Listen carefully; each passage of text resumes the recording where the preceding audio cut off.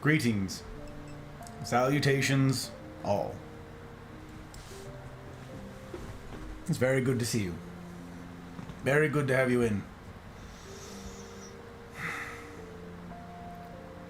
Roll call's done. Checks are through.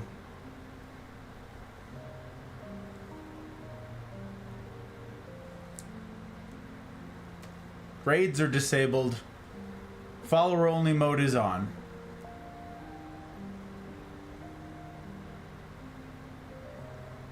Today's gonna be tough, friends.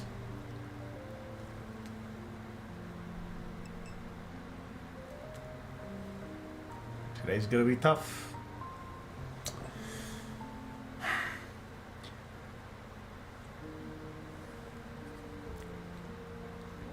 But it's good to have you. And it's good to see you. Good to see you indeed. I also already don't have access to a keyboard. So if you guys would do the kindness of calling out the public patrons, I'd be grateful. Grateful as heck. Thank you, Retro. Means a heck of a lot. It's good to see you. Ahmed, Trotsky, Tank, Mel. Hello, my friends. Hello, hello. Hydrate. Hydrate. Yes, ma'am. I'm on it.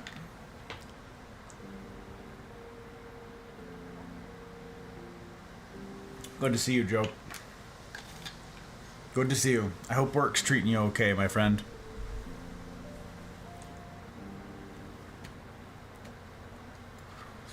It's on cooldown, Retro.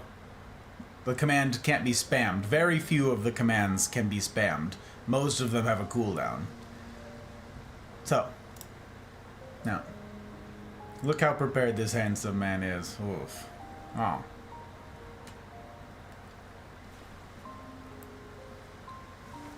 I get to raise the first glass of the evening to a specific sort here tonight, and that's you guys who are hearing this right now.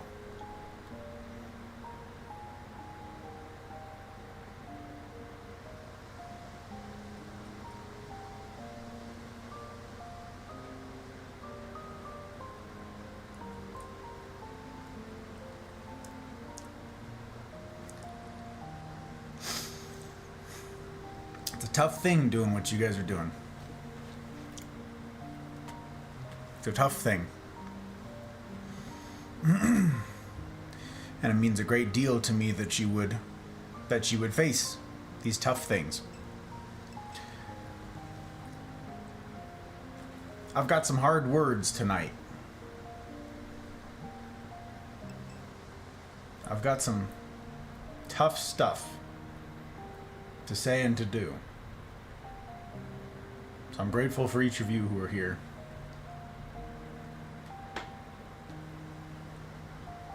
I'm also glad you got your book, Retro. I saw that. Second edition, third edition. In any case, they're good. Just not the fourth, it turns out. Who knew? Who knew? Miss Tech. Welcome on in. Welcome on in. It's good to see you.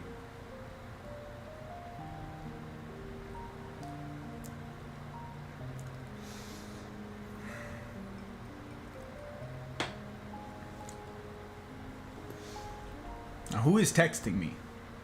Everybody I know is here, so.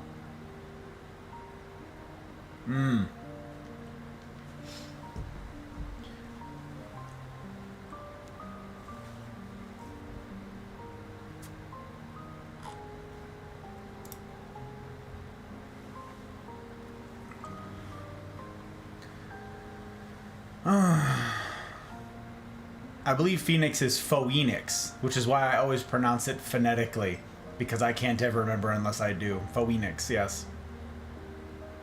Or the next book, too. Third edition. I don't know about the next one. At least, I don't know which edition I have of the next book in that particular series. I won't be tackling it here.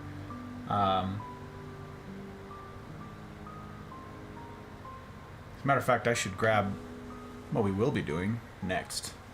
It's a good idea. Better grab that really quick. It's right here.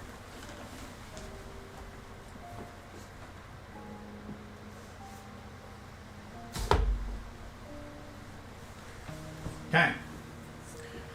I can share that with you guys in a little bit. Okay. Okay. Element number 1. Good drink. I'm having Smoke Wagon here tonight. By all means, let me know in chat what it is you've got for element number 1. Element number 2. Good smoke. I have a Virtue, a Man of War here tonight. Big fan. Again, let me know if you're having a cigar, what kind of cigar you're having in the chat. And component number 3, which each week I can't do without, and for which, incidentally, I come empty-handed. Each week, I rely on you solely to bring it. Good company. So welcome in. Welcome into the final installment of this thing. The Anatomy of Peace. This impossibly difficult task. This thing that requires of us enormous courage and endurance.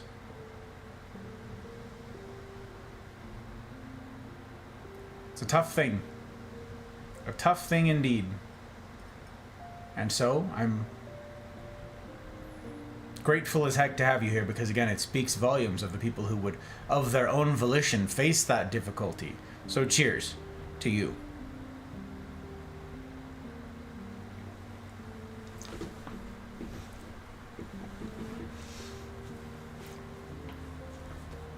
Bit off more than I could chew with chores. It'd be like that. Be like that for me most days.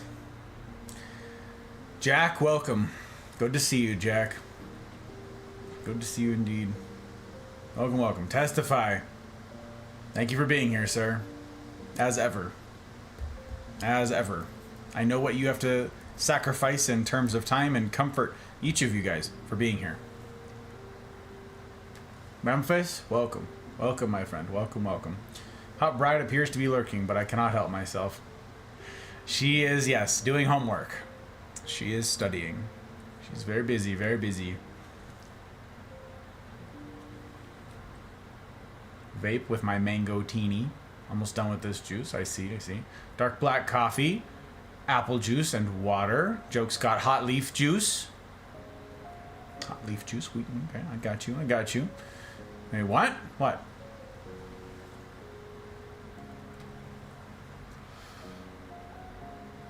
Short intro indeed.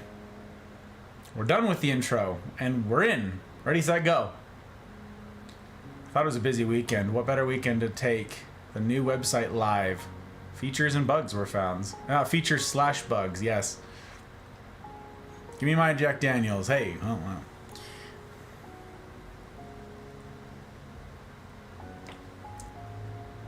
Plan to throw out my headphones when the book starts. I got some cabbage to pickle. You canning? I don't believe it, Leanne. I don't believe it for a minute. No, I don't. Not for a minute.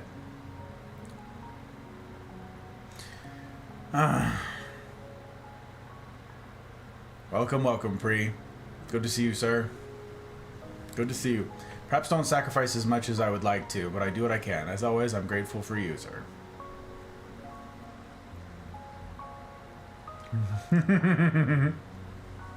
Some pickles to cabbage? My goodness gracious, joke. You're allowed to do that at work? Huh? Cole? I don't know what that is, Cole. I don't know, my Mandarin, my Pultangqua, is non-existent these days. So I'm not even gonna sound it out, lest I say a dumb thing. I'm not gonna do it. But it's good to have you. Welcome on in, Cole. Welcome, welcome. Still have floor space, yeah.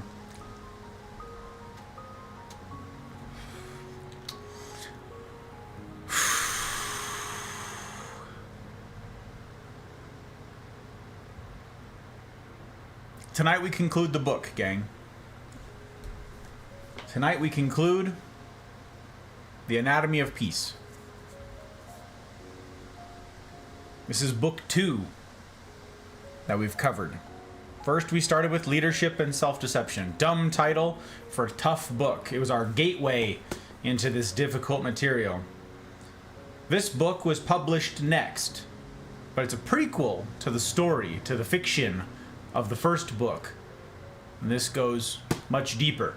The first introduces us to the ideas. This second, we hit the ground sprinting, as many of you found out on night 1 of this thing. Thank you, Tink, right at the outset here tonight for dropping links. If any of you were to type in !LSD, you will find the time-stamped VODs, thank you, Jack, for Leadership and Self-Deception, the first book of my reading through them here on stream. And right there are the time-stamped VODs for the Anatomy of Peace. That's nights 1 and 2. I have not had the opportunity to add night 3 to that list yet, but you'll find it on there. You'll find it on there. The talks are in order. I have left all these VODs published for a reason. I am working on chopping them down so that they can be standalone videos for your reference and for your sharing. Tonight, we're starting with chapter 20 of this. We finished chapter 19, we pick up on 20. That will have 2 chapters left of part 3, and then the short part 4, the conclusion of this whole thing. And I wanted to get a jump start, as I said in my go live tonight, wanted to get a jump start on that because I wish to have some discussion here. I have some comments that warrant saying, and I wish to get to them, some of which I'll make before we begin, some of which I will save for after. But tonight's gonna be tough. Tonight's gonna be tough. And good. It's gonna be tough, but it's gonna be good.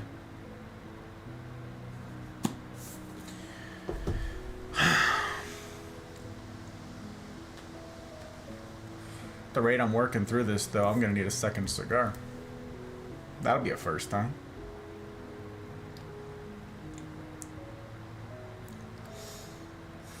Kraut last year came out fine.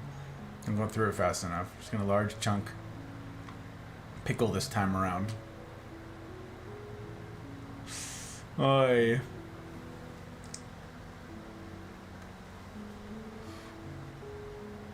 I finished, but I'd like a refresher course. Commodore, it's good to see you, sir. Welcome. Welcome, welcome. I started writing. I'll tell you guys this right here at the gate. I started writing a message today that I am still deliberating whether or not to post tomorrow. And ping everybody with in the Mafia.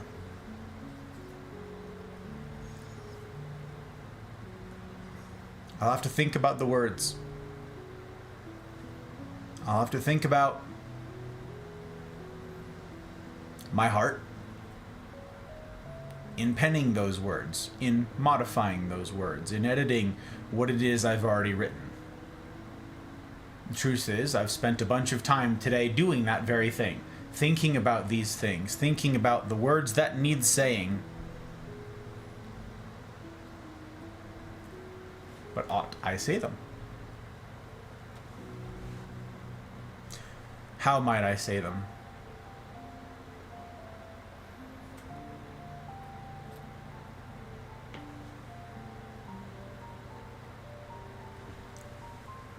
The conflict comes because of a quandary. Those who have eschewed my admonitions of the import of this material, as we've now been going through it since March. Those who've been here, those who've been available, who've had the time, or who've had the availability, who've had the chance to make it happen, but who haven't. would my words mean anything to them anyways?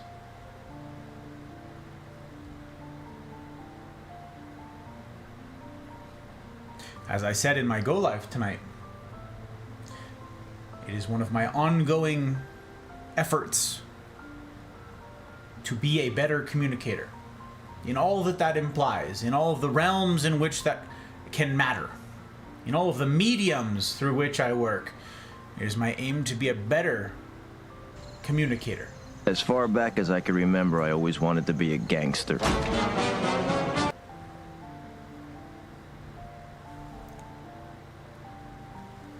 So I must needs figure out how to do that.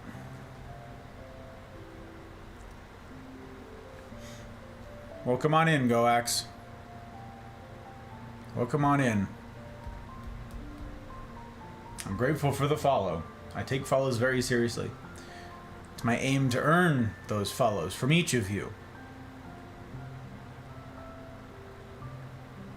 And assuming you're not a bot, hopefully you're hearing these words. Friday nights, there are strictures in place that there aren't other nights. It's followers only mode chat, which annoys me, but it's been abused in the past.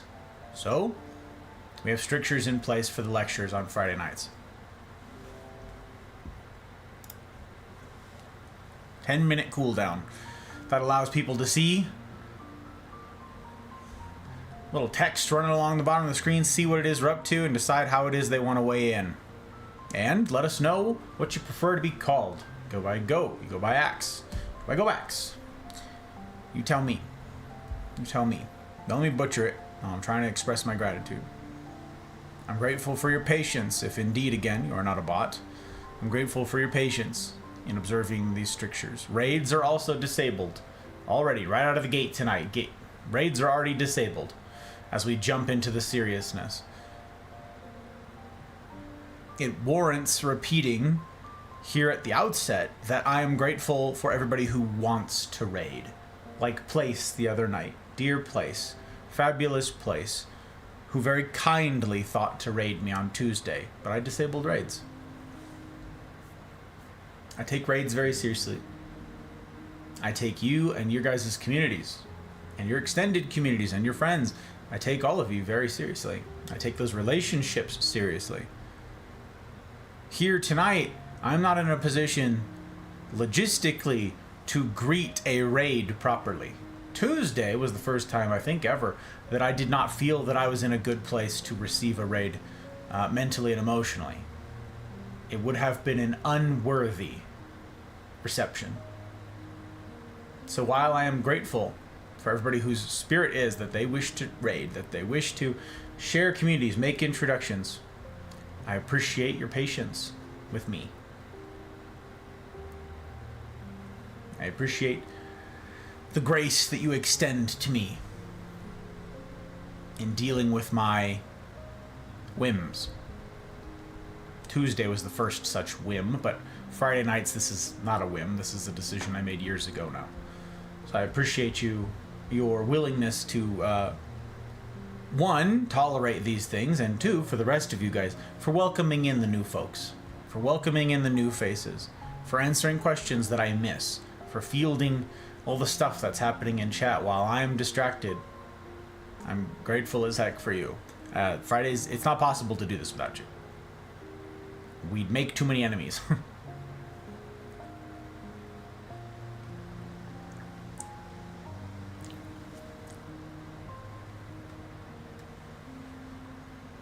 I've had bad experiences in having reading forced upon me, and I couldn't just let it end at last time's cliffhanger.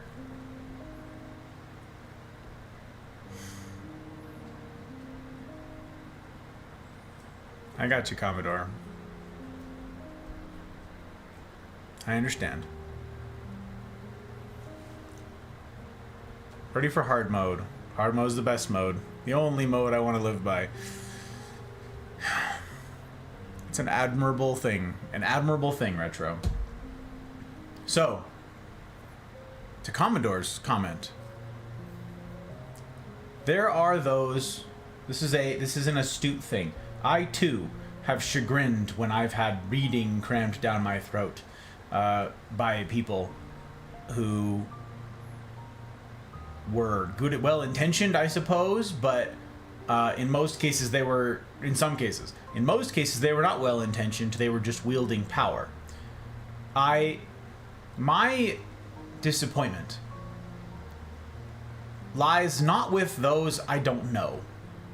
Lies not with new joins to the community who have no reason to trust my word, who have no evidence on which to base trust, who have no faith that I would be dealing in good faith, who have no evidence for that.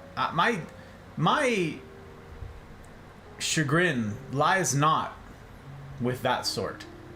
Why should you trust some random person on the internet who urges you to read a book? You shouldn't. You shouldn't. Blind curiosity is not good enough. My heartache, which is a better estimation of where I am, my heartache is for those whom I do know, who've been around for a long time, who've been a part of the Mafia for years, some, who know me, who know my heart, who know how I deal, how I work, how I care, who know those things about me.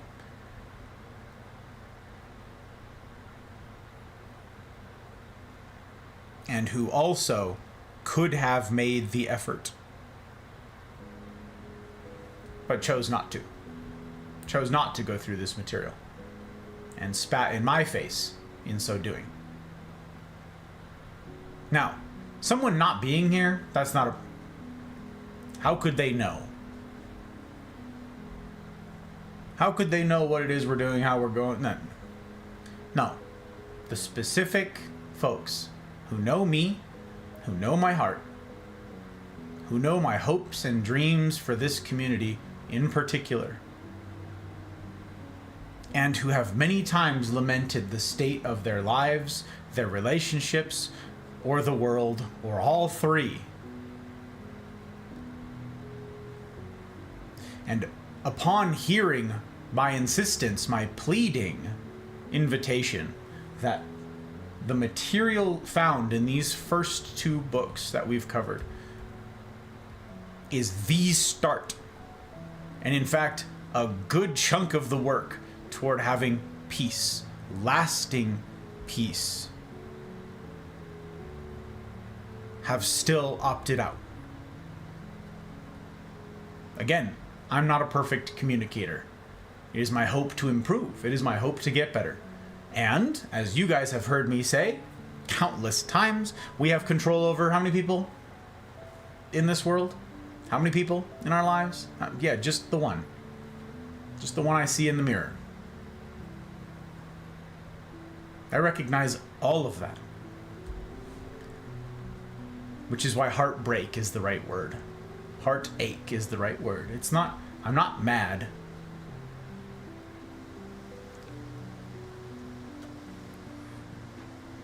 It just hurts that the people that I care about, that I want to see thrive, that I want to have peace, that I want to have a reprieve from the misery in their world that they've shared. It hurts that they have opted to continue in their misery. If you've been here for this book, you know peace is a choice.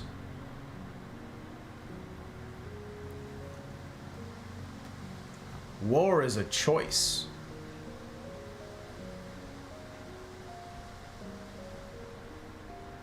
And then to have those same individuals come around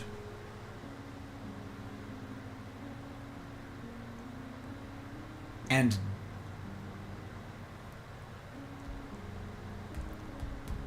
presume to preach about conflict resolution, presume to preach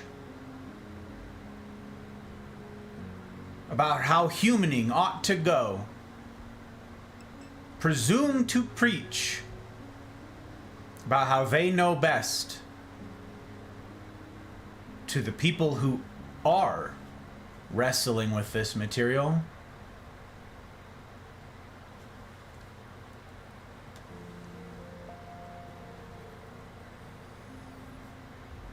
those of you who are here are going to hear a sneak peek of what I'm going to write, that I have written, that I'm going to post tomorrow.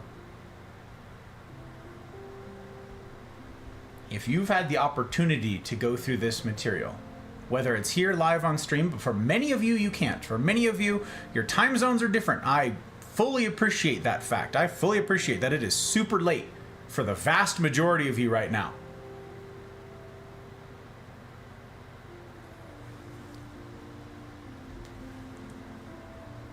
I fully appreciate that. Which is why I have made every single effort to make this material available to each of you.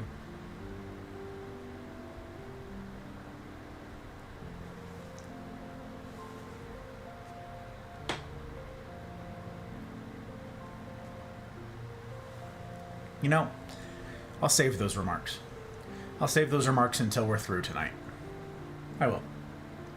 I apologize for the weight of right out the gate here as we've started. The heaviness of it. But this is serious business. This is life. And in many cases, this is life or death. And that's not hyperbole for those of you who've gone through the material. For those of you who haven't, you can't know that. You can't know, and you can't appreciate the weight, the seriousness of it. You can't. And no one would be right to hold it against you for that. Door, welcome in. I'm grateful for the lurk. I know you're already lurking. I'm saying it for posterity. Thank you, my friend. I'm always grateful for your bandwidth, for your time and your consideration. It means a heck of a lot. You urged it from outside the box. I'm certainly trying. Are there more books? I will... That's a good question, Commodore. I will address that when I'm caught up on chat. Yeah, 1, 3 or 4, give or take. Yeah, joke, yeah. Thumper, it's good to see you. Thank you for calling out Thump, Mal. I appreciate it very much. Have a great stream and evening. Take care, Thump.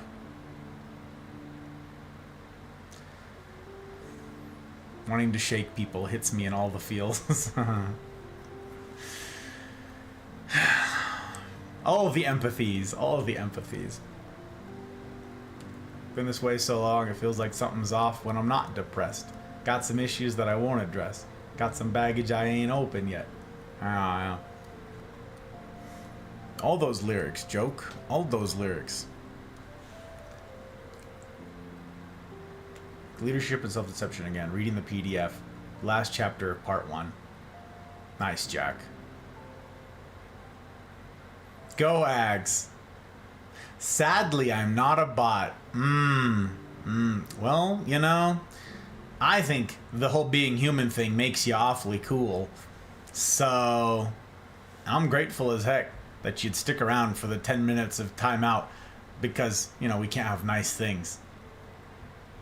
Welcome on in. I'm grateful to Kate and or Phil. That's what I call them, by the way. Kate and or Phil. You never know with which you are conversing.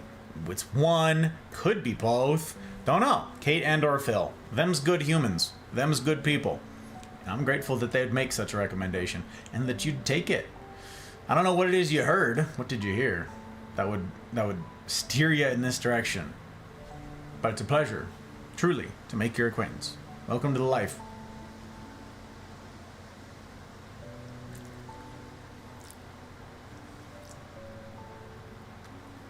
It is the 4th edition, yes, Jack.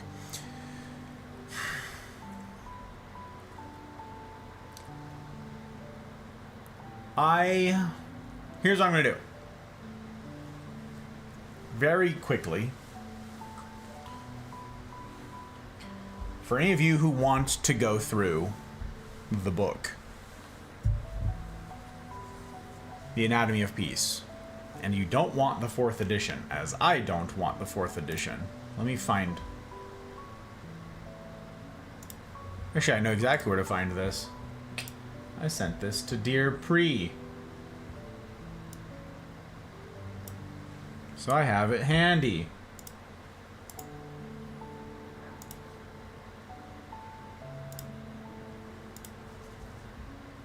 Okay. Here is, this should be a link that goes to Thrift Books, okay? Thrift Books is a used book online thing. Hashtag not sponsored, but that sure would be neat. I get all of my books on Thrift Books. I don't buy books new. I buy them used. I don't have the money to buy new books. I buy them all used. And on Thrift Books, I can get... That link should take you to the Anatomy of Peace. Whenever you go to any book, there's a button that you can click that says See All Editions. That's what that link goes to, is the All Editions page. And it starts with probably the 4th edition, and then it works its way down. There's a sort feature on there, whatever it is. You can find all the different editions on there. You can choose the quality that you want, from acceptable to good to very good to like new or new. I think they actually have some new ones. But you can find the older editions on there. I, for one, am glad that I now have a couple physical copies of the 3rd edition. In fact, I just bought 3 more copies from that very page yesterday, because I went to the dentist yesterday and I was talking to my hygienist, and she was complaining, telling me her story of woe about her teenagers and how they're so thick-skulled and how they don't listen and how they need to just shape up and how she wishes they didn't do all the stupid things that they did. I literally had this book there. I was rereading the final conclusion of this there in the waiting room, and then she comes with, and I've known her for years now, so I was asking about, her relationships. I was asking about her family, and she told me, and I said, I cannot more strongly recommend that you read a particular set of books.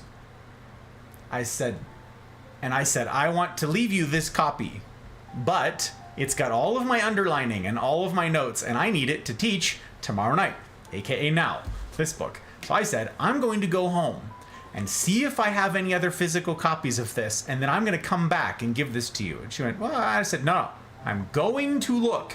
I will be back. We finished. I drove home. I searched high and low. This was apparently my only copy, my only remaining copy that I have not given away of The Anatomy of Peace. So I needed to buy more. In the meantime, I brought her back a copy of Leadership and Self-Deception and said, here you go, start with this. I'll get back to you on The Anatomy of Peace. So, I buy copies of these things all the time. You can get them for like $4, okay? If you want a physical copy, that's the way to do it. I buy a bunch of them. If you spend over, God, it sounds like I'm sponsored. I'm just trying to give you guys all the tea, all the information here. I'm not sponsored. If you spend over $15, the shipping is free to anywhere, okay? So I always get a minimum of $15 worth of stuff. So I just got, 3 copies of this and then one of the other books that I was looking for more research for a future talk. So now I will have more copies of this coming. I need to give one more away. So if there are few copies of the 3rd edition on there, it's because I just bought some. So, it's all a shared pool of books from all over the country. So, there you go. You can pick up used copies on there. I don't know. But that's because, the 4th edition, I think, hits wrong. It's all wrong. It's not strong enough. It's not forceful enough. They dumbed it down. They softened the words, and I don't appreciate that. I don't appreciate that one bit. So for those of you who are joining and perhaps missed some of the stuff last week, you'd be like, hey, how come he doesn't have the text on screen anymore? It's because that's the 4th edition, and I hate the 4th edition now. I am so underwhelmed. I'm so peeved at how they changed the story. I don't like it one bit. So I'm going to be reading tonight from the 3rd edition physical copy as we conclude. There will be some inconsistencies, be advised. There are differences between the 2nd and 3rd, first through 3rd are like the same with some grammatical fixes, okay? First one has some typos. 4th edition has a lot of new and different material, and they've changed characters, whole characters. So the stuff that I read in the first bit of this in the 4th edition, some of those characters like are totally different. So you're gonna hear stuff as we conclude tonight and go, who's that? Who is that referring to? More impactful characters than what you received in the 4th edition, and for that I apologize. Which is why I'm going to be re-recording my reading of this whole thing. You're hearing that here now. I'm going to redo this whole reading for this book in particular, start to finish, from the 3rd edition. So, when you have an edited down version of what is effectively an audiobook of me sitting here reading the material, it will be in the final tally from this edition, not the wet noodle that is the 4th one. So, there's some tea for you.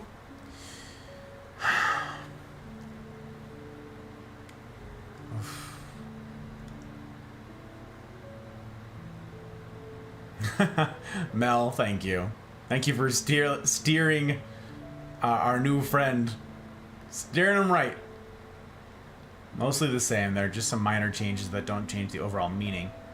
They make some sections less harsh. Yes.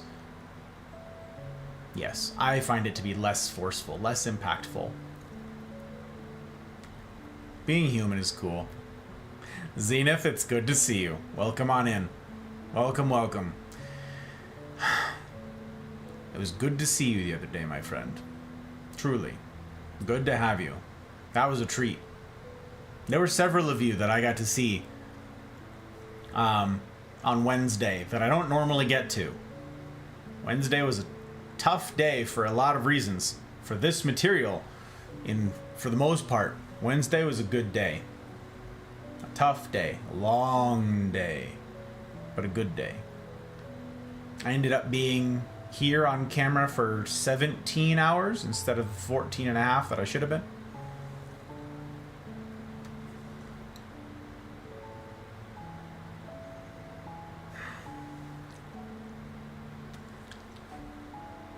That and every one of my family is Marines, but I was in the Army. Oh my word. Oh, Goax, so you've heard it all. You've heard it all. Leanne here. Leanne here's your Army dog friend. We've got some Army. We got Blood in the Army. Blood's still in the Army. We've got a handful. We got a handful from each branch represented here. Except for Space Force. Unless someone's secretly holding out and we have a Space Force person, we're still missing Space Force. You know, the one person who's in it.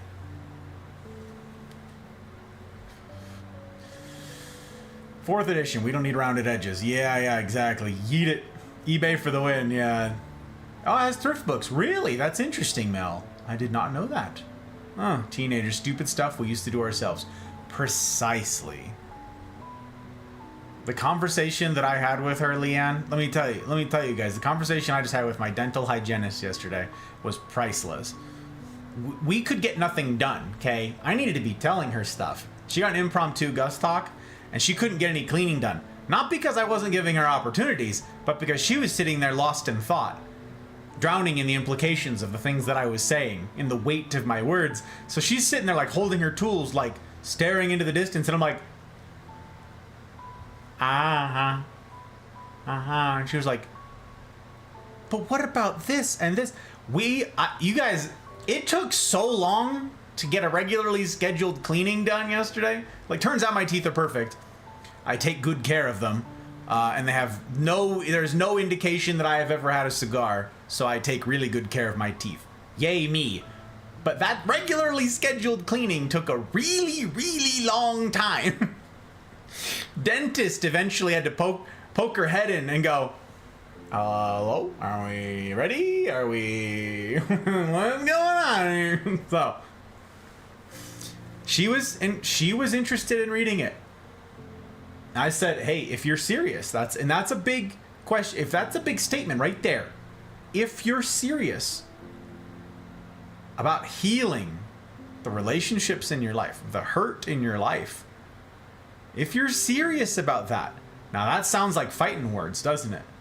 Here's a mom struggling with relationships with her husband, with her kids, with an ex, right? With like life, with family.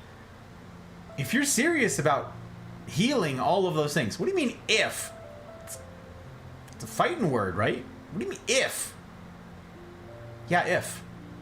As evidenced by the countless people who have complained and then not worked to make the time to wrestle with the solution.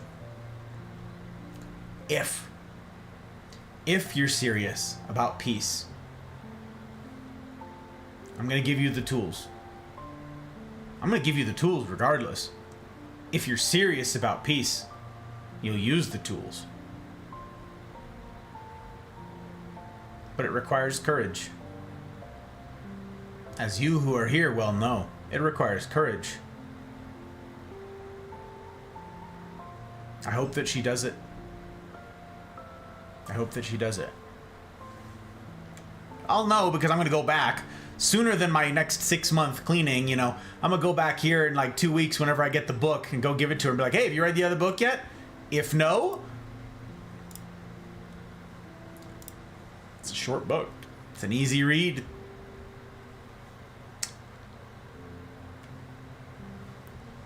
That'll be my answer. What a gift it would be to see everything you marked in your copy. I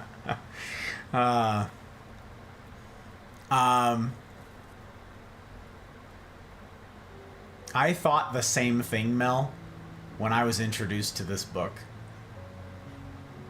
And I went through it with my mentor group.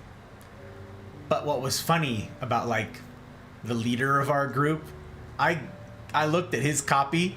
It's, like, all highlighted, like, the whole thing. And I'm like, that's not helpful. It's just... if everything's highlighted, then nothing is highlighted. He's like, I was convicted by everything. I'm like... it's like whole pages are highlighted. I'm like...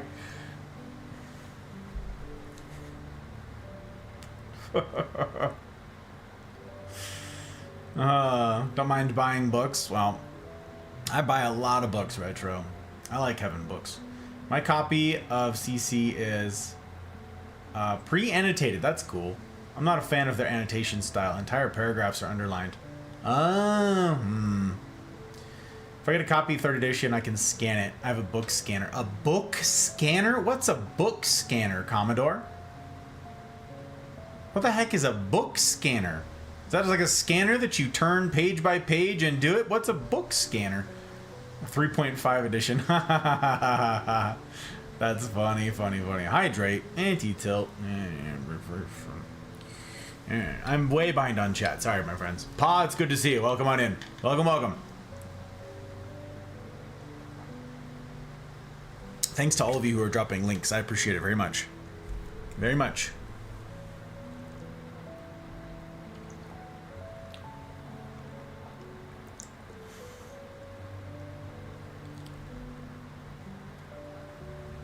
Already bent because a lot of them are weak. I have a mic stand that I can recommend for you, Pa. You'll have to DM me so I can send it to you because I'm gonna forget. But if you DM me, I will remember, and then I can send you the link for one that is both affordable and strong as hell. I know which ones you ended up with. There's a lot of people in your shoes. Semper Fi. Semper Fi indeed. Semper. Truly, good to have you, Goax. Good to have you. For Goax and anybody else who's new around these parts, I'm way behind on chat already, but it bears repeating something that echoing something Mel already said, which is the material that we're going to be jumping into when I do here tonight is the conclusion of 2 books that we've now gone through together. There are links available that go to the YouTube VODs, time-stamped YouTube VODs, reading through the first 2 books, okay? You can find those VODs there.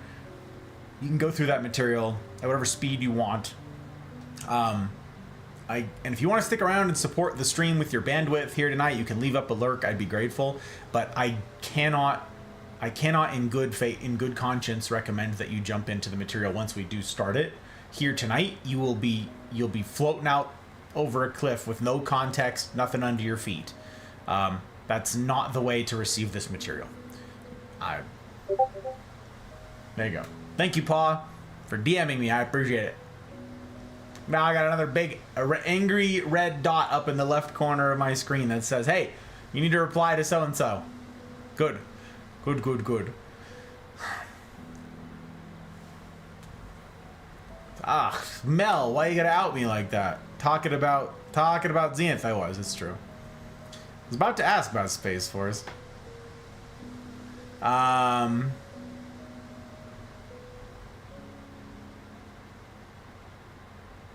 You talked like my son did while under laughing gas. It was just a cleaning. I didn't have any of that stuff. Didn't need to do any of that. Learned a valuable lesson. Don't distract your dental staff. She kept asking questions, Joke. She kept asking questions, and I'm like, well, here's the answer. Like, we eventually got there. I don't know. Telling Thump how I would have had so many more books if not for having given so many away. Used to have someone in mind as I read, and then gift it to them when I'm done. Well-considered book is a great gift. I totally agree, Mel. Totally agree. And that's why I have so many copies of these books. Because of that. Lesson we already know. Gus gets to talking. He gets to twalking. It's true. Man knows how to hold an audience. I think the dentist was less amused at the end. Hello? Was he in a tie for the cleaning? That's a mystery, Leon. What do you think? What do you think? Zen, it's good to see you. Thank you for calling him out, Mel. I appreciate the bandwidth, sir. I'm looking forward to seeing you when your work stuff sorts itself out, when it all levels out, my guy. Mouth breathing is now contagious. You've been warned. I was doing that mouth breathing. Hello? Tech is here? Where's Tech? Where? I don't see a Tech. Where, Joke? Where? Who go there? Who go there? Suki! Hello, Suki. It's good to see you, my friend. I've scheduled the talk I've been avoiding for tomorrow. Wish me luck. Tomorrow, your time. So that is Sunday, right? Oh, Suki. Shh.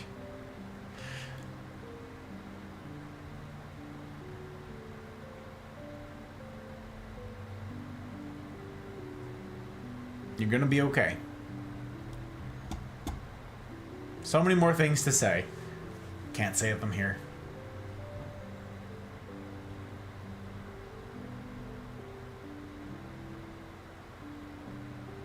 Maybe I can, what does tomorrow morning look like for me? There's so many people that I need to write to. I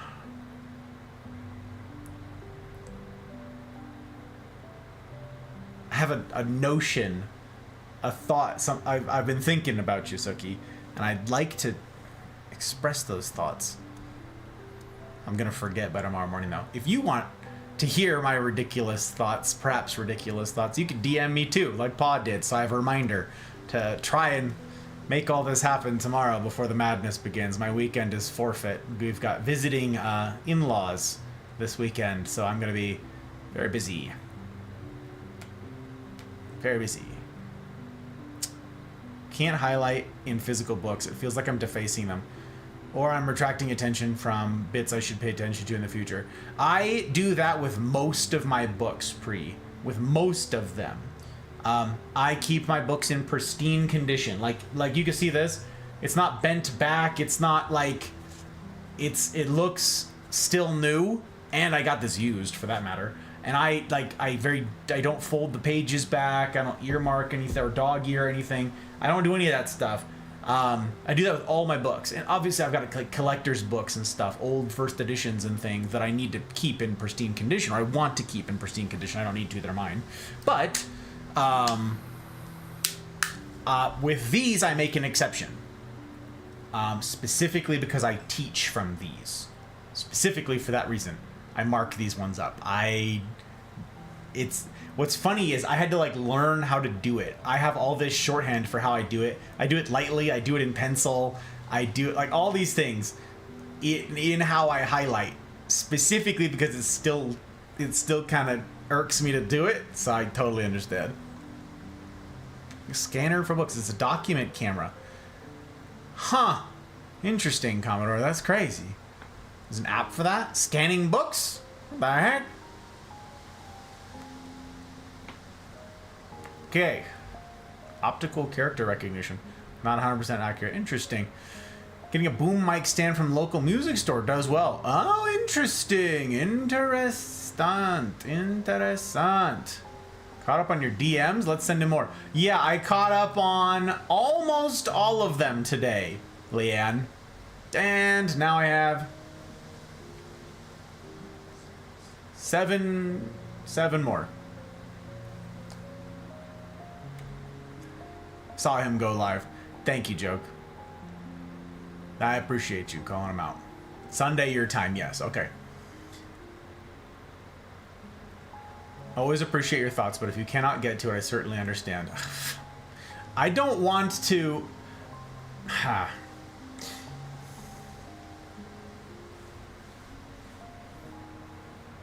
DM me anyways. I want to try. I want to give it an honest effort because you're worth the honest effort. That goes for each of you, okay? If I can give time, I want to. It's the best gift I have to give. For what it's worth. It's the best I've got. Aussie Sunday morning is our Saturday afternoon. Yes. She lives in the future. Oh my gosh. Wally thinks your cigar is cool. Gwen, it's good to see you, my friend. And Wally, welcome. It's a pleasure to make your acquaintance formally. Thank you for being here. It means a heck of a lot.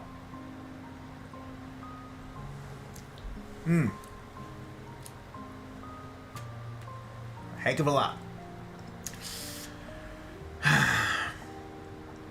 Feel annotation should be more for subsequent readings. My previous CC corner was a monster. Corner, bend, bookmarking. I see. I drop a lurk while I go make a drink. I'd appreciate that. Tell me what you have got for your drink when you come back, or tell me what you're making now. I don't know. Fast intro, everything all set. Rhodes reads chat for... I know, Jack. I know. Listen, I tried very hard. I'm going to run out of cigar before we're through. With the best of intentions, yep. What stick is that? This is a Virtue by Manowar.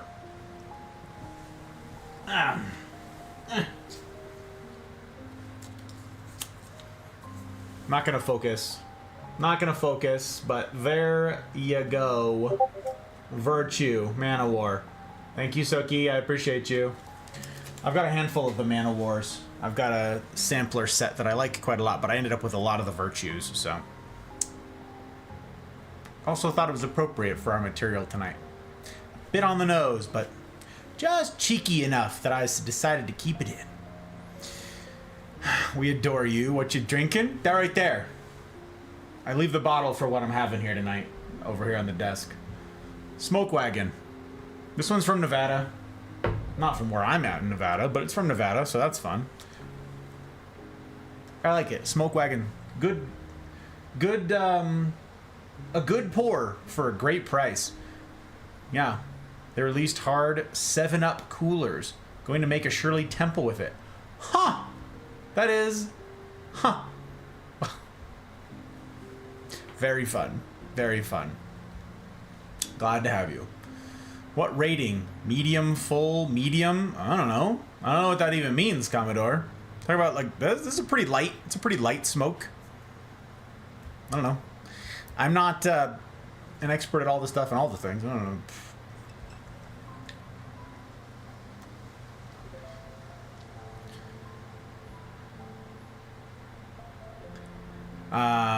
Lurk time now. Bye, friends. Take care, Gwen. Alright, gang. We're gonna jump in.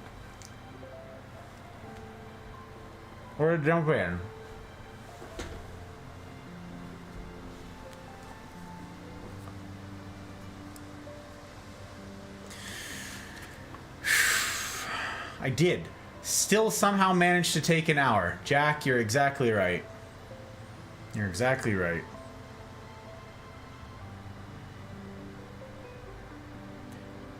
Chapter 20. The Anatomy of Peace, 3rd edition.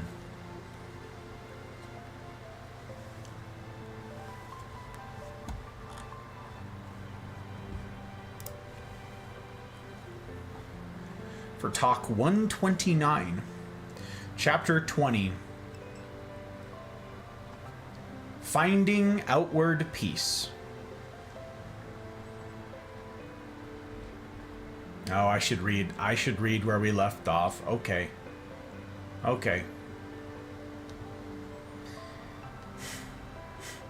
Yeah, context would matter here.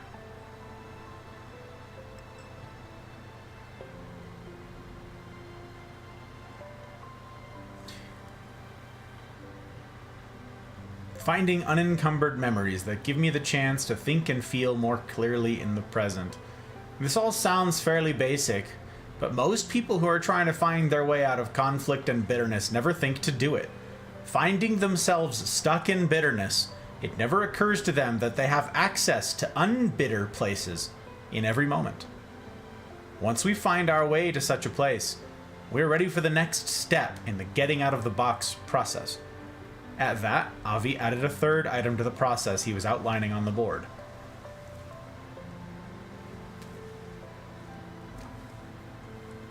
Ponder the situation anew, i.e., from this out-of-the-box perspective.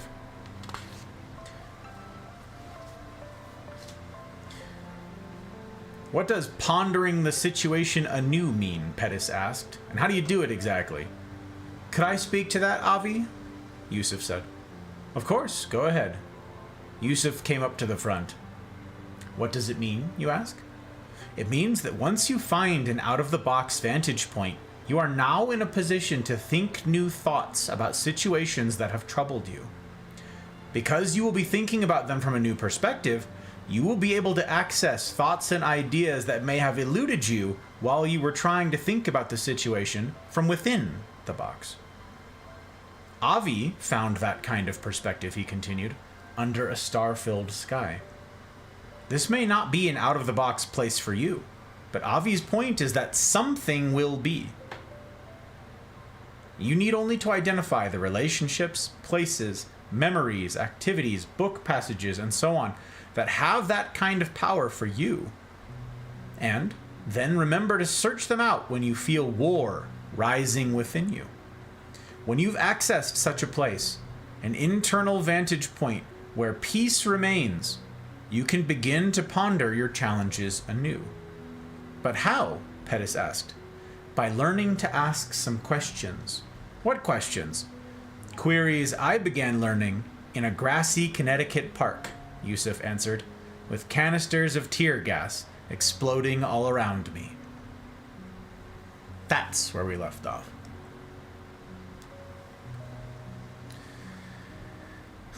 Is this a new record starting before 60 minutes? Yes. Yes, it is, Suki. We're breaking all kinds of records. Okay. The Anatomy of Peace. Chapter 20. Finding Outward Peace. Timestamp.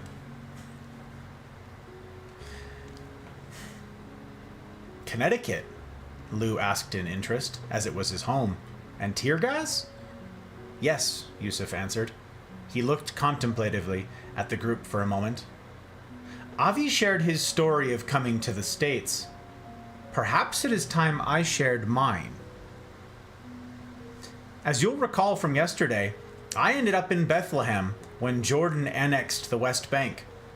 I began my hustling of Westerners and, as it turns out, my lessons in English when I was about 8. That would have been around 1951.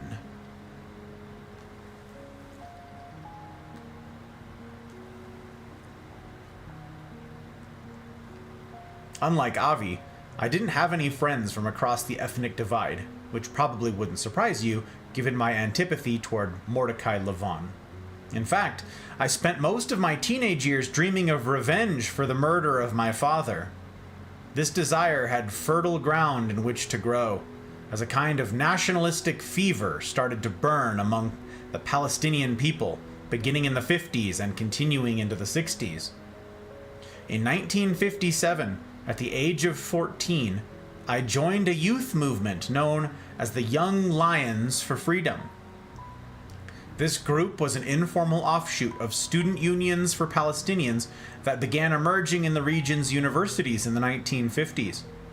The younger brothers of these students, longing to attach themselves to the causes of their elders, hatched mirror organizations among their neighborhood clans. Ours was such an organization, patterned after the foremost of the student unions, which was located at Cairo University and headed by an engineering student named Yasser Arafat. Eyebrows raised at the name. Yes, one and the same, Yusuf said. I quickly distinguished myself as a leader in the organization, he continued. When I was just 16, I was invited to Kuwait to meet with the newly established leaders. Arafat was one of the chief among them, of a movement that called itself Harakat al-Tahrir al-Philistiniya,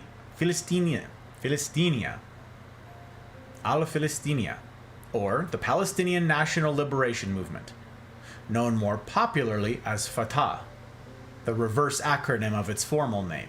The organization's goal, stated clearly in its founding documents, was to replace the state of Israel in its entirety with a Palestinian state through means of armed revolution. It was an intoxicating vision for a young man bent on revenge.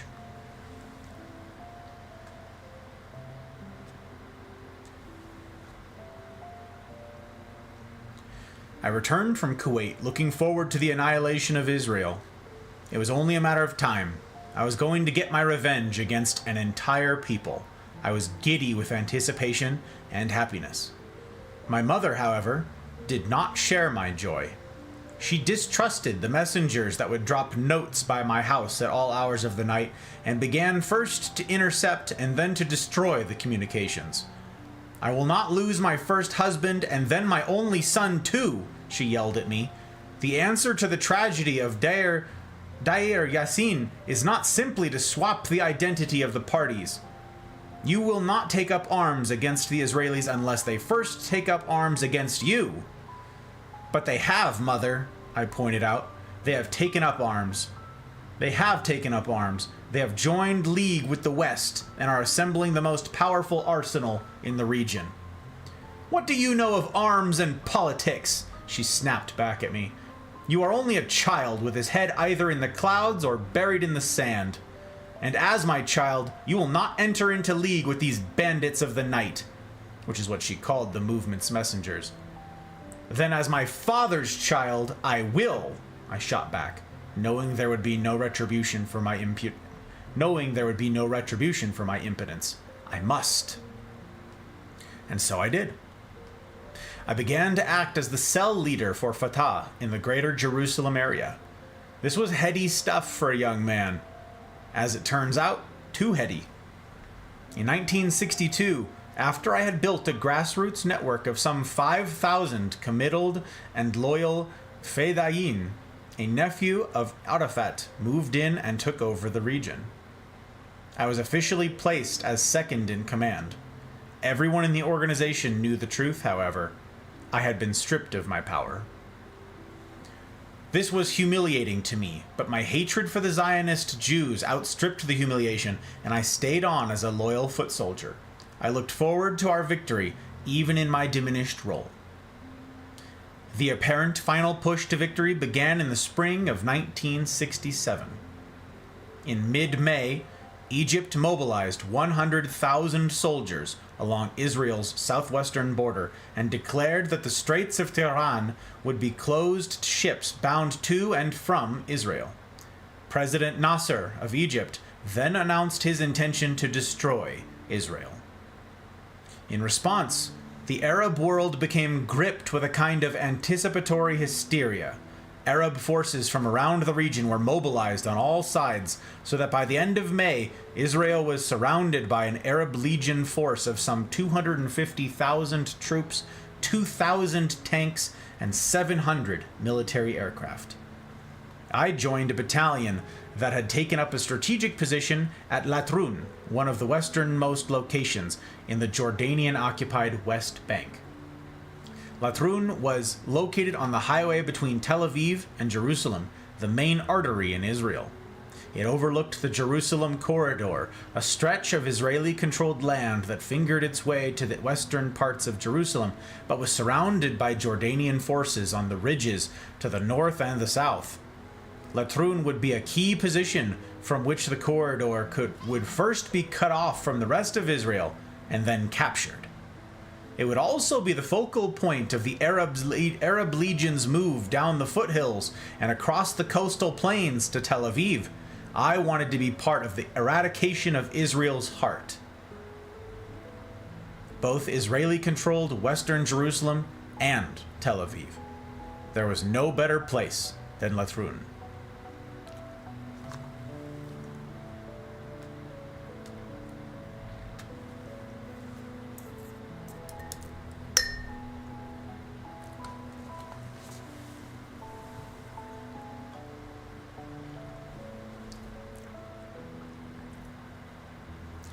Good to see you, vampire.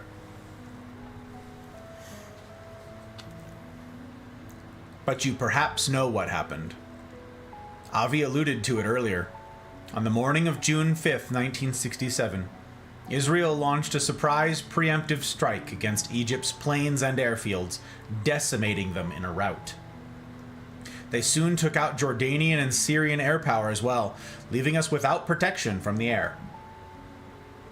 We received the command to break into Israeli territory shortly thereafter, but our supply routes were quickly cut off, and the mountains that had been our protection to the east now made our escape impossible. Before night fell, we knew we had been beaten.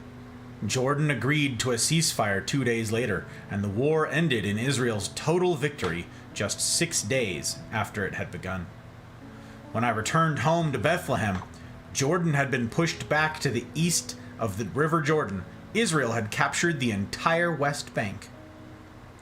What followed was a crisis of confidence in the Arab world. A bitter despair swept through the Palestinian people as the Jordanians pulled back within their borders. We were left behind with those we viewed as our captors. We had been abandoned and imprisoned yet again. The Fatah network scrambled to regain its footing under the new reality, but we had lost our confidence, and along with it, much of our hope. Whatever battles lie ahead, I knew they would be much longer than I had hoped. I was not to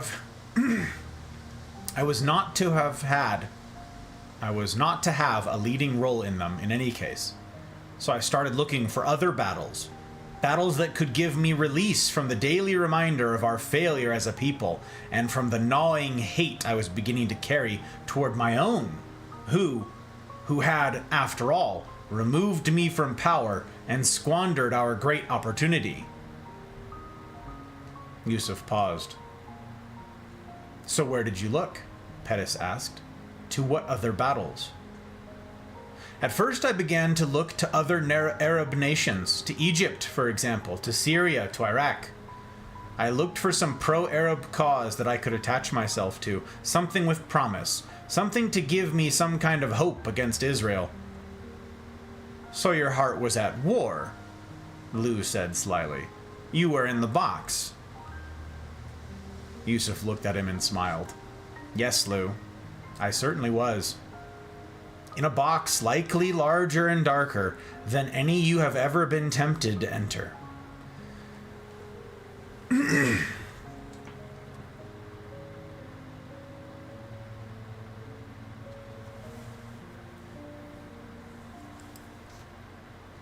a box likely larger and darker than any you have ever been tempted to enter. Careful now, Lou warned. I have a better than box. Don't go trying to make your own box bigger than mine. Everyone in the room burst out laughing. After the laughter subsided, Elizabeth asked, So, did you find what you were looking for? Did you find a battle to take up elsewhere in the Arab world? I found battles everywhere, Yusuf answered, but none worth taking up.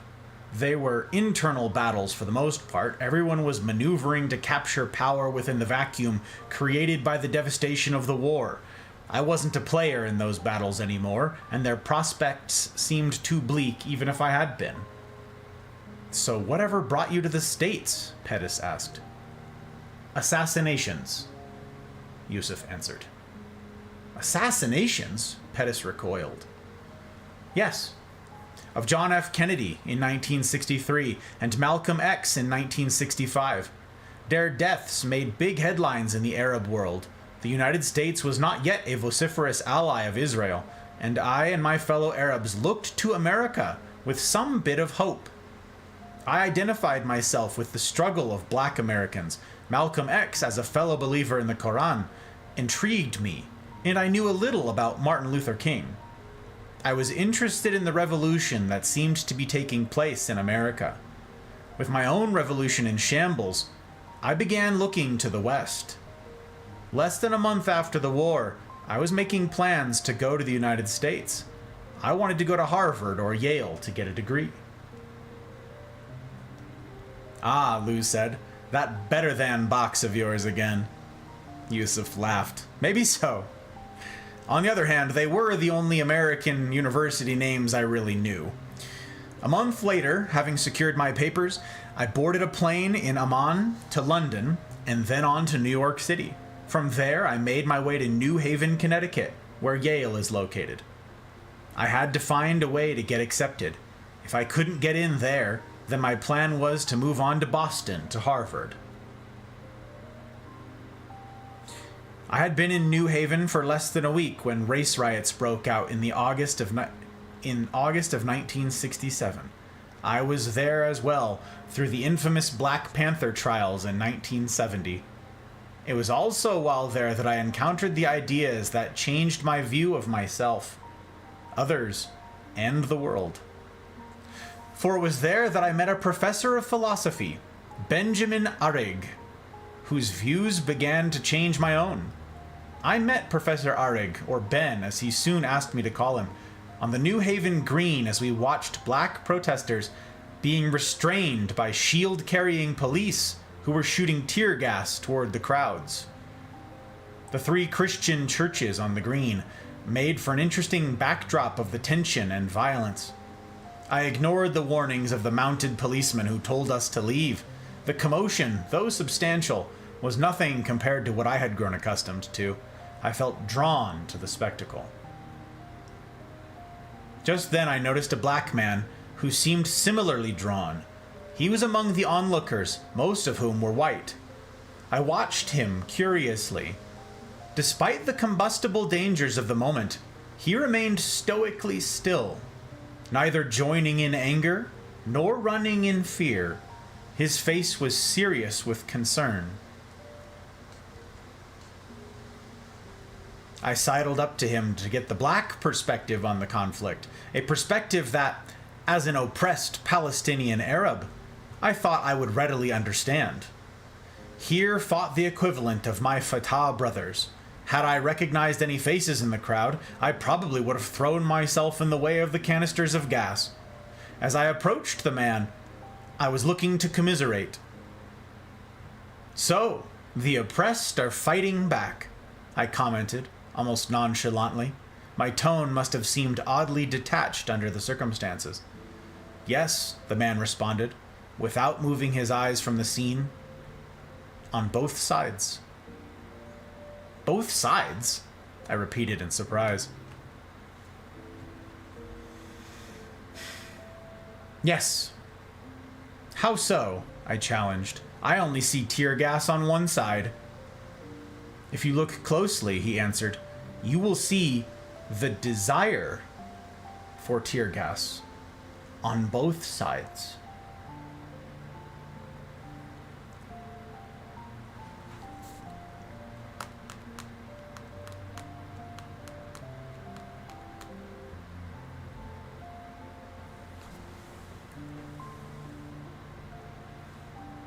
And here we jump back into our lesson, dear friends.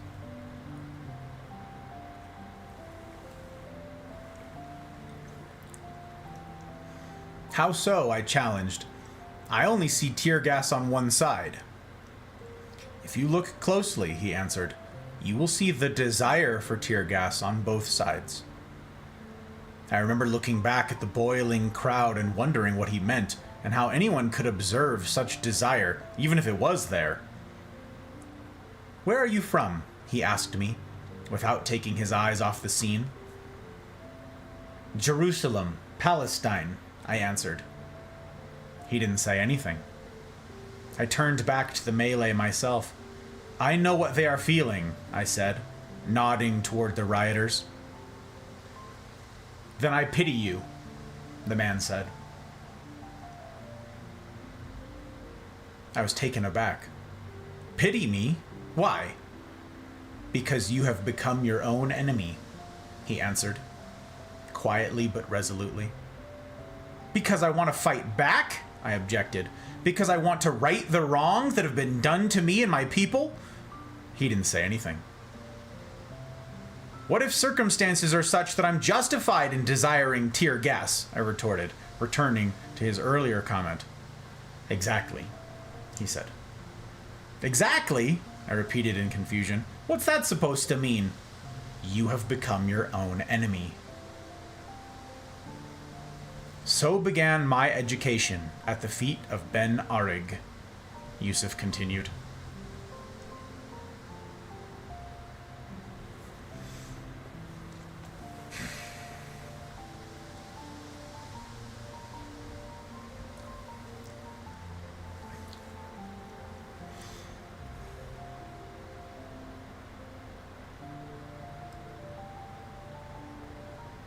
It's good to see you, Shur. I hope the weeks have been kind to you. I'll remind you again that the earlier material that we've gone over is something of a prerequisite to where we are here tonight. And I cannot more strongly encourage those who have not been following the material to go back and watch the VODs from the first book and from all of the beginning of this, as we are here in the conclusion of this. These words don't have a foundation on which to stand unless you've been through the earlier material. And your commentary on the material here and now, therefore, also does not have legs on which to stand. So, if you type in !LSD in the chat, it will pull up the VODs, time-stamped VODs for your access to the first book, to the reading of that first book and its material. If you type in !AOP, that's the Anatomy of Peace, that will pull up this book and the VODs that came before this one, so you can visit that material once you've gone through the first. Thank you, Suki, for dropping links. I appreciate you.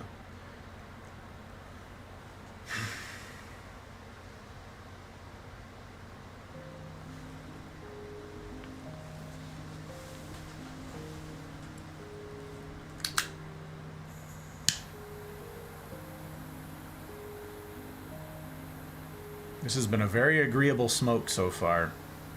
Relight number 1.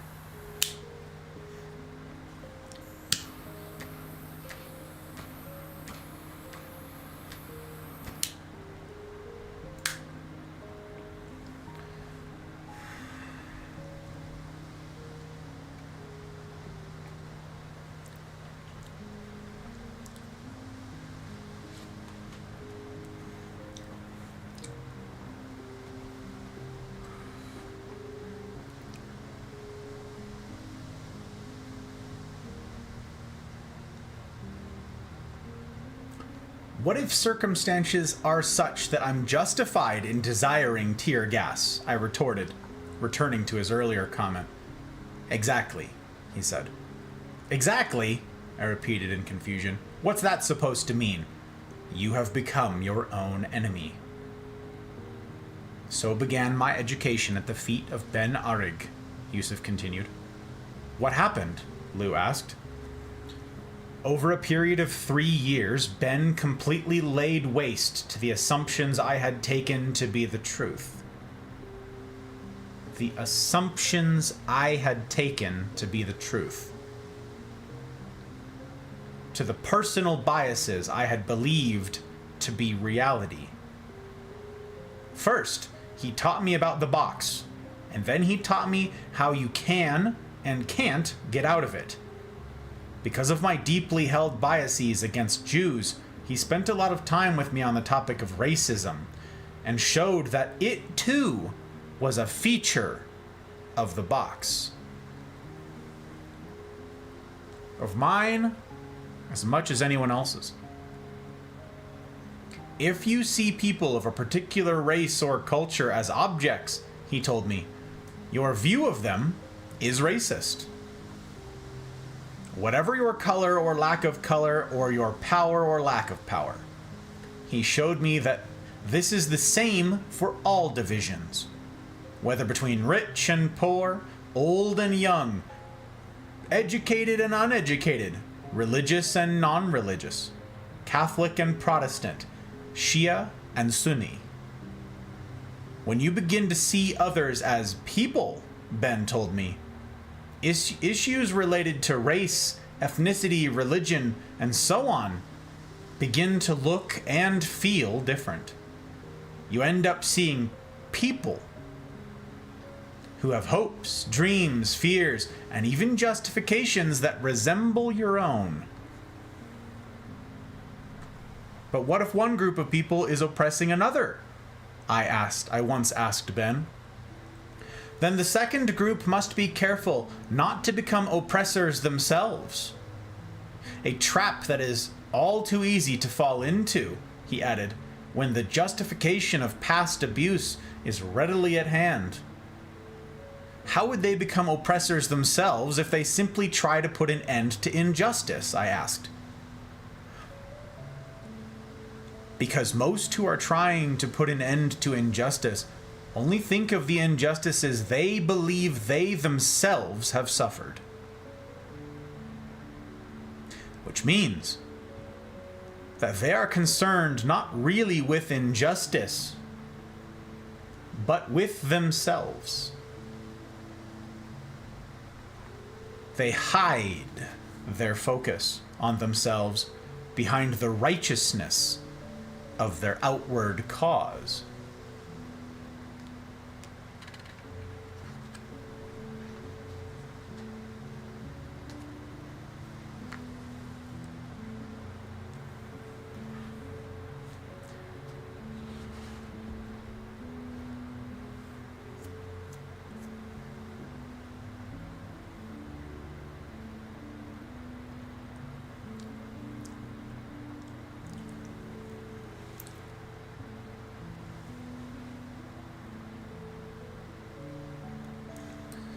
Can't urge how imperative it is to read it all to understand. Yes, Vampire.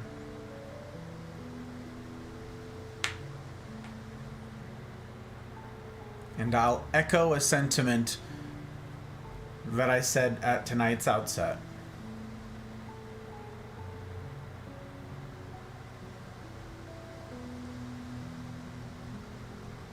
This will perhaps sound harsh.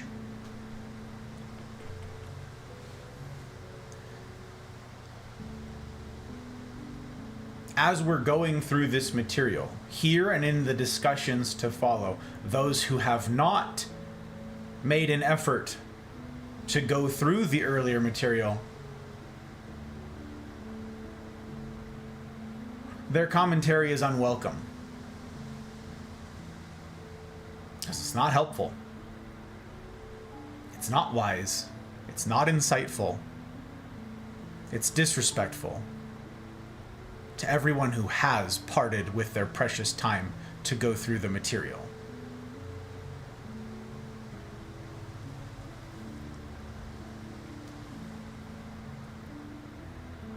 There are those who have had the time, who have had the opportunity to go through this, and have chosen not to.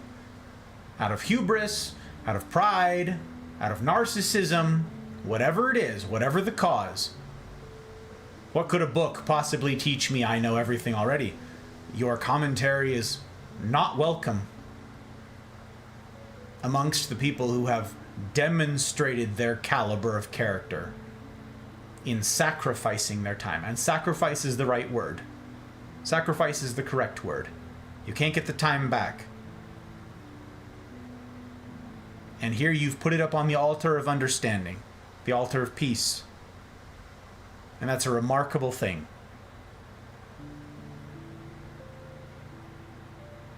And when someone says, I desire peace, I desire understanding, and then have eschewed my urging to go through this material, regardless, they are saying to me and to all of you, in no uncertain terms, don't take a word I say seriously.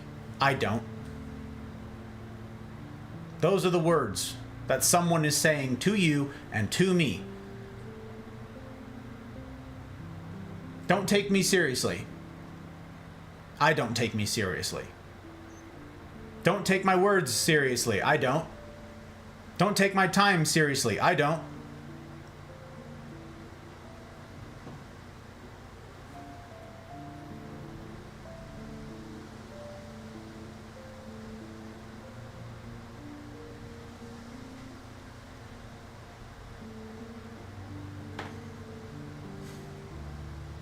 Heartache is the right word.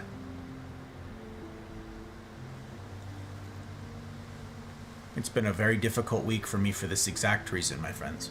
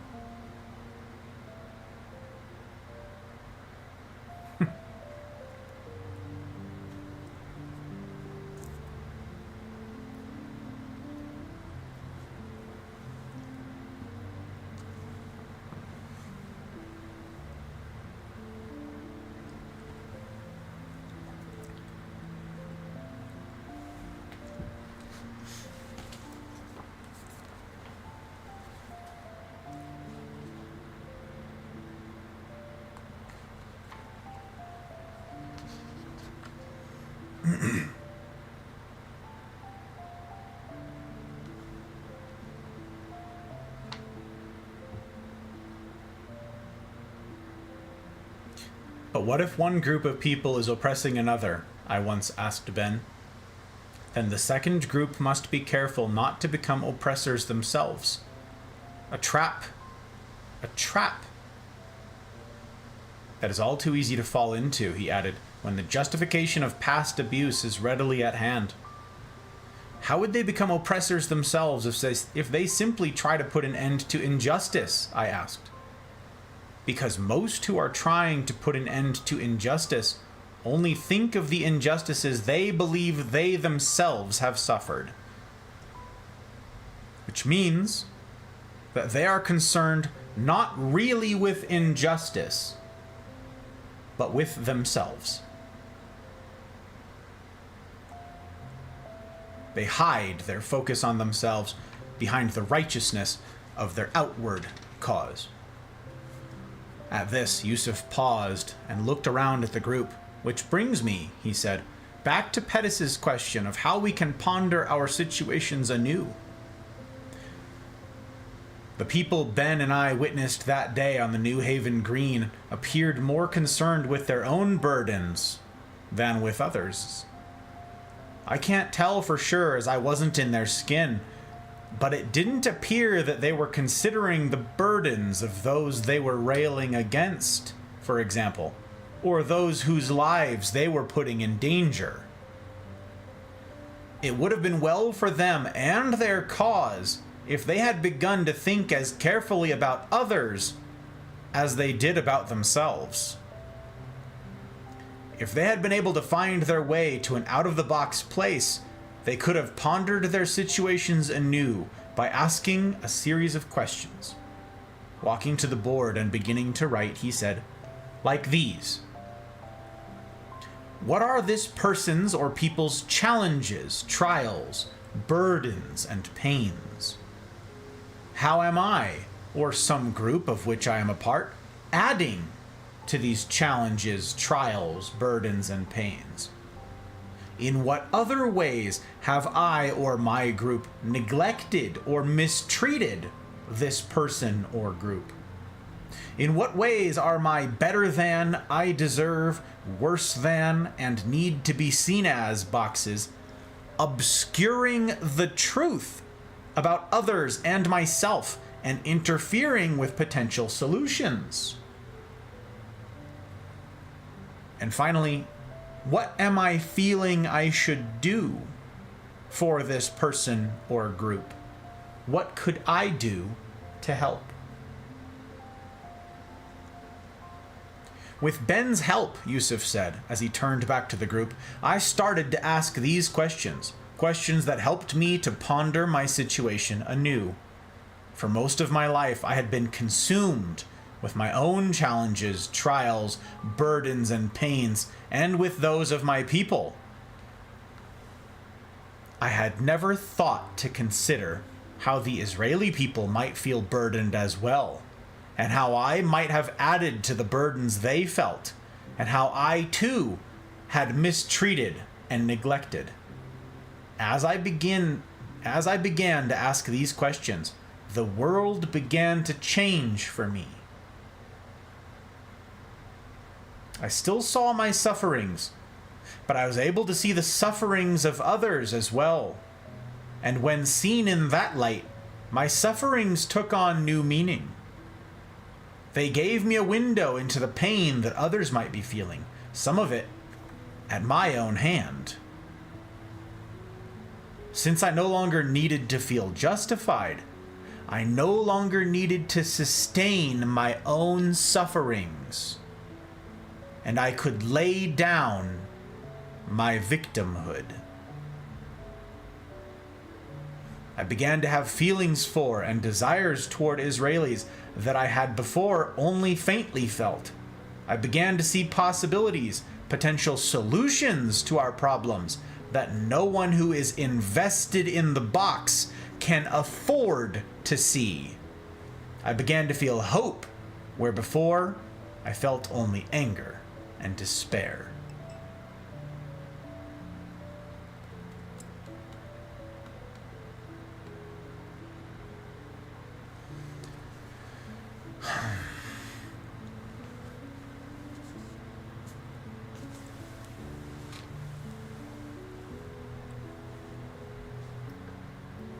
Good to see you, Matthew.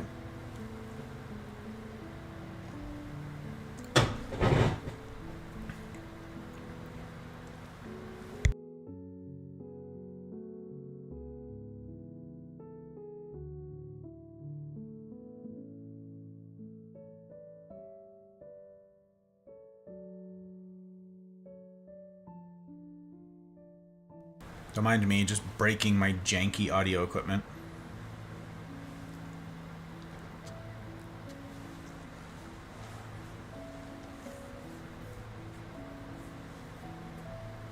I'm gonna dwell on that for a second.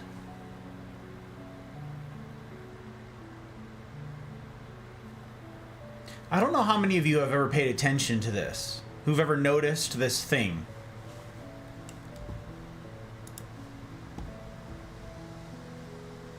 For those of you who are in the Discord,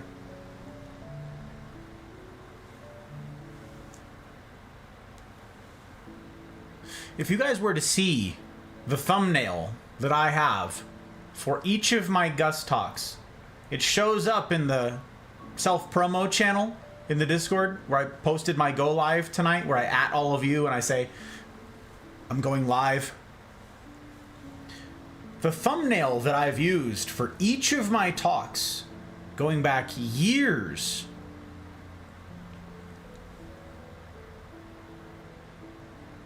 speaks to this notion right here.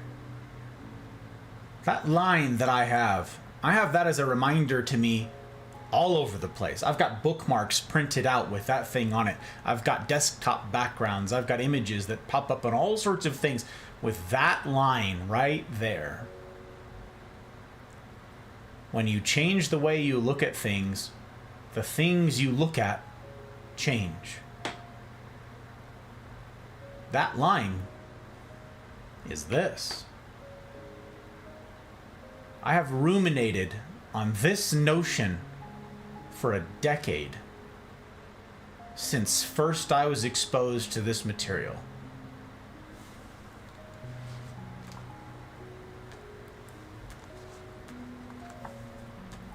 Again, if you don't underline, I understand why. I get all of that. We've talked about it already tonight. But if you're going to underline anything, this is a pretty good candidate.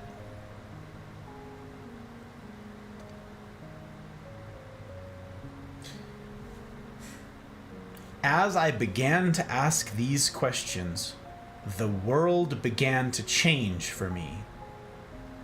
I still saw my sufferings, but I was able to see the sufferings of others as well. Don't miss that. And when seen in that light, my sufferings took on new meaning. And they gave me a window into the pain that others might be feeling, some of it at my own hand. Since I no longer needed to feel justified, I no longer needed to sustain my own sufferings, and I could lay down my victimhood. Think about that line. I want to come back to that after we conclude here tonight, okay? And if somehow I manage to forget, I want someone here to remind me, okay? That line right there. I want to hear your guys' thoughts on this. I no longer needed to sustain my own sufferings. Sustain? What does that imply? That I'm keeping them alive. I keep alive that which would otherwise die. That which would otherwise pass. I'm feeding it. I am sustaining it. I am giving it the sustenance that it requires to persist, to linger.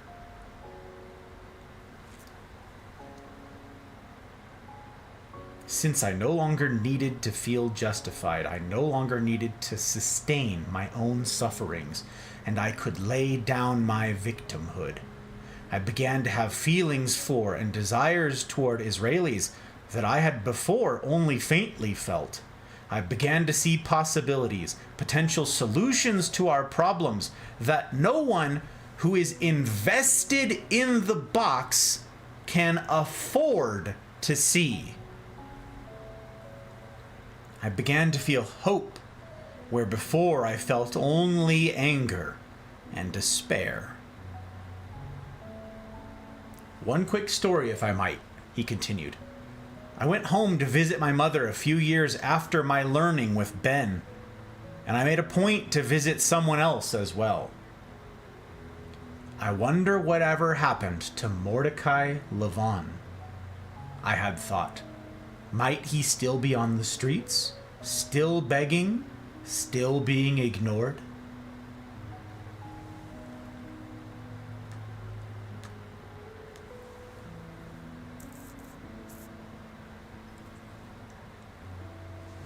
I walked up and down Bethlehem's Manger Street, asking the merchants if they knew an old blind man who begged nearby.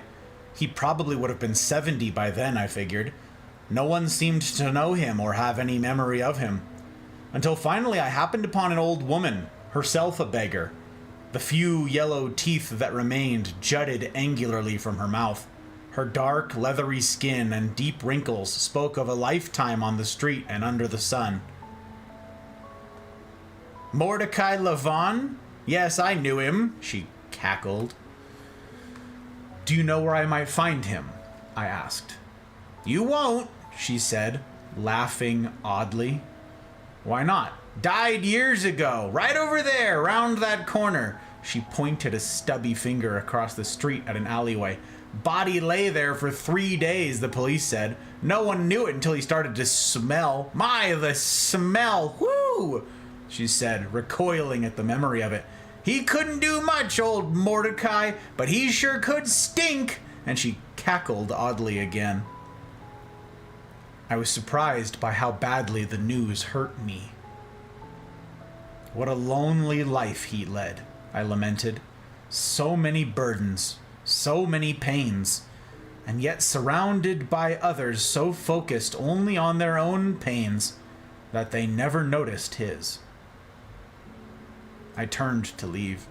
"Hey, mister," the woman called after me. "How about some money?" I found myself stiffening my neck so as not to acknowledge her, not to feel her humanity. It was almost a reflex in me. My, the box has staying power, I thought, almost audibly. I stopped and took out my wallet. "What's your name?" I asked. "Nala," she answered. "Nala Mahmood." I reached in and took out all the bills I was carrying. "For Mordecai," I said, extending the bills to her. "Sure, sir." Her face lit up. "For Mordecai." Yusuf looked around at the group. By now, each person was deep in thought and reflection. Lou's mind was on 3 people in particular: Carol, Corey, and Kate. He felt a new desire awakening within him, a desire that built upon the thoughts he had had about Corey earlier that morning. He was feeling a desire to get to know his son.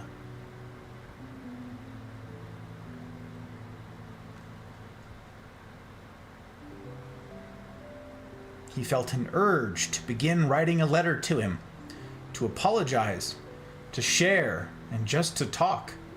He would have done so in that moment if he hadn't still been in the class. He resolved to write it that evening and to leave it here at Camp Moriah for the next mail run to the trail. And Kate, he thought, I'm so sorry for what I've done, for not listening, for stepping in and controlling how you ran your team, for my stupidity. What can I do to get you back? Yes, that is what I must do, he resolved within. I have to win you back. This thought led him to Carol, the woman whose heart he had won and then forgotten so many years before. He reached over and touched her hand. I will not be forgetting again.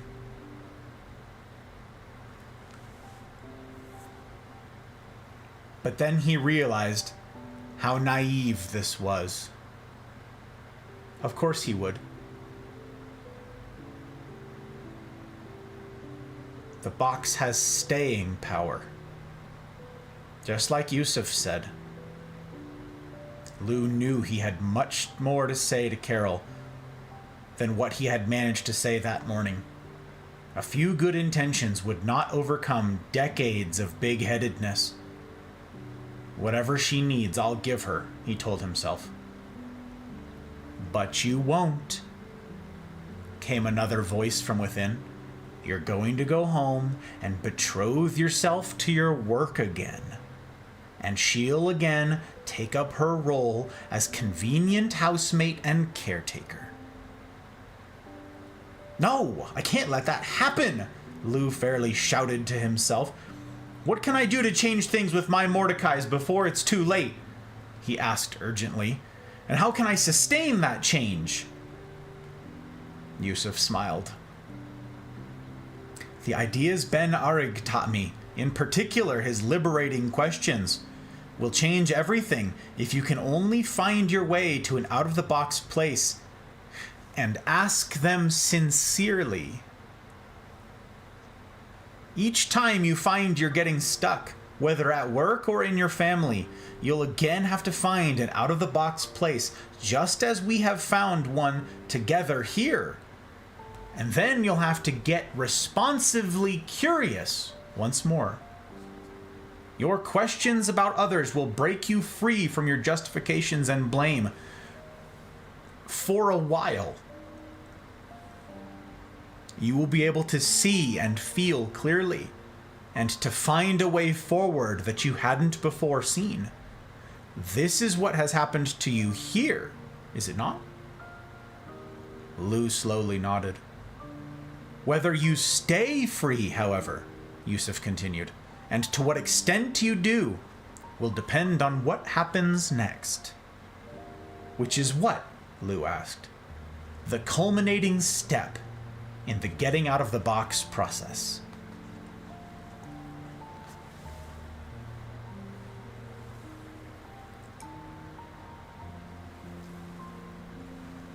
Chapter 21. Action. Lou waited. Okay, what is it? He asked. What is this final step you're talking about? Gwyn? Yusuf said. Do you remember your dad's favorite word? Too well, I'm afraid, she smirked. What does her father have to do with it? Lou asked impatiently. Actually, Lou, he has everything to do with it. How so? Gwyn is Ben Arig's daughter.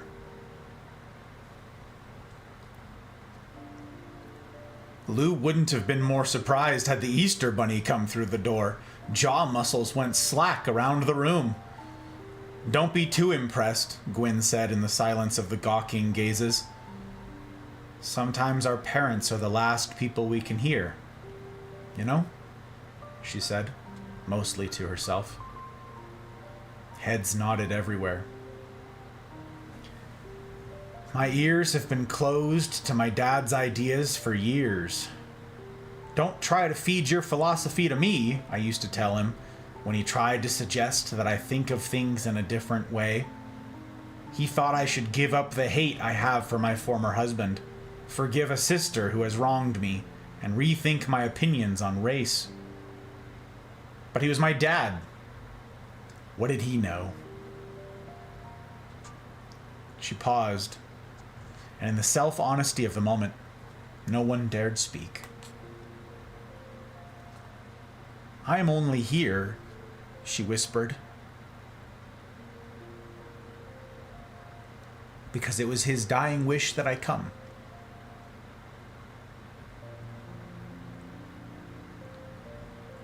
Lou broke the hush. How long ago did he die? 6 months, she said. Hit by a drunk driver as he crossed the street. He died the next morning. Oh, that's terrible, Carol said. I can't imagine. Elizabeth put her arm around Gwyn. So sorry, Gwyn, Miguel said. Yes, Rhea agreed, shaking her head. What a terrible tragedy. The irony has been almost too much to bear, Gwyn said. Dad spent his life trying to help people let go of the grudges they carry about mistreatments they've received. And then he's killed by a drunk. His ideas couldn't save him from that.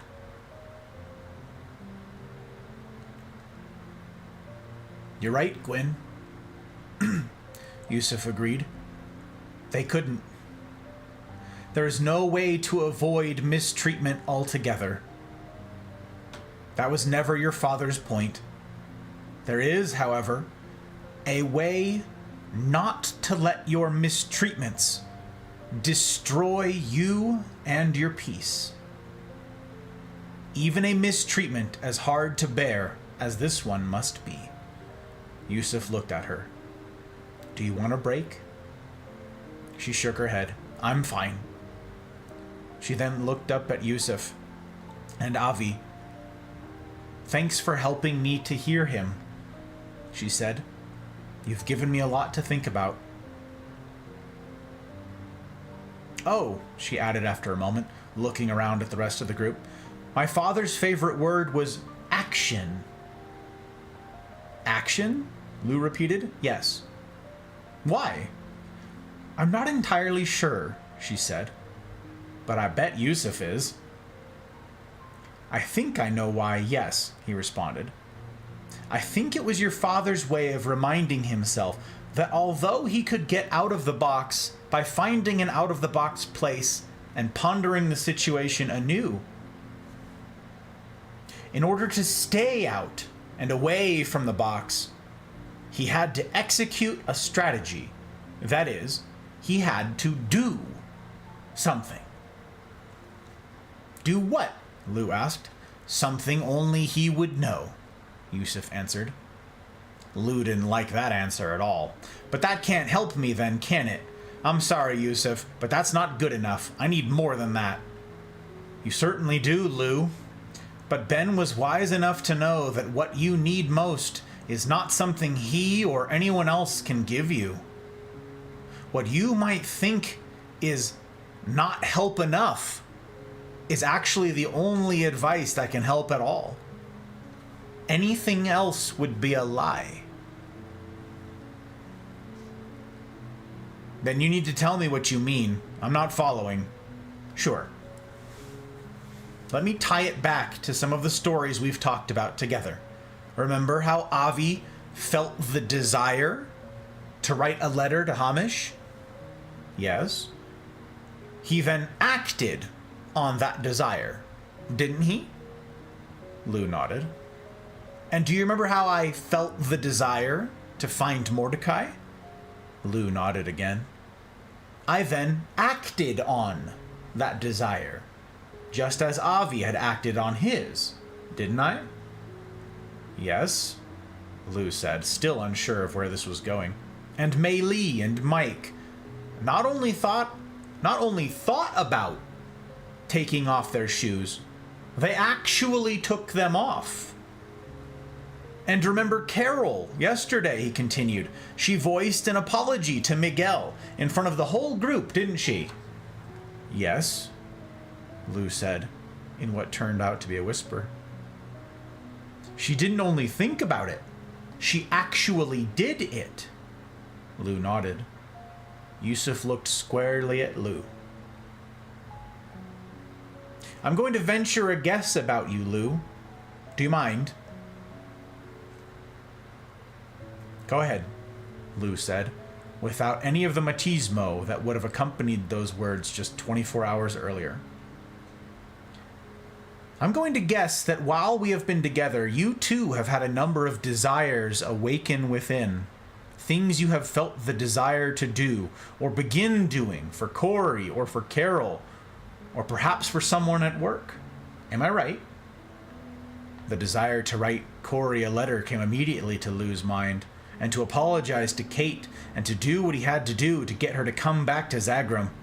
And of course his desire to be different toward Carol, and the realization that he needed to figure out what to do to keep his boxes from poisoning their relationship. Yes, I have been feeling that, Lou answered. Then I want you to look again at the board, Yusuf said. Once I recover a desire and sense toward people, where am I on this diagram?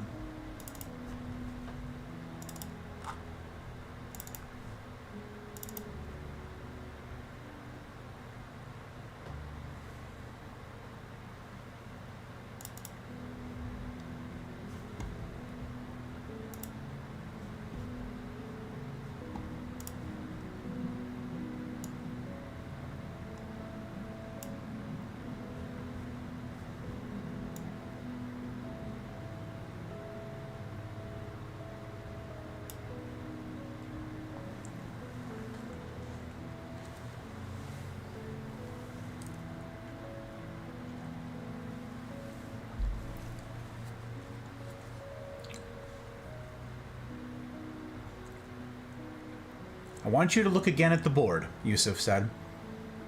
Once I recover a desire and sense toward people, where am I on this diagram? At the top, Lou answered. So, out of the box, right? Yusuf followed up. Yes, I guess that's right. The moment you've recovered a desire to help, you are out of the box toward that person. The question at that point is not how to get out of the box. It is rather how to stay out. Looking at the diagram from the top, he continued, what do you need to do now to stay out of the box. Honor the sense, Lu said, his mind turning. And who is the only person who will know the sense he must honor? Yusuf asked. Lu thought about that. I guess only the person who's feeling it. Exactly, Yusuf replied. And that is why I cannot tell you the precise thing you need to do. Only you, whose life it is, who knows the offenses, the missed opportunities, the petty unkindnesses, and so on, will know. I couldn't have told Avi that he needed to write a letter to Hamish, for example. Only he could have known that. Likewise, he may not have known enough about my life to suggest that I should seek out Mordecai Levon. And notice, it is not just the sense of what to do, but the desire to do it that's at issue. That desire has to come from within, he said. And then he added, as it already has for you, Lu.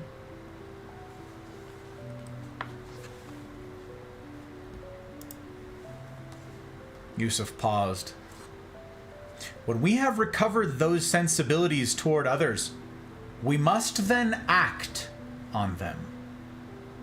This is why action was Ben's favorite word. We need to honor the senses we have, rather than betray them.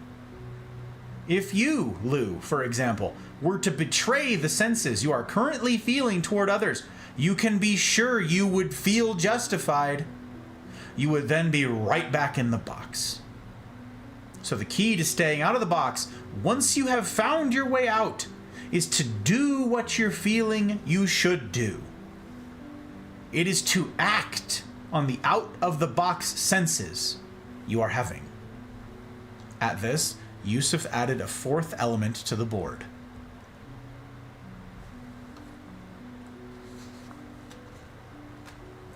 Recovering inner clarity and peace, 4 parts. And the fourth, staying out of the box. Act upon what I have discovered. Do what I am feeling I should do. This, then, Yusuf said, is how peace can be recovered inwardly, even when we are surrounded by war. We stay on the lookout for signs of the box. We then find an out-of-the-box place from where we can ponder the situation with more clarity. And then we begin to consider others' burdens instead of just our own. In the course of this, we'll typically see things that we haven't seen before and feel moved, therefore, to take certain new actions. In the moment we recover this sense or desire to help, we have found our way out of the box. Whether we stay out and retain a heart at peace will depend on whether we honor that sense or desire. But what about the wars around us? Lu asked. They won't be solved simply by finding peace within, as important as far as back that as I might can be. remember, I always wanted to be a gangster.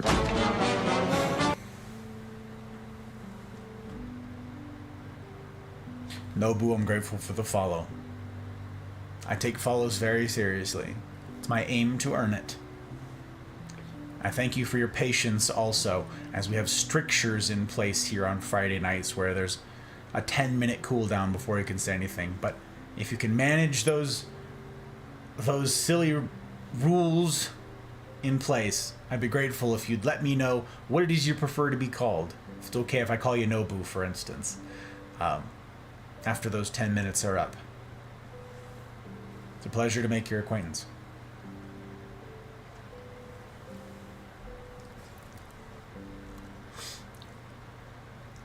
But what about the wars around us? Lu asked. They won't be solved simply by finding peace within, as important as that might be. Yusuf smiled. That depends. On what? Lu asked. On the nature of the conflict, Yusuf answered. In conflicts simply between you and another, I think you'd be surprised how fully a solution to the inner war solves the outer war as well. His eyes lingered on Lou. Think about you and Gwyn, for example, Lou. There were times yesterday when you almost got out of your chairs and started duking it out. But look at you now. They looked at each other. Lou faked a left hook and everyone laughed. But how about other kinds of conflicts? Pettis asked. Conflicts with more history to them, for example, or conflicts between many people. A single heart at peace won't necessarily solve those. No, you're right, Pettis. It won't. But notice what it will do. As many of you have had the same thought, the same question. But how about other kinds of conflicts?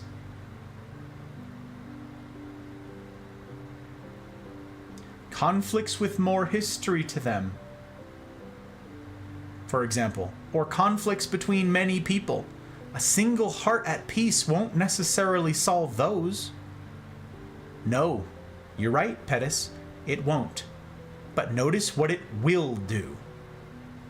Being out of the box will allow you, for the first time, to see the situation clearly, without exaggeration or justification. It will position you to begin to exert influence toward peace instead of provocation towards war.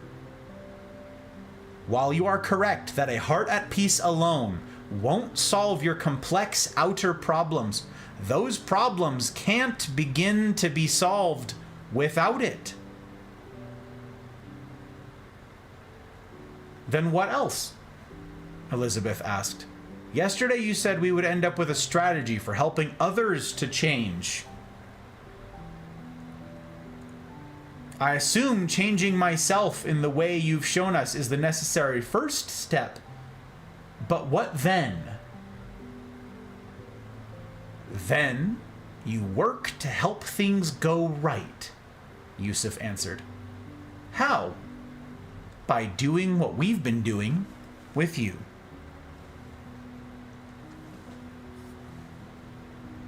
And this is the question that many of you have been hanging on.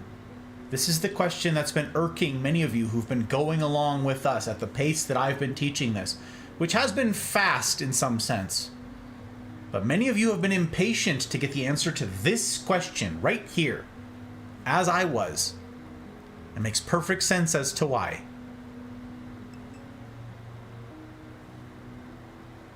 Yesterday you said we would end up with a strategy for helping others to change.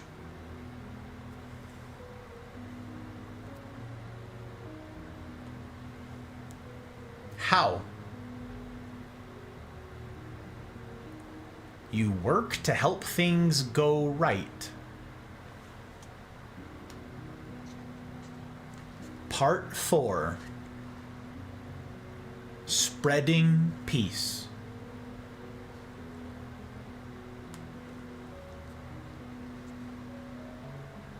Chapter 22.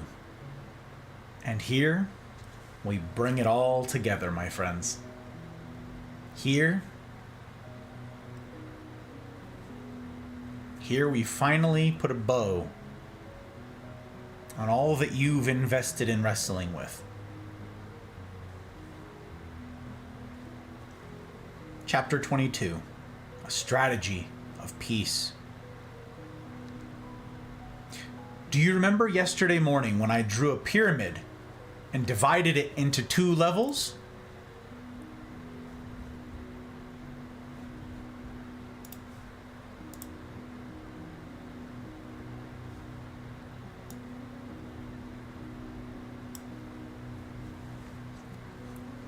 Do you remember yesterday morning when I drew a pyramid and divided it into 2 levels? Yusuf asked. I called one level dealing with things that are going wrong, and a deeper level, helping things go right. Remember? Everyone nodded. Then you'll remember how we agreed that we normally spend most of our time dealing with things that are going wrong. even though that isn't ideal. Again, the group nodded. I'd like to give you more detail around that pyramid, he said. It forms a structure that governs everything we do here at Camp Moriah with the children, with the staff, and with you. It shows not only how to find peace, but how to make it. It shows how to replace conflict with cooperation. At that, Yusuf turned and drew a pyramid similar to the one he had drawn the day before. As before, he divided it between dealing with things that are going wrong and helping things go right. But then he divided it still further into 6 levels and wrote correct in the top level.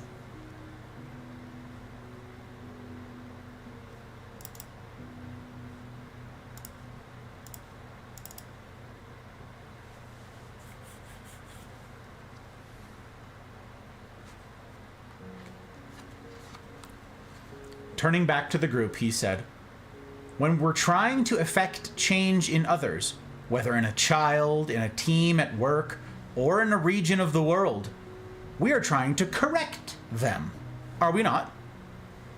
We are believing that circumstances would be better if another changed, right? Yes, they all answered. But that's wrong, isn't it? Ria asked. Thinking that others need to change is already a problem, right? Yusuf smiled. Do you think it's a problem that you want your boy to change? Yusuf asked Ria. She frowned. No, not really, she said. If he doesn't, Miguel grunted, his life will be a mess. Yusuf nodded. So it isn't as simple as saying that wanting others to change is a problem, is it? He asked. I guess not, Ria answered, suddenly unsure of her understanding. What would be a problem, Yusuf continued, is to insist that others need to change while being unwilling to consider how we ourselves might need to change too. That would be a problem. Right, Pettis agreed, because you wouldn't be able to invite others to change if you were in that kind of box yourself. You'd only invite them to war with you. Yes, Yusuf agreed. And for one additional reason as well. To the extent I'm in the box toward others. To the extent I'm in the box toward others, my beliefs about their need to change might actually be mistaken. Maybe my spouse isn't as unreasonable as I've been thinking, for example. Or maybe I've been overreacting toward my child. Or maybe the other team at work actually has some things right. I won't be able to tell the difference between what changes would be helpful and what changes would simply be helpful to my box until I get out of the box. As we've discovered together over the last 2 days, Yusuf continued, the most important part of helping things go right is getting out of the box ourselves. At that, Yusuf turned back to the board and wrote, get out of the box / obtain a heart at peace in the lowest level of the pyramid.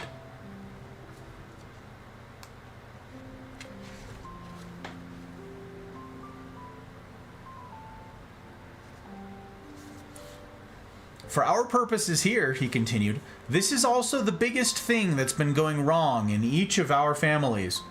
Our hearts have been too often at war toward our children and toward each other. So everything we've done together has been with the purpose of trying to correct that. And everything we've done to invite that change is detailed by these middle levels of the influence pyramid. But they're blank, Lou objected, only half in jest. Let's fill them in by considering an example, Lou, Yusuf smiled. Let's say, for example, that you needed to change something about yourself. Purely hypothetical, Lou cracked. I understand. Yes, Yusuf smiled again. Let's suppose when you came in and sat down yesterday morning, that Avi had said to you, Lou, you need to get out of the box. Do you think that would have helped much? Well, I think he did just about say that to me, Lou laughed. Avi busted into a big smile at that as well. But no, alone that wouldn't have done much good. What if, when you refused, he punished you? Maybe he could have sent you to another room until you wised up, for example. Or maybe he could have withheld water or refreshment privileges from you. Do you think that would have helped you get out of the box? No, Lou said matter-of-factly. So you can see that correction alone rarely gets others to change, Yusuf said. It will help if I'm out of the box myself when I'm correcting, but even then, it usually isn't enough. So, what else might help? The pyramid suggests 4 categories of action that, when combined with a heart at peace, create a strong invitation to change and peace. Invitation. There's that word again, my friends. The pyramid suggests 4 categories of action that, when combined with a heart at peace, create a strong invitation to change and peace. The first of these is what we have been doing during much of the last 2 days. We have been teaching. At this, Yusuf added, teach and communicate to the level below correct on the pyramid.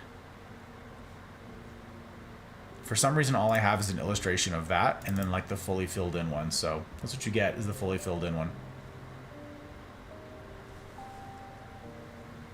Teach and communicate to the level below correct on the pyramid. It is no help to tell you to get out of the box, Yusuf continued, if you don't even know what the box is. Likewise, any correction at work will be for naught if the people I am trying to correct lack the information they need to perform their jobs. It is the same in the realm of world events. If a country doesn't clearly and persuasively communicate the reasons for actions it is taking in the world community, it invites resistance to those efforts.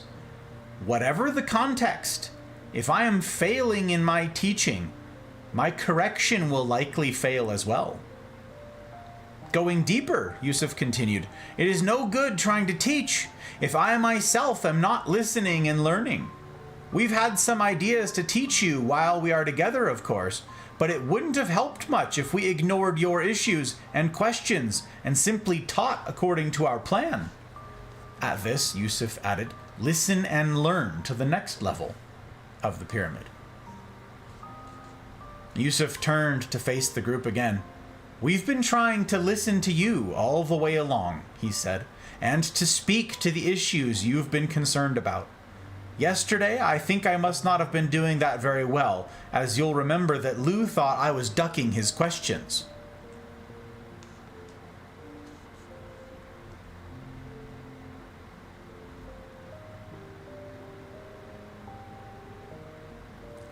It's okay, Retro. This is fine. Thank you very much. I'll do better on the re-recording. Yesterday, I think I must not have been doing that very well, as you'll remember that Lou thought I was ducking his questions. Actually, I think it was more a case of him ducking your answers, Elizabeth joked. Touché, Elizabeth. Lou laughed. Touché. Yusuf smiled as well. This attempt to learn from you, he continued, actually goes back to well before you came here yesterday. Remember how we had you write to us about your children? Most in the room nodded. That was as much to learn about you as to learn about them. Avi and I have been thinking about you for months and have tried to organize our teaching in light of what we've learned. On the subject of learning, Avi jumped in.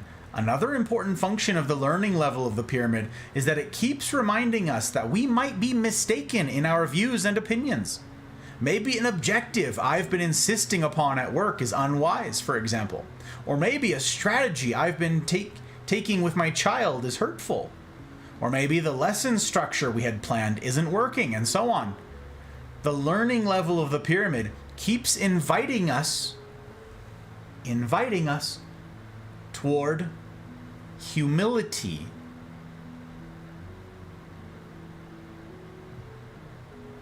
Big underline there. The learning level of the pyramid keeps inviting us toward humility. It reminds us that the person or group we wish would change may not be the only one who needs to change. It continually invites us to hone our views and opinions. All of which applies as well to world events, Yusuf agreed.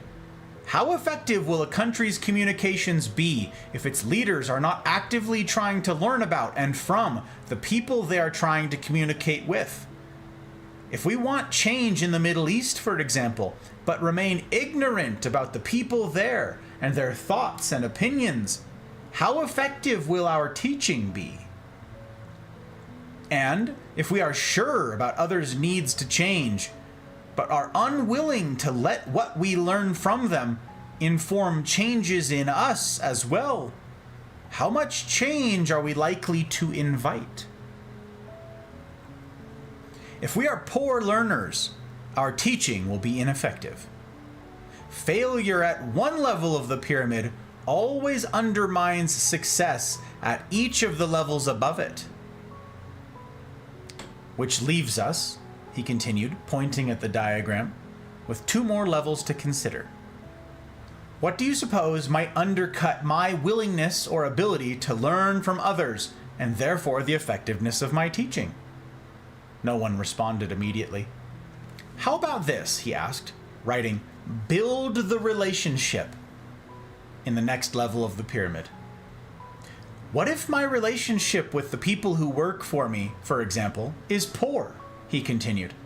What impact do you think that might have on my ability to learn from them and the effectiveness of my teaching? Lou's mind went immediately to John Rencher. It was clear to Lou that his poor personal relationship with Rencher made all of Lou's work with the Union more difficult. Or how about your relationship with the child you brought to us? Yusuf continued. Would you say it is strong and healthy? Shoulders slumped around the room. If not, I would wager that there is much you don't know about your child. Much that he has not shared with you. Your learning has been stunted as a result, and your efforts to teach and correct have therefore been undercut as well. Perhaps what you need to do is figure out how to build your relationship with your child. Put his problems aside for a moment. What does he like to do? Could you spend time doing it with him? What actions could you take to help build the relationship? Lou sat in memory. He and Corey had not had a heart-to-heart for years. They used to golf together, too long ago. He didn't know what Corey wanted in life anymore, what he hoped for, or who he dreamed to be. Lou wasn't even sure how Corey liked to spend his time. He just knew that no son of his was going to have a drug problem. Lou's correction and teaching of Corey ever since had had little effect. And now he knew at least 2 reasons why. He had been too sure of himself to bother learning from and about Corey. And he had completely abandoned efforts to build their relationship. Everything between them the last couple of years had revolved around Corey's drug problem. It was the subtext beneath every word between them, spoken and unspoken. Lou shook his head. How pathetic, he said. What? Yusuf asked. What's pathetic? How I've been, Lou answered. It's so obvious I should have been spending time trying to build my relationship with Corey, but that hasn't even crossed my mind lately. It's like the box has blinded me or something. That's not far off, Yusuf said. Think about it. If I'm sure I'm right, there is little hope of seeing where I'm failing. So I keep trying the same old things, the same lectures, for example, and the same punishments. And I keep getting the same outcomes. Others with problems. On the one hand, I hate it. But on the other hand, I get my justification. Which is what I want, which is what I most want when I'm in the box. My need for justification blinds me to all kinds of possibilities, even to the obvious ones. Lou shook his head in disgust. What's in the last space, Pettis asked, between build the relationship and get out of the box? You are, Yusuf answered. After a fashion, anyway. When we at Camp Moriah are thinking about your children, you occupy the next space. That's because this level of the pyramid is about building relationships with others who have influence with the person or group we are trying to help. You have the biggest influence in your children's lives. So if we want to be a positive influence with your children, we better have strong relationships with you. The pyramid reminds parents of the same thing, that they must build relationships with those who have influence with their children, beginning with their spouse, or former spouse, for that matter. How about with their friends? Rhea asked. Are you saying we need to build relationships with them? I hope that's not what you're saying, Pettis spoke up. I don't want my daughter to have some of her relationships. That's been part of the problem. I want her to pull away from them. Has your detached denouncement of those friends invited your daughter to pull away? Yusuf asked. Pettis hesitated. Not really. No. Then you might think about applying the pyramid to your situation, Yusuf said. Let's take a look at the overall structure.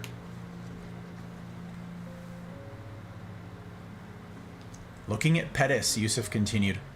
I take it you've been trying to correct your daughter's choices of friends.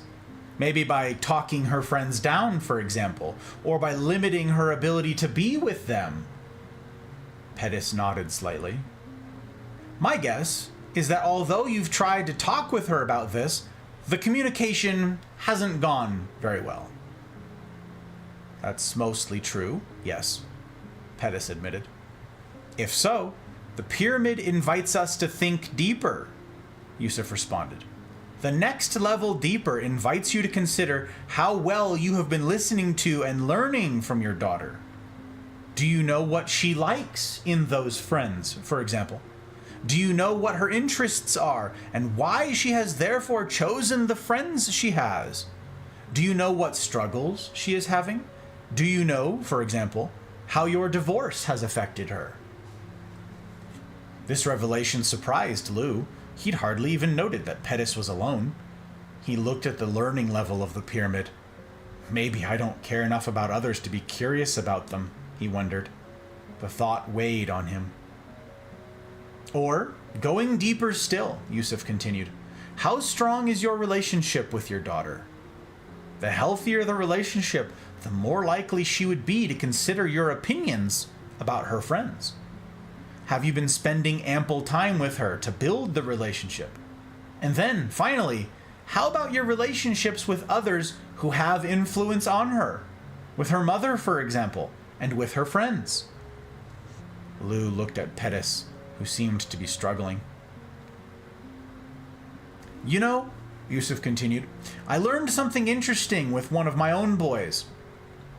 He had a friend I didn't like either, not one bit. I tried all the standard father strategies. I talked badly about the boy, kept my son from seeing him, and so on. Pettis looked up from his troubles at Yusuf. That's why I could guess what you have tried as well, Yusuf smiled. When I was complaining about it to Avi one day, he told me that I should begin practicing what I teach. With that nudge, I began to apply the pyramid to the situation. In my case, My son didn't begin losing interest in his friend until I started inviting the friend over to our house. And by then, I'd actually started to like the kid. I was almost sorry to see him go. Until I got out of the box toward my son. My efforts to separate him from his friends only made him want them all the more. Yusuf looked at Pettis, who appeared deep in thought. The old saying, "The enemy of my enemy is my friend," Yusuf said, is the arithmetic of the box. Subtract the box from that equation, and you and your daughter may discover new answers. In fact, he continued, looking around at the rest, we'll all discover new answers. If we apply it, the influence pyramid will guide us in all our interactions, in our homes, in our workplaces, and in the world. It will suggest actions to take while keeping our minds and hearts clear. It will help us improve our influence for good in every context, even the most difficult ones. That is, he continued, if we remember to apply the pyramid's important lessons. Chapter 23. Lessons.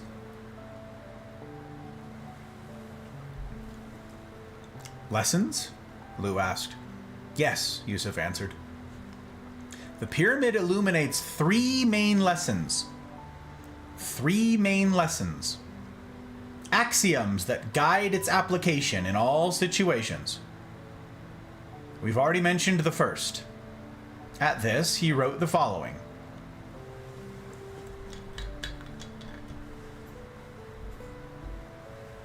Lesson 1.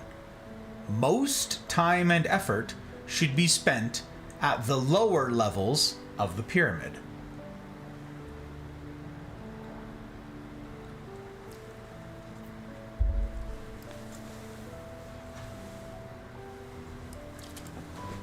I get the feeling that somewhere along the line I missed an iDrop content, so you guys get a free one.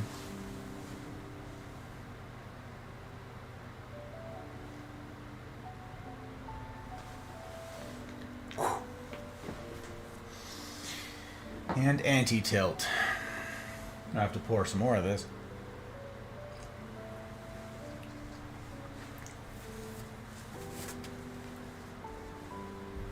Get some bottle asthma instead. Bottle asthma after all.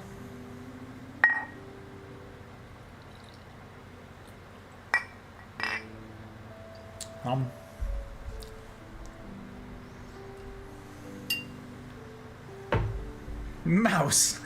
Hello, Mouse. It's good to see you. I do not have access to this. This is gonna be very difficult to do. But I managed it. Good to see you, Mouse.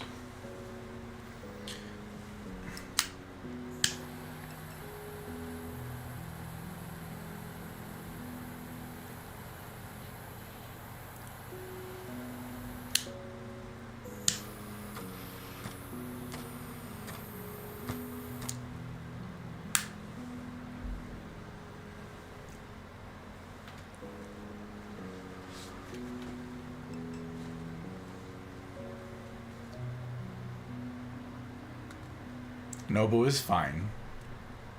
Suki's a wonderful friend of mine. Is that so? Nobu, I'm grateful to make your acquaintance. Thank you for your patience in dealing with me and the strictures here on Friday nights. Saturdays for you, if you're a, like, IRL, geographically close friend of Suki's, that is. That means you're also from the future. Always good to have people like canaries in the coal mine to let us know that the sun rises tomorrow. It's a pleasure to make your acquaintance, truly. And a friend of Suki's is a friend of mine. Suki's good people. I'm quite enamored of her. She's a keeper. She's a keeper.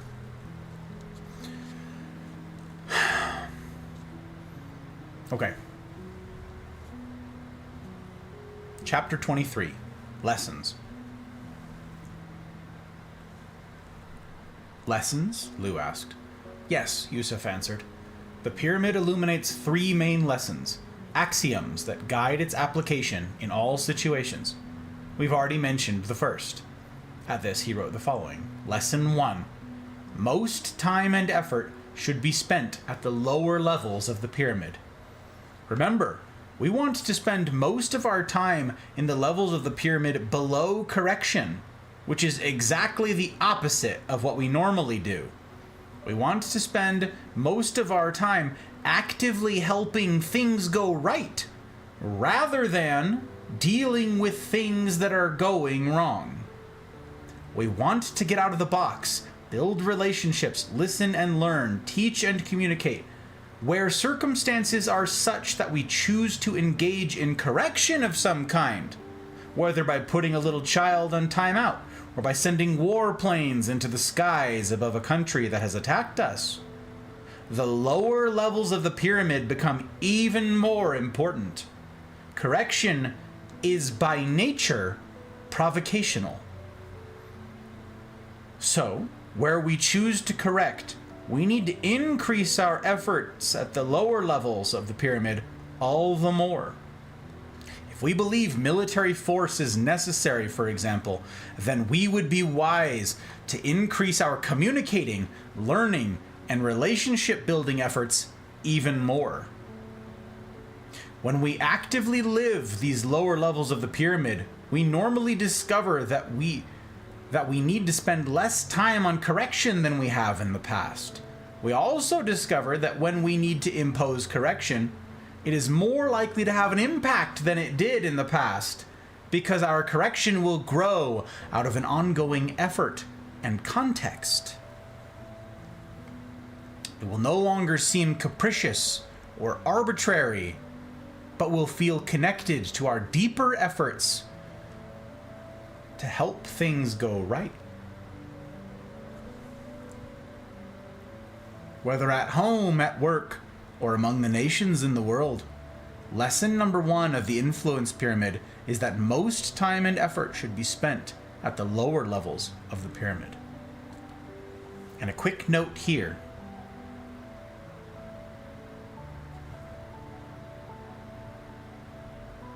We discover that when we need to impose correction, it is more likely to have an impact than it did in the past, because our correction will grow out of an ongoing effort and context.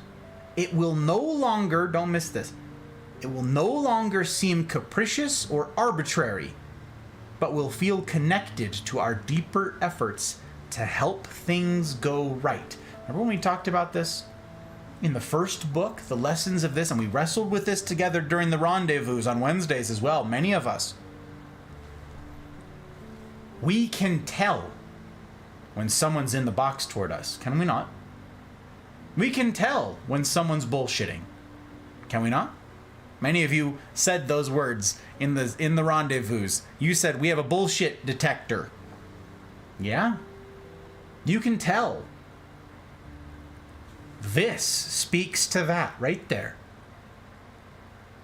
When you must correct, it will no longer seem capricious or arbitrary, i.e., this person can tell that you're out of the box toward them. They can tell that the reason that you're correcting is for a deeper reason.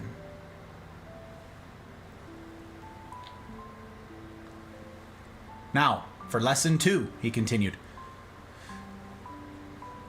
The solution to a problem at one level of the pyramid is always below that level of the pyramid.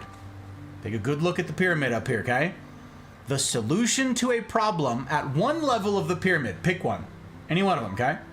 The solution to the problem at one level is always below that level on that pyramid, all right? This lesson also runs counter to our normal reflex. When our correction isn't working, We normally bear down harder and correct more. Correct more!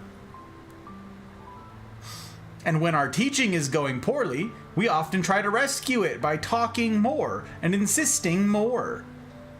That is, we drone on in an attempt to correct the problems we've created by droning on. Lou thought of all of his teaching sessions with Corey.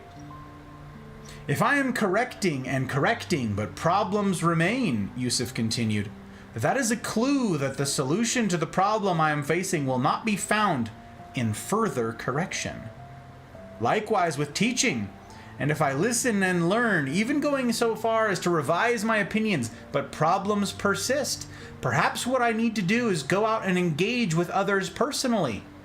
Maybe I need to increase my efforts to build relationships both with those I am dealing with and with others who deal with them.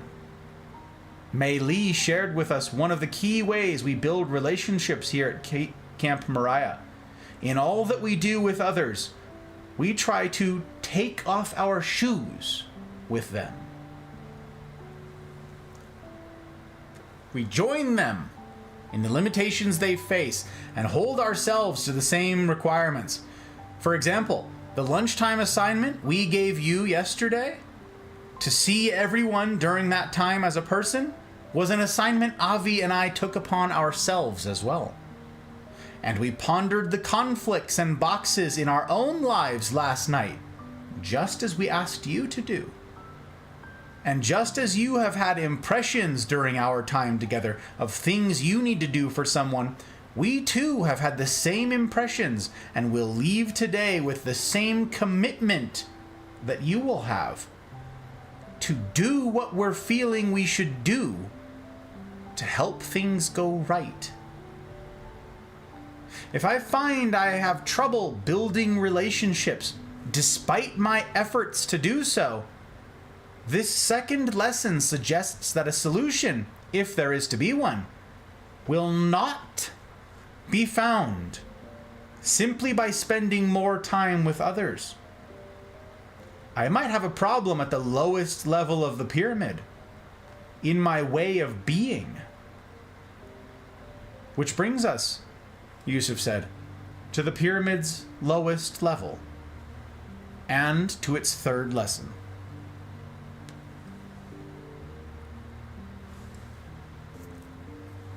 Ultimately, lesson number 3. Ultimately, my effectiveness at each level of the pyramid depends on the deepest level of the pyramid. My way of being. I can put all the effort I want into trying to build my relationships, Yusuf said. But if I'm in the box while I'm doing it, it won't help much. If I'm in the box while I'm trying to learn, I'll only end up hearing what I want to hear. And if I'm in the box while I'm trying to teach, I'll invite resistance in all who listen. Yusuf looked around at the group. My effectiveness in everything above the lowest level of the pyramid depends on the lowest level. My question for you is why? Everyone looked at the pyramid. You might try looking at the way of being diagram from yesterday, Yusuf said. I get it, Lou said after a moment. What? Yusuf asked. What are you seeing? Well, the way of being diagram tells us that almost any outward behavior can be done in either of two ways, with a heart that's at war or a heart that's at peace. Yes, Yusuf agreed. And what does that have to do with the influence pyramid?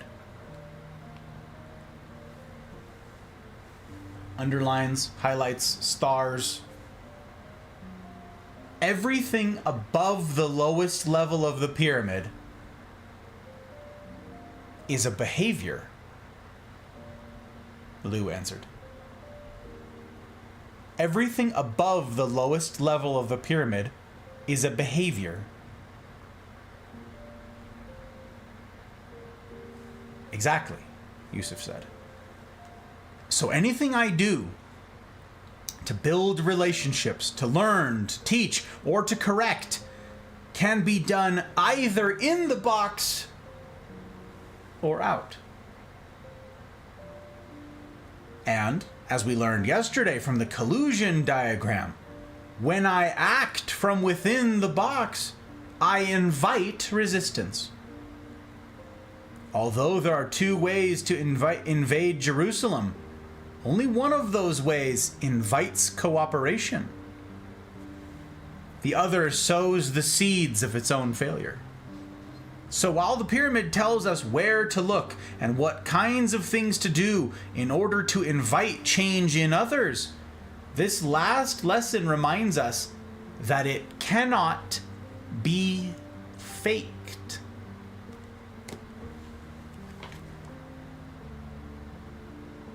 So while the pyramid tells us where to look and what kinds of things to do in order to invite change in others, this last lesson reminds us that it cannot be faked. The pyramid keeps helping me to remember that I might be the problem,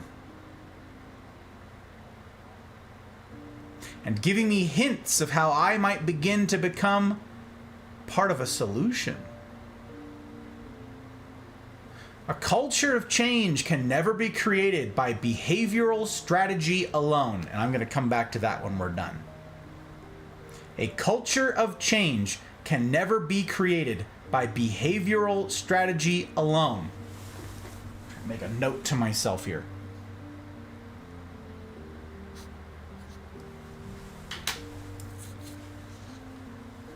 A culture of change can never be created by behavioral strategy alone.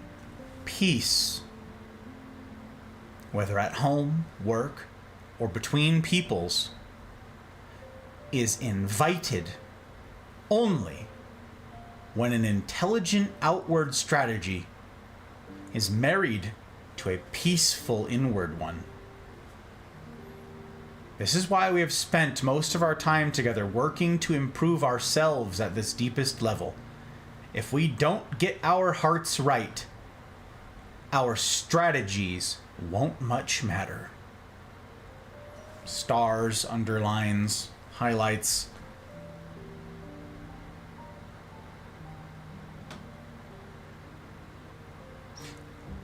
If we don't get our hearts right, our strategies won't much matter. Once we get our hearts right, however, outward strategies matter a lot. The virtue of the pyramid is that it reminds us of the essential foundation, change in ourselves, while also revealing a behavioral strategy for inviting change in others. It reminds us to get out of the box ourselves, at the same time that it tells us how to invite others to get out as well. As Lou listened, he saw how the pyramid could help him at Zagrum. First of all, he needed Kate back. He hadn't known where to begin, but now he knew that he needed to talk with her, teach her about what he had discovered about himself, and tell her about the changes he was committed to making. And he knew as well that he had to ask her to help him see where he was still blind. He needed to learn from her, and he was finally willing to. As for the relationship, he wasn't sure he could repair it, given how he'd acted. But he suddenly knew where he had to begin. And those of you who went through the first book with us, where do we begin? Where does Lou begin? What item, what fetch quest must Lou go on?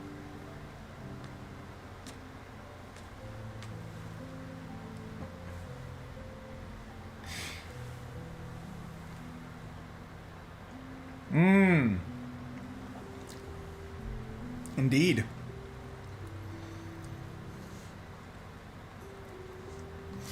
As for the relationship, he wasn't sure he could repair it, given how he'd acted, but he suddenly knew where he had to begin. He had removed a ladder she was using as a prop for her team because he thought it was a stupid idea.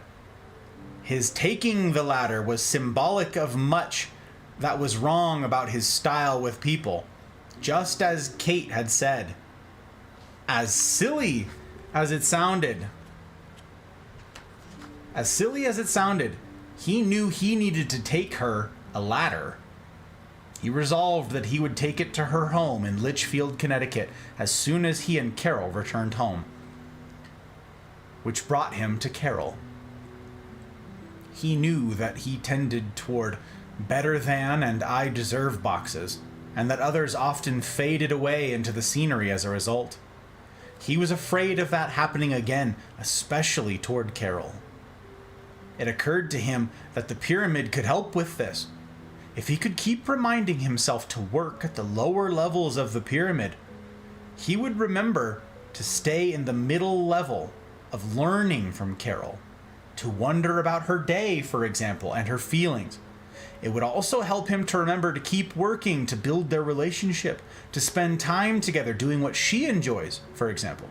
And at the bottom level of the pyramid, he knew it would help if he could find ways to keep remembering how Carol was the one who had held their family together, often despite him.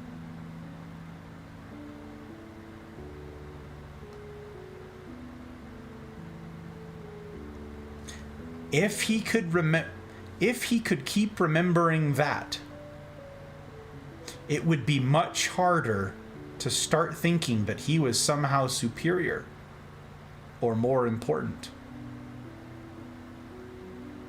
You may have caught a couple words in that last sentence. Your ears may have pricked up at this thing right here. If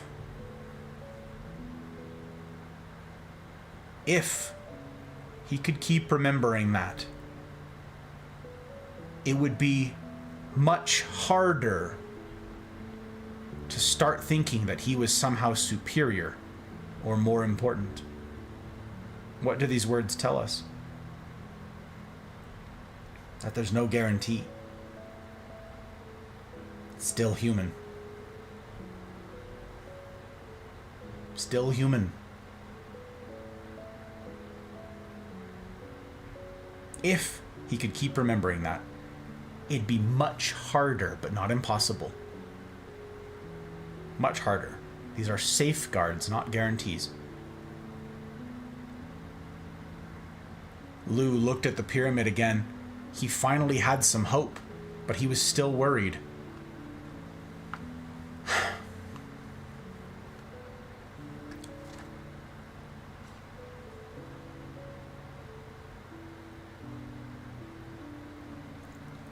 He finally had some hope, but he was still worried. Anyone else out there still worried? Still worried that you're going to screw this up? Still worried that you're going to botch it when it matters? Still worried that you're going to hurt someone? Despite knowing all of this? Still worried that your efforts won't land as you intend them to?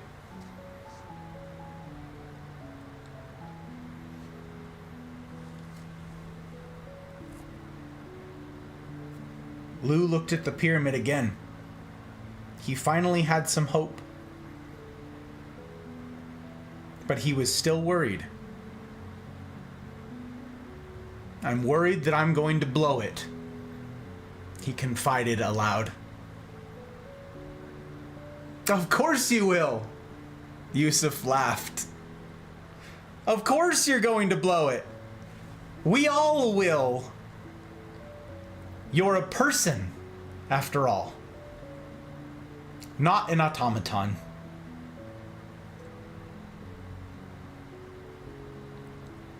If the possibility of failure paralyzes you, you might wonder what box is demanding that you be perfect.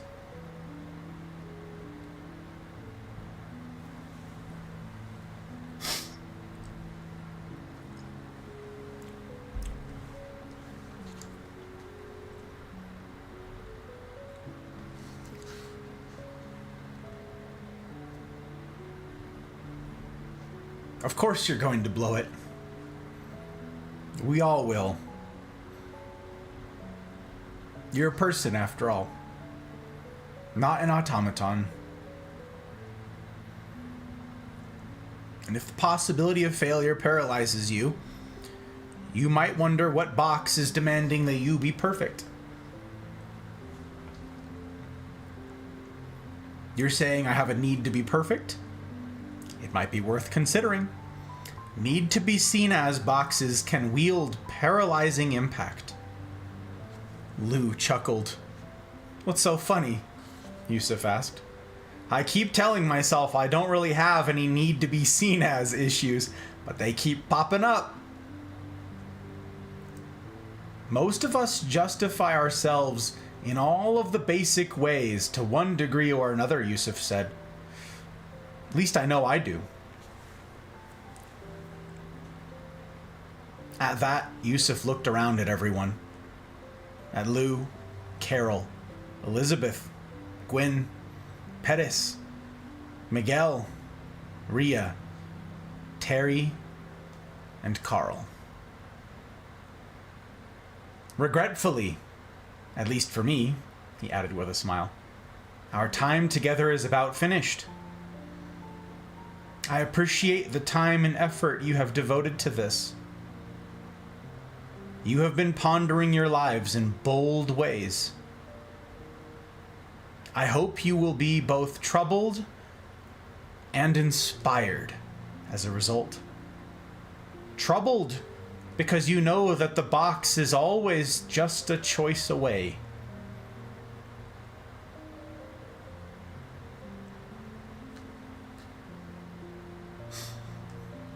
But hopeful. But hopeful for the very same reason.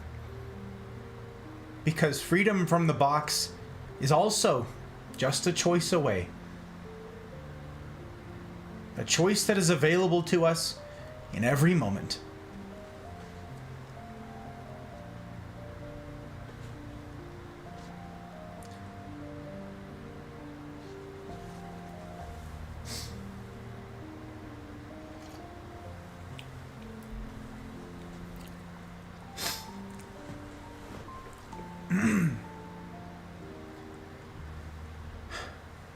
May I mention one more thing to you before we go our separate ways today? He asked. Please, everyone answered. I want to share with you why we chose to name our program Camp Moriah.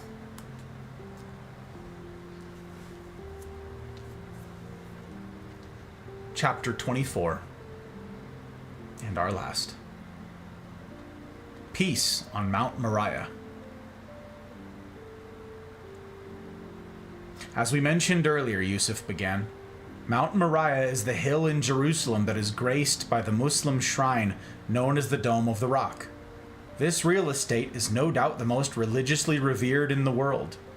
It is valued by Muslims as one of their holiest sites, remembered by Jews and Christians alike as the site of the Holy Temple in ancient times, and looked to by some as the site at which another temple will one day be built. The eyes and hearts of the world are focused on Mount Moriah. Because of this, that revered piece of land is an outward symbol both of our conflicts and our possibilities.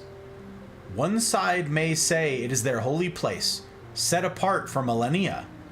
Others may believe it was bequeathed to them by God. There seems to be little opportunity for peace in such views.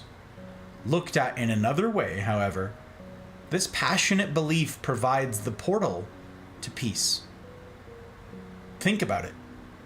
From within the box, passions, beliefs, and personal needs seem to divide us.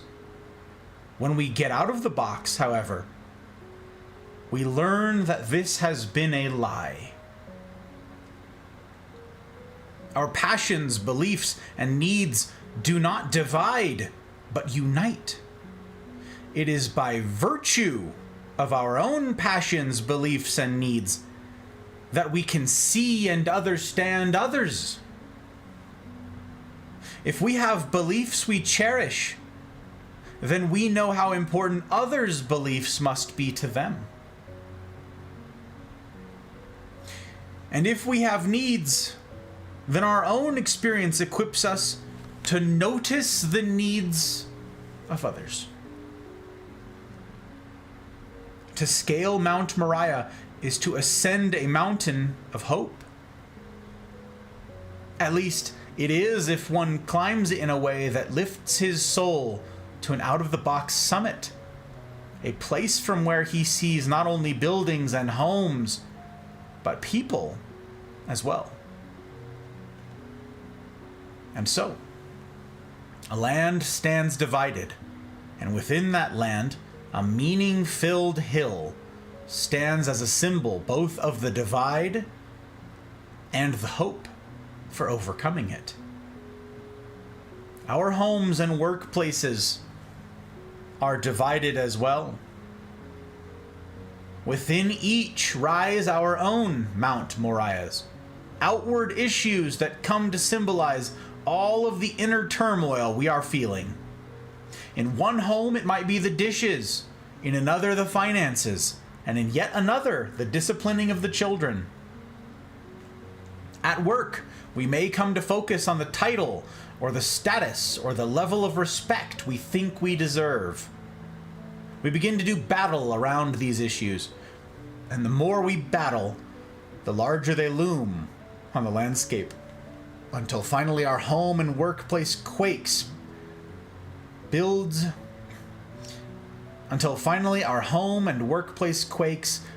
mountains so high they create their own weather systems. If you don't believe me, just witness what happens to the climate in a room when parties start doing battle around one of their Mount Moriahs. The issue, of course, is not the mountain, whether that mountain is the dishes or the finances or Mount Moriah itself. Beneath each of these lies the real issue. Why do our hearts make these mountains our battlegrounds? Lasting solutions to our outward conflicts are possible only to the extent that we find real solutions to our inner ones. I'm going to say that again. Lasting solutions to our outward conflicts are possible only to the extent that we find real solutions to our inner ones. An uneasy détente may be possible in Israel by focusing only on the surface of things, on economics, for example, or on security. But lasting peace will not be.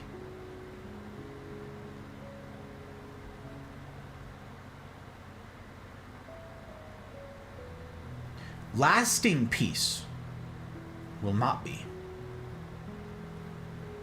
The same can be said for our homes and workplaces.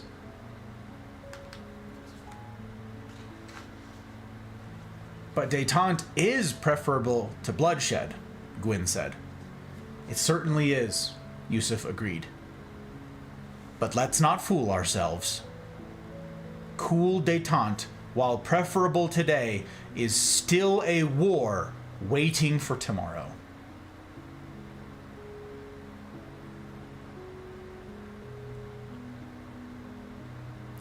Let's not fool ourselves.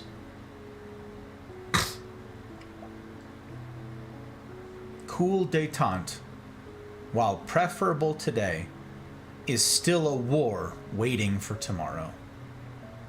Lasting solutions to the battles in our workplaces, homes, and battlefields will come only as we end the war in our souls. We end that war first by finding and extending our out-of-the-box places. And we help others out of their inner wars by being for them an out-of-the-box place ourselves. The way Ben was for me. The way Hamish was for Avi. The way Mei Lee and Mike were for Jenny. and the way all of you have become for one another. We have begun living the pyramid together, which is why our feelings today are so much more peaceful than they were yesterday morning. The group looked around at each other. My friends, Yusuf said.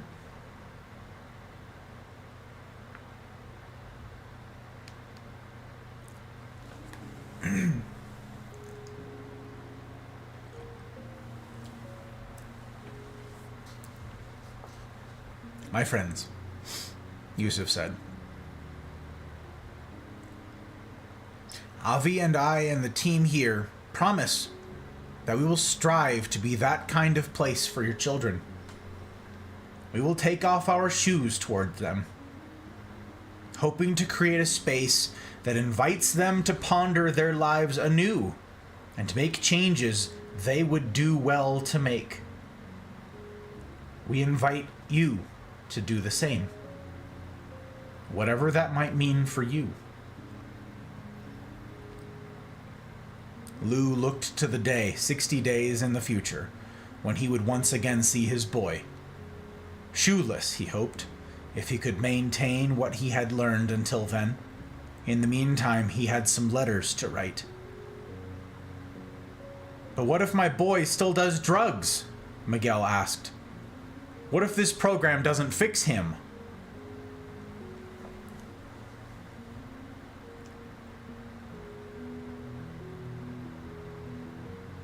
Then he will be lucky to have a father like you, Miguel, who will strive to love him all the same.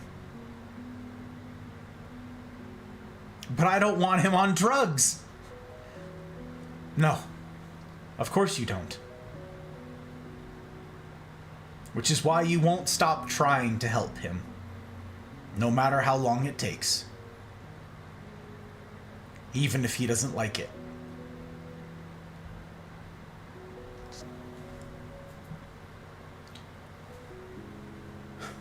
Don't misunderstand, Yusuf added. Despite our best efforts, we may find that some battles are unavoidable. Some around us will still choose war. Some around us will still choose war.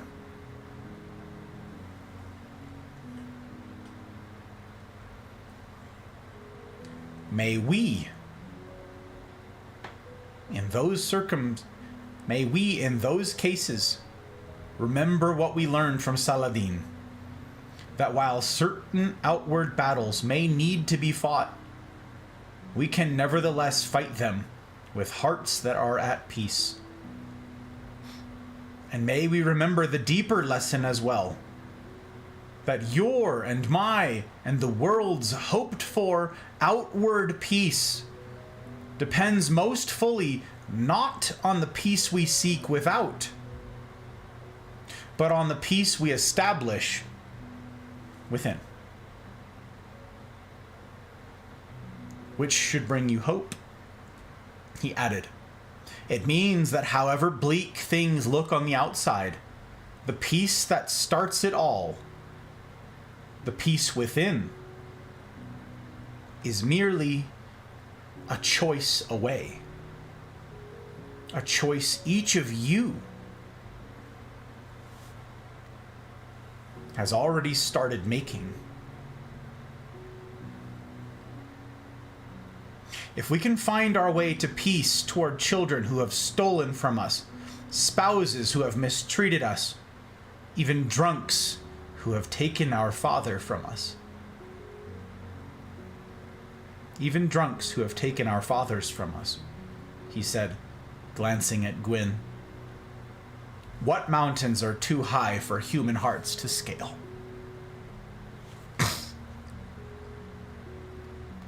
At this, Yusuf paused. He looked appreciatively around the room. Thank you for being here.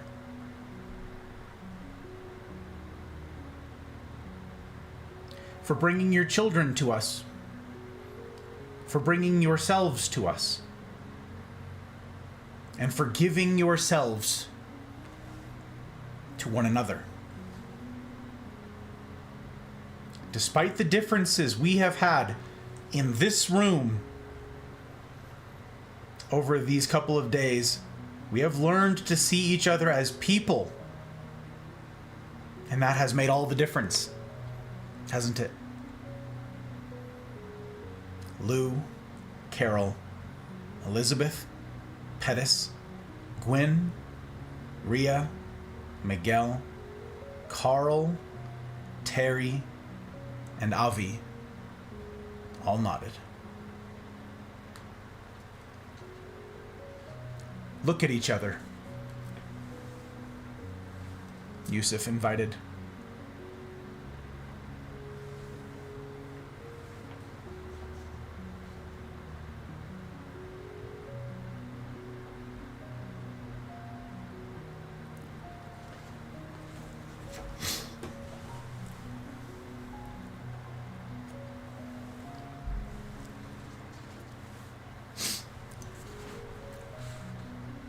Look at each other. Everyone in this room is a person.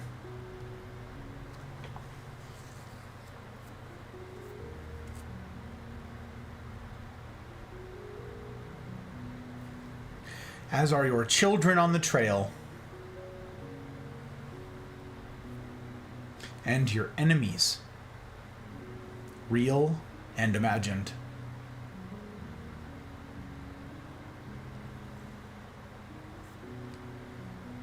May you have the honesty and courage to do what our homes, our workplaces, and our communities most need. To see all as people. Even, and perhaps especially, when others are giving you reason not to.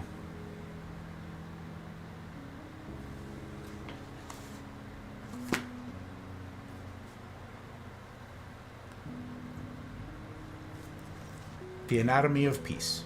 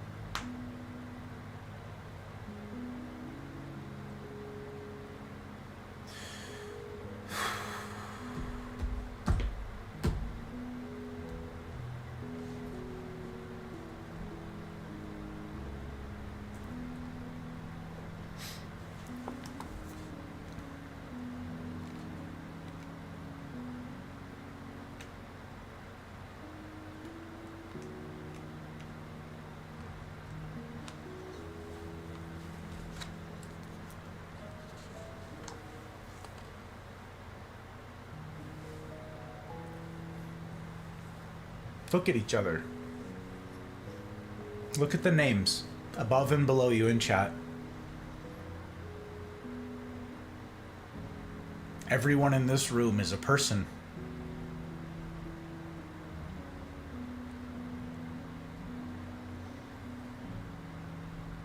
So are your enemies. Real and imagined. May you have the honesty and courage to do what our homes, our workplaces, and our communities most need. To see all as people, even and perhaps especially when others are giving you reason not to.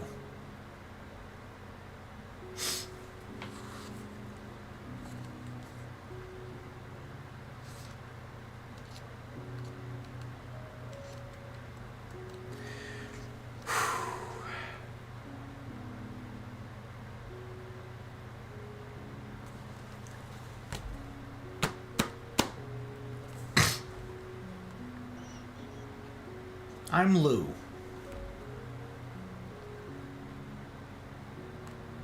And I'll tell you what, when I said at the outset that I identify with one of these characters, that might not have meant much to you. But hopefully now when I tell you that when I first went through leadership and self-deception, and then this right afterwards, when I first went through these things, I was a very different person back then. I was Lou. And I resisted all of these things very much. And all of this hit me like a ton of bricks. And then I knew I needed to change.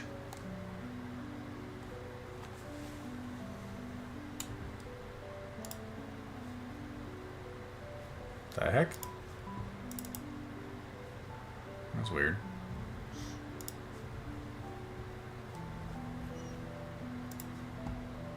I'm gonna drop it in confabulating, Pep.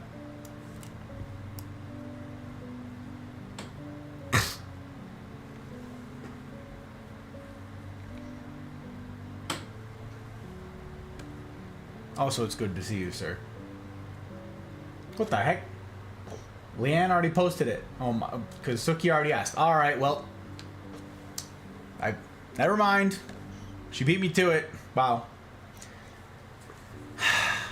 What a helpful gal.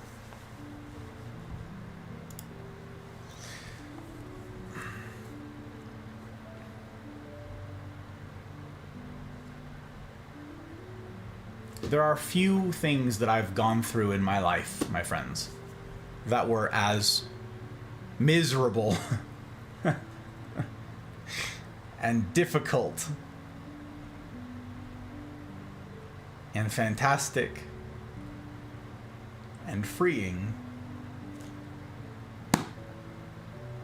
as what you've just completed.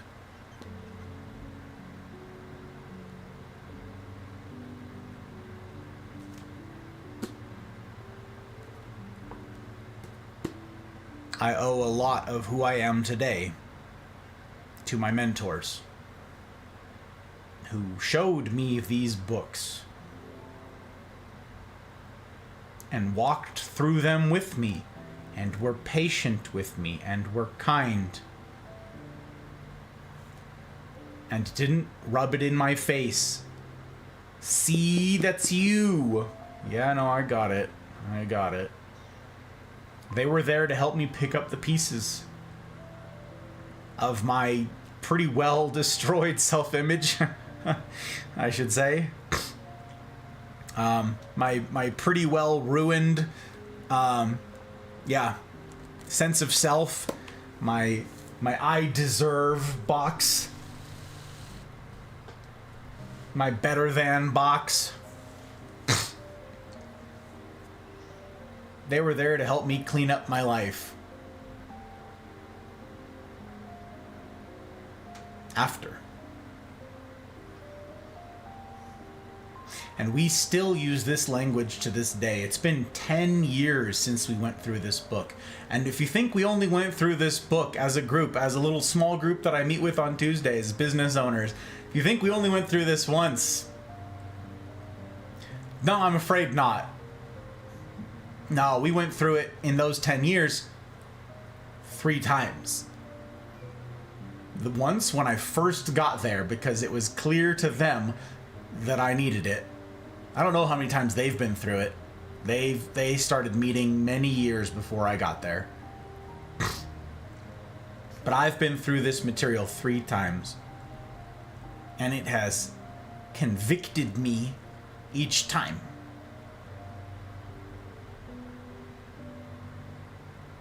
Commodore made a comment a bit ago that all of this can get more manageable, and that is absolutely true, and I want that to be a hopeful encouragement to each of you. This gets easier. The implications of this don't. The implications of this is what weighs so heavy on me. okay? The implications of my willingness to go through it, of my willingness to submit myself to the tutelage of this, my willingness to submit myself to discomfort in order to walk this out, the implications of my failure to do so stare me in the face all the time. When I promise you guys each week that I see you that the only guarantee of my being here on the internet, of my being a creator of any kind, of my being a broadcaster of any stripe, is that I will disappoint you.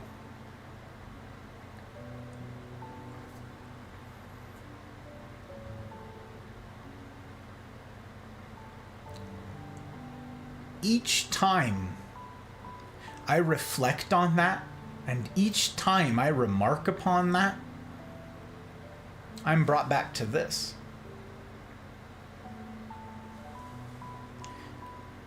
You're a person,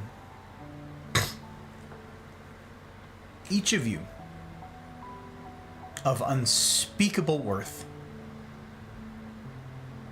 of undiminishable value.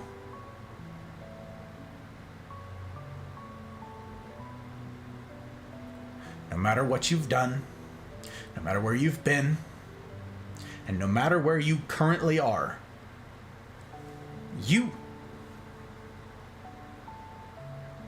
are worthy of my very best.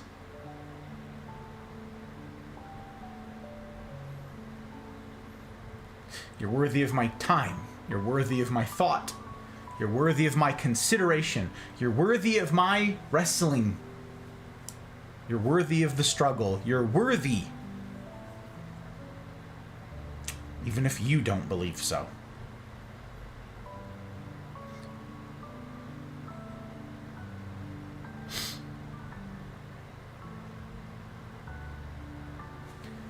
Which is why it's so heavy knowing that I'll screw it up.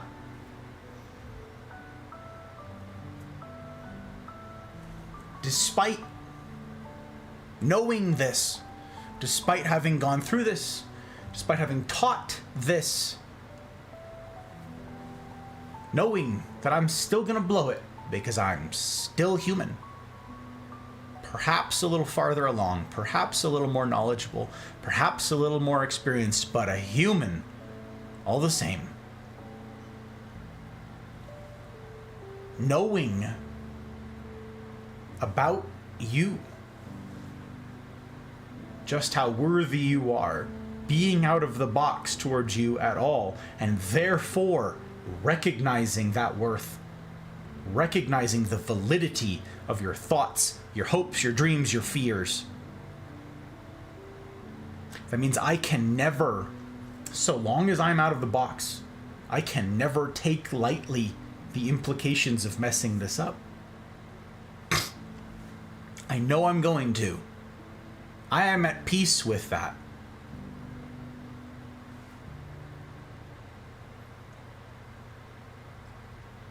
But it still hits. It still hits hard.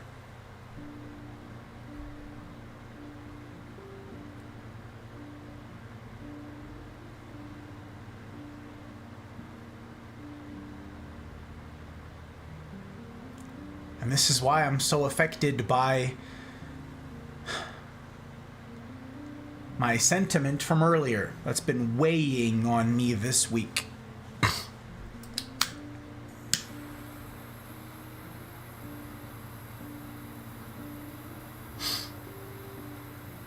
It's because the people here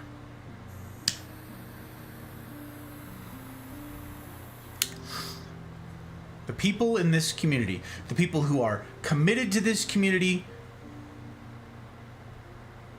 and the people who brush up against this community,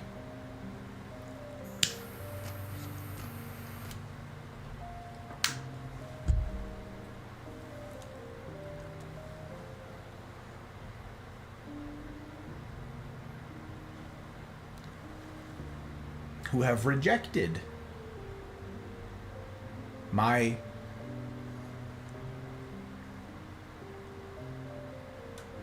pleas,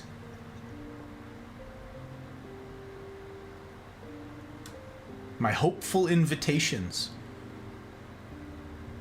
to join us in going through this, in wrestling with this, in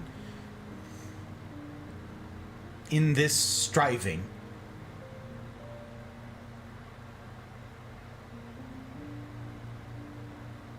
That's why it hurts so much. I can't do anything else.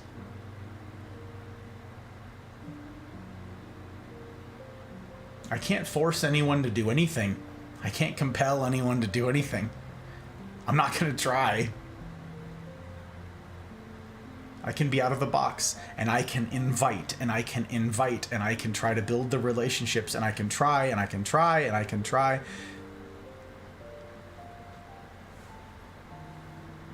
But some people will continue to choose war.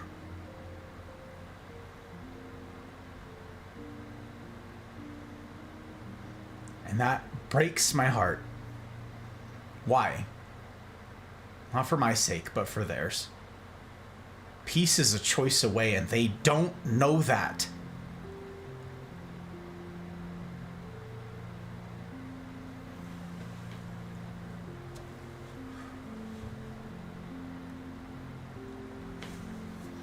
Peace is right there, and they haven't a clue.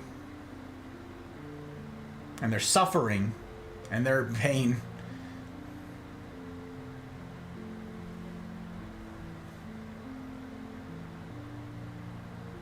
There's nothing I can do about it.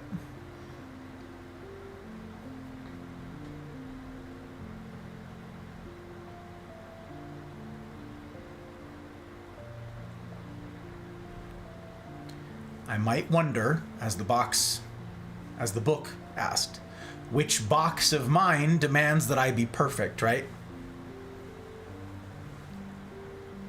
Sure.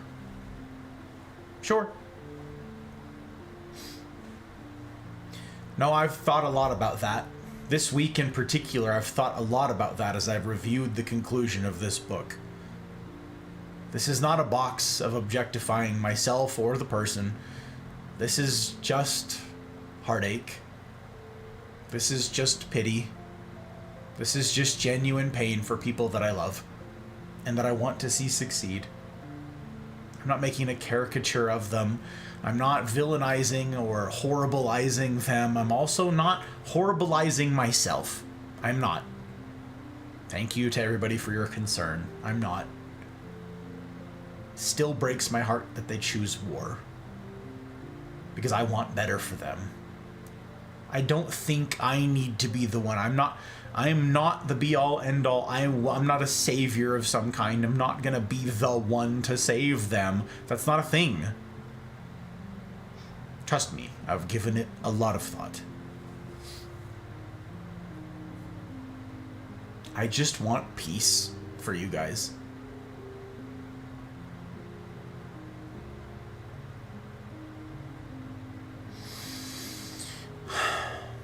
I want it so bad. Which is why it breaks my heart that so many people have said no thank you to this.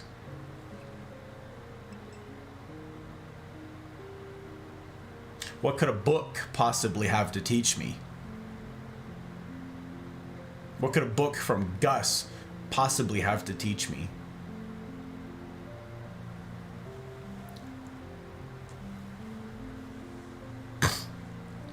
Oh, I've heard ideas like this before.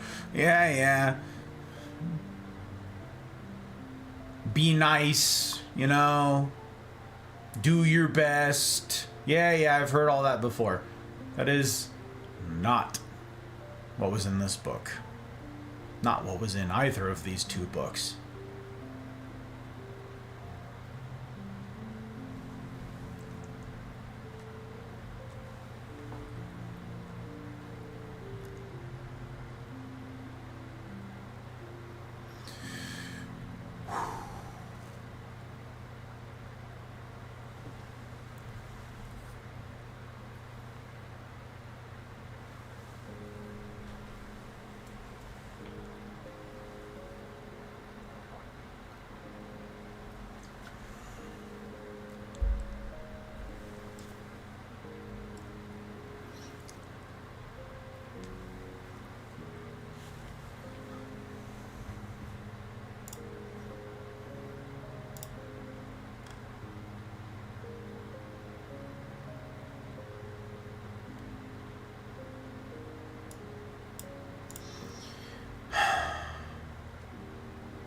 I'm going to read a little bit of chat, and then I have some remarks to make as we close.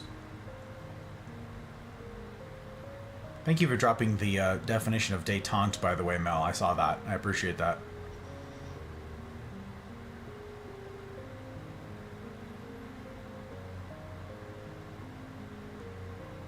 Pep, I'm glad to have you here, my friend. I meant to say that. I'm glad that you are wrestling with this material, too. Deep thinker such as yourself. You could have said, like others have, I've read a bunch of things. I don't.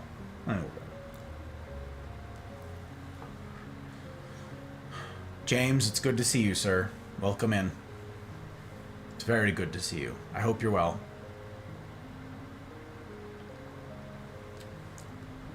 Who still chooses war? Raise of hands, right?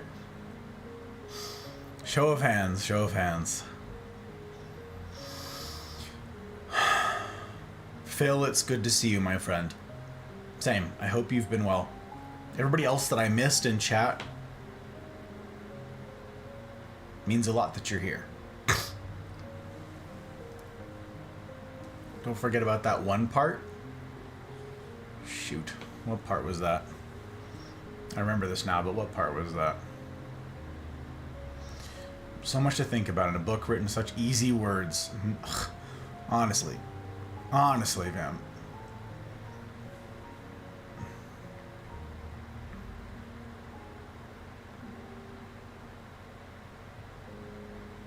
Somebody make this a movie and have Gus play Lou. Not a very good actor, my friend. I don't think I would do it justice. Don't forget to go back to that spot. Thank you, Vampire. Thank you. I forget. Don, it's good to see you. Welcome in. Welcome in.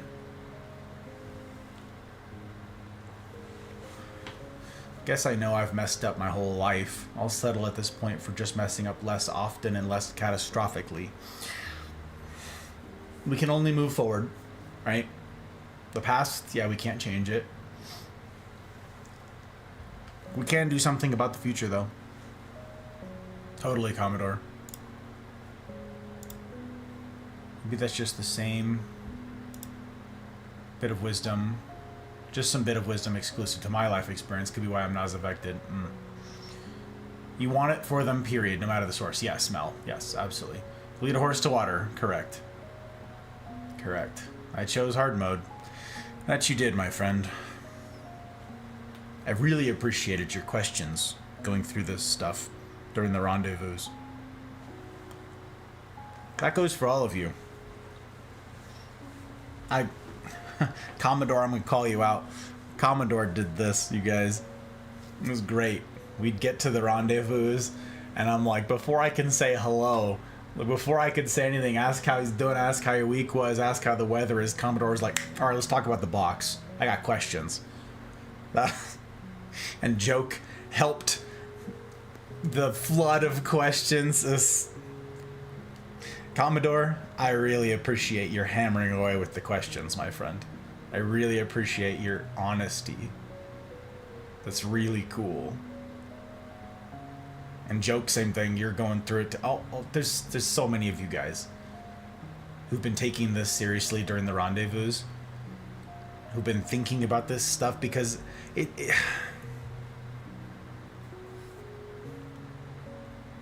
the benefit is yours to take it or leave. You know? Your mileage may vary. You get out of it what you put into it.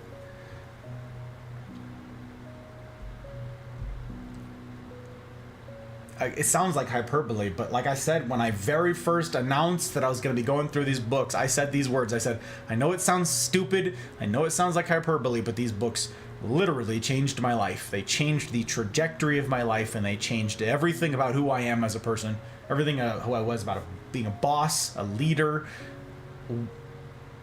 a partner. Easy mode wasn't working anymore for me. That's what Retro said. Retro said those exact same words. He says, I've tried easy mode. I've tried easy mode my whole life, and look where it got me. I choose hard mode now. That is a tough thing. That takes humility, too. To acknowledge that we're not where we could be, perhaps not where we should be. That takes humility. To say I screwed up, I don't want to do that anymore.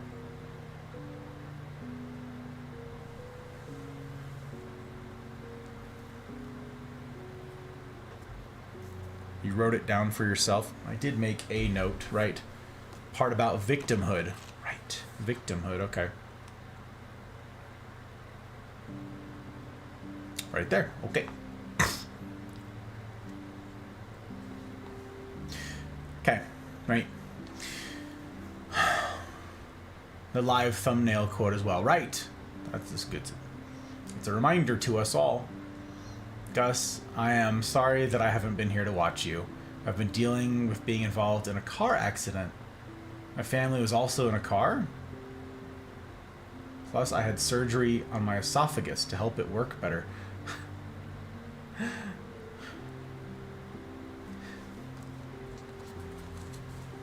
Valkyrie, I'm glad you're here.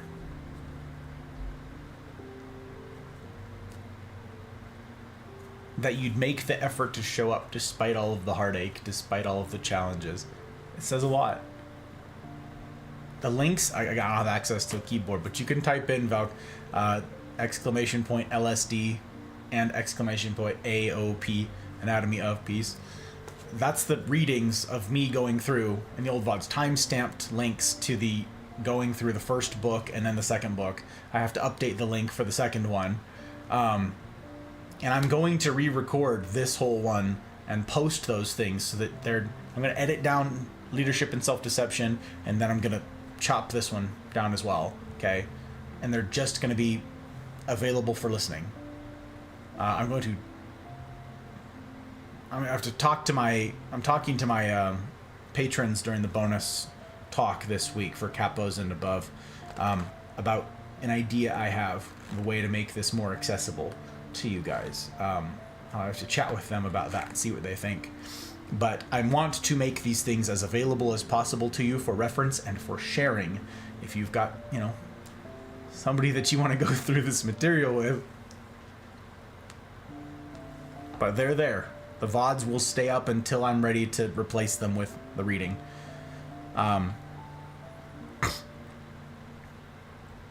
It has been my assertion from the beginning that the people who make the time to go through this material will be richly rewarded for it, though perhaps also slightly traumatized. And those who have said, no, I know better, I don't need any of that, will continue to have my uncut, unadulterated pity. Not in some patronizing sense, but in my genuine heartbreak. I'm very sorry to hear about the car accident and all the rest. It sucks.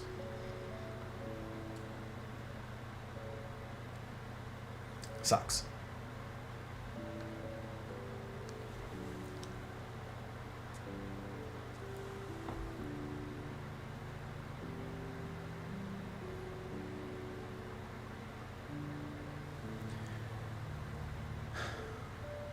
Family was also in a car accident 24 hours after my car accident. Oh.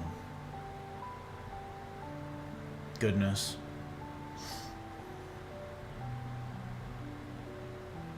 Sucks.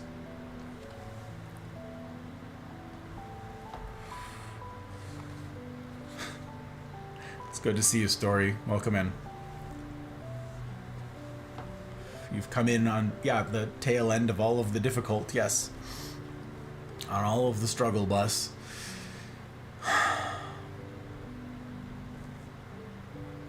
I do wish we had hit on it more in my group, but I understand it's harder instead when most aren't here on Fridays. Yes, Mel.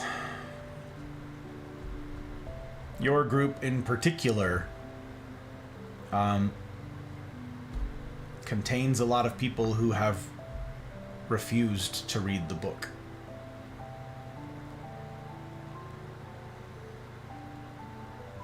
You've got Suki leading the charge as the champion of going through this and asking questions and sharing resources and stuff, but she's her and Pri are kind of alone in there. But you and Valkyrie jumping in, or you and Vampire jumping in rather, it's really cool. Info hazard, yeah. Thank you guys for dropping links very much.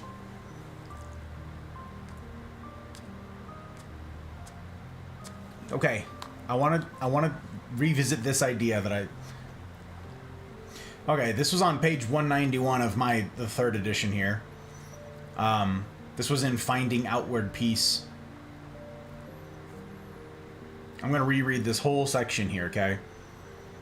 Yusuf is talking about questions that he ought to ask that he got from Ben. The questions that he asked were these.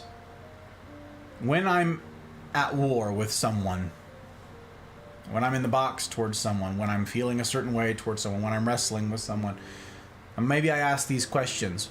What are this person's or people's challenges, trials, burdens, and pains? How am I, or some group of which I'm a part, adding to these challenges, trials, burdens, and pains? In what other ways have I or my group neglected or mistreated this person or group? In what ways are my better than, I deserve, worse than, and need to be seen as boxes obscuring the truth about others and myself and interfering with potential solutions? And finally, what am I feeling I should do for this person or group? What could I do to help? With Ben's help, Yusuf said as he turned back to the group, I started to ask these questions. Questions that helped me to ponder my situation anew. For most of my life, and I'm not going to ask anybody to raise hands here, but I'll raise mine. Certainly me. For most of my life, I had been consumed with my own challenges, trials, burdens, and pains, and with those of my people. I had never thought to consider how the Israeli people might feel burdened as well, and how I might have added to the burdens they felt, and how I too had mistreated and neglected. As I began to ask these questions, the world began to change for me. I still saw my sufferings, but I was able to see the sufferings of others as well. I failed to see the sufferings of others. I failed to see the suffering of others for way too much of my life. Way too much.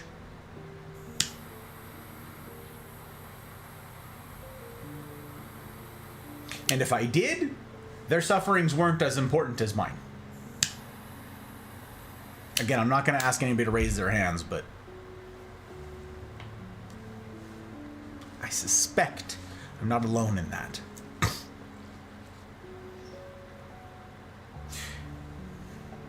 I was able to see the sufferings of others as well, and when seen in that light, my sufferings took on new meaning. They gave me a window into the pain that others might be feeling, some of it at my own hand. Since I no longer needed to feel justified, I no longer needed to sustain my own sufferings, and I could lay down my victimhood. I began to have feelings for and desires toward Israelis that I had before only faintly felt. I began to see possibilities, potential solutions to our problems that no one who is invested in the box can afford to see. Why? Why?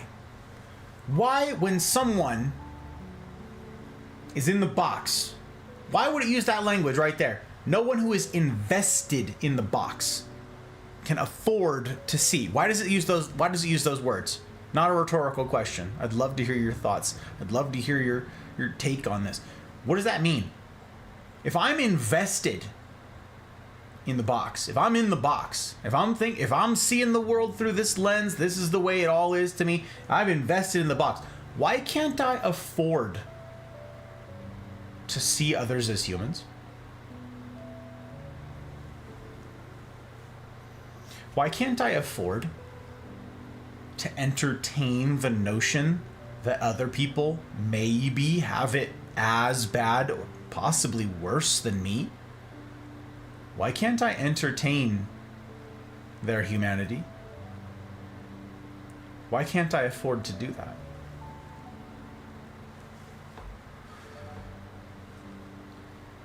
At my own hand, not realizing I was making someone else's life less than due to my own tormenting. Yeah, that was me. That was me to a T, Mel. 100%, that's me.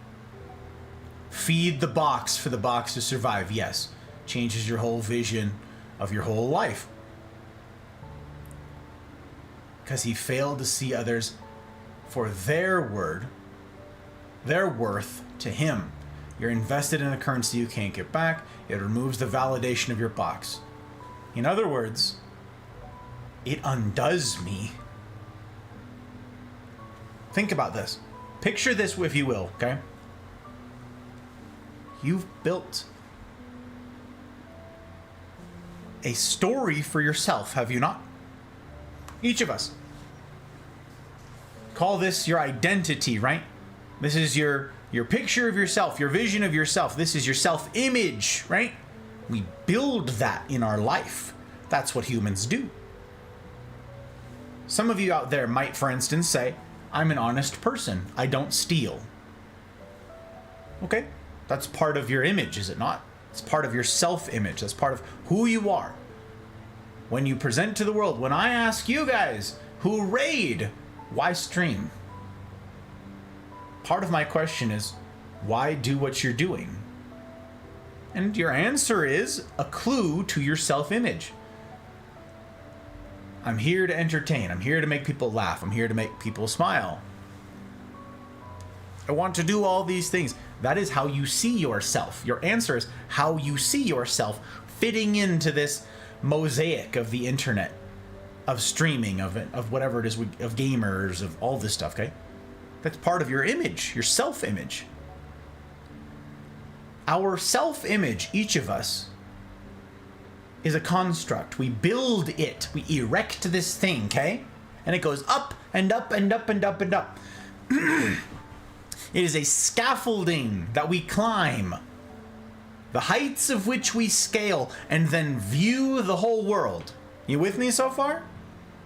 You start as a little kid, and you start building and building and building and building, and I'm a good person, and I'm better than so-and-so, and I'm this, and I'm that. All that, and you build it, right? And you climb and climb and climb, and you just keep building and building and building. And you're all the way up there. And the older you are, the higher up you are. Do you see it? The more years you've had to build, the higher off the ground you are.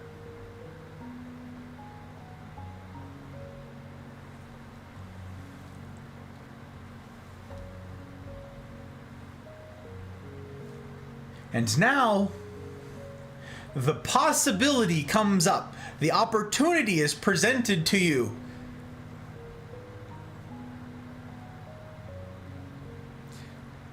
To have someone come along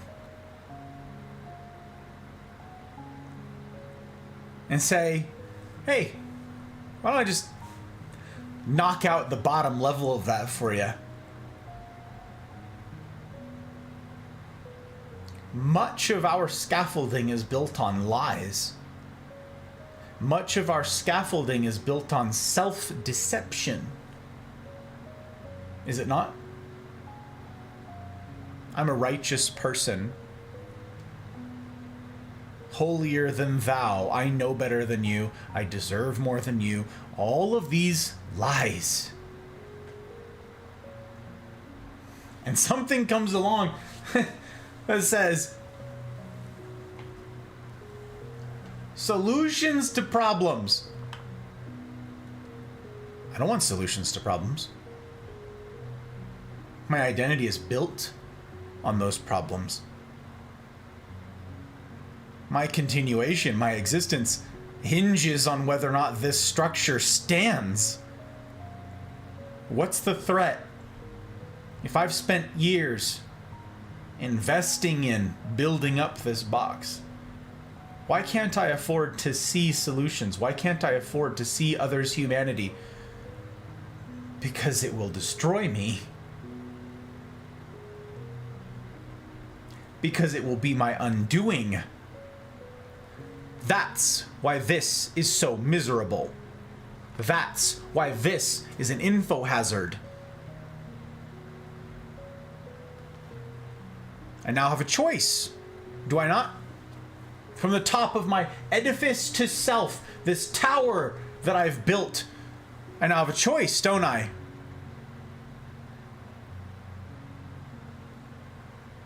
Knowing the truth now, I could lie more, double down, refuse to see, and persist in my misery that's now compounded because now I'm conflicted. Or what? Be undone. Undone at the seams, undone from the base, have the whole thing knocked out from under me. And if you've lived a bunch of years, the prospect of hearing, oh yeah, you need to start over.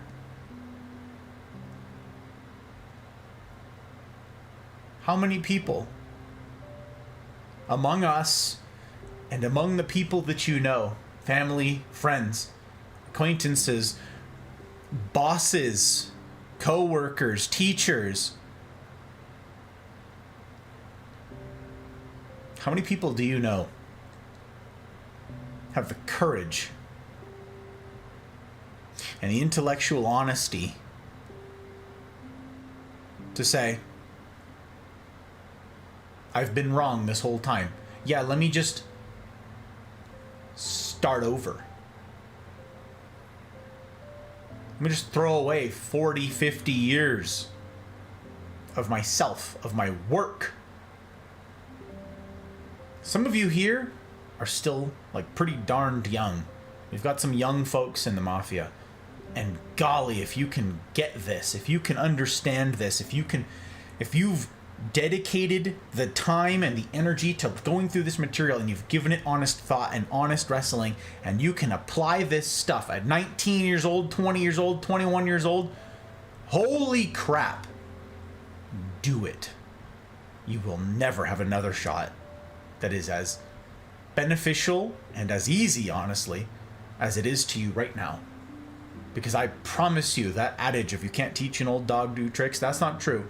You can, but it's really freaking hard to teach an old dog new tricks. The same goes for us. You can't afford, if you've invested your whole life into a lie, you can't afford to let that go. If your lie is you're a victim of circumstances outside your control, and you've built your identity around this victimhood of yours, I understand completely why you would refuse to let that go. I totally get it.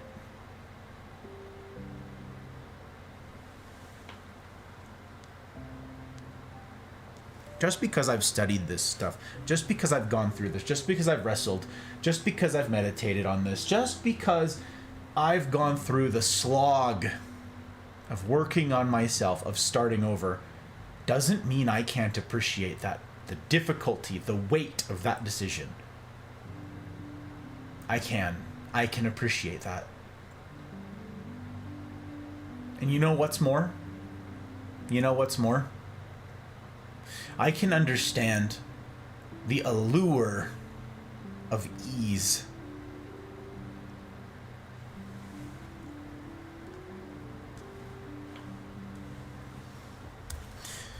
I can understand why, upon my invitation, my initial invitation to tackle this material, when I went through all that trouble to say this is an info hazard, right? It's going to be dangerous and it's going to be difficult. It could threaten your identity. It could threaten your sense of self. It could threaten your equilibrium. It could completely throw you off your kilter. You could be bewildered and lost because of this material. I wasn't going to lie. I wasn't going to trick people into going through it. So I had to be honest about the danger, about the hazards, about the risks. But I can totally understand why someone, upon hearing that, would go, no thanks. Nope. Nope, nope, nope, nope, nope, nope. No thank you. My life is hard enough. My life is hard. Why would I add hard mode to that? Why would I add what you call, Gus, why you call it hard mode? Why would I compound the difficulties that I already face? Why would I face giants when I feel like I'm already like just toast? Why would I'm out here suffering and struggling. I'm drowning. And you're like, here, let's add waves. I get it. I totally know why you'd say no. And not just to this. Think about this. Think about this, okay? Personal responsibility. And for tonight, I'd like it if you guys would refrain from adding suggestions of examples of what this could look like in the real world in practice, okay? I'd appreciate if you guys could keep those comments to yourself, only because there are some folks who've joined us since we began who are not caught up on all this stuff, and because the proper place to wrestle with individual ideas, that are particular to our lives and our experiences and all that jazz. The proper place for that is during the rendezvous on Wednesdays. Here in the Mafia Discord, if you're not in the Discord, okay, Mafia community rendezvous.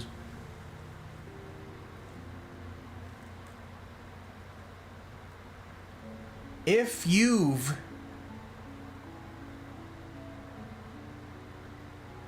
been told, hey, here's this hard thing. It's going to be miserable. It's going to be tough. But you should do it. Why? Because. And here's something that'll do it for you. I'll come up with a couple, hopefully pretty benign examples here that will illustrate my point, okay? You will, I undoubtedly have much more difficult examples in your heads. I know that. Wednesday. Bring them to Wednesday. Use your crew chat. Drop a note in there. Give me some advance notice, would you? So I know what I'm walking into. Put in there some examples of these things that you want to wrestle with, and I'm happy to do it. You'll no doubt think of some that I haven't.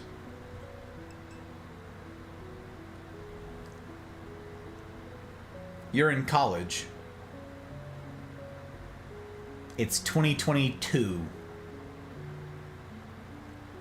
Things are starting to come out of lockdown. And a teacher says, write me this paper. It's going to be difficult. It's going to be a lot of work. It needs to be 15 pages long. Cite your sources. Yada yada. On this topic. And ChatGPT exists now. Teachers don't really know a lot about it, if anything at all. Schools don't have filters for it. They don't know a thing about it. and you know that you could just punch in the prompt, literally copy paste the prompt from your professor into something like ChatGPT, and it will give you your paper. It'll do it all for you. Like that. Why choose the hard thing?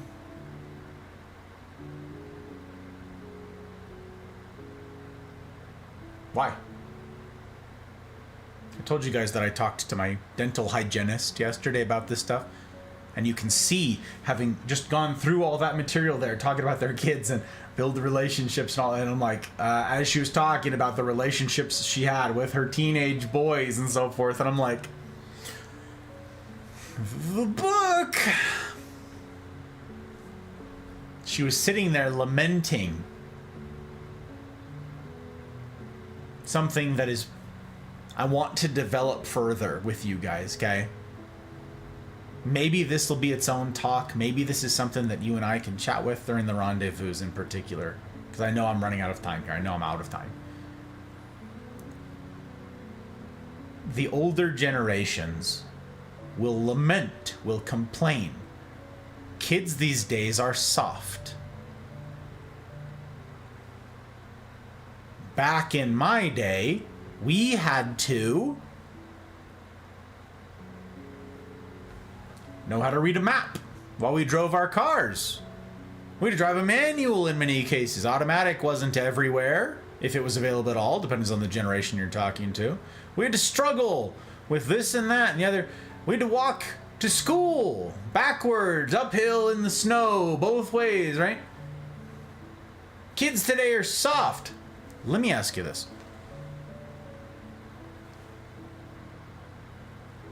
Do kids today have to know how to read a map? No. What's their choice? Struggle to learn all the routes around the city that I live in. Struggle to learn how to read a map, how to navigate the city, how to get from A to B, how to navigate all of the traffic and the rush hours and all the different, no alternate routes in case there's an accident, know all of that stuff, or put the address in my phone and it will do all of that.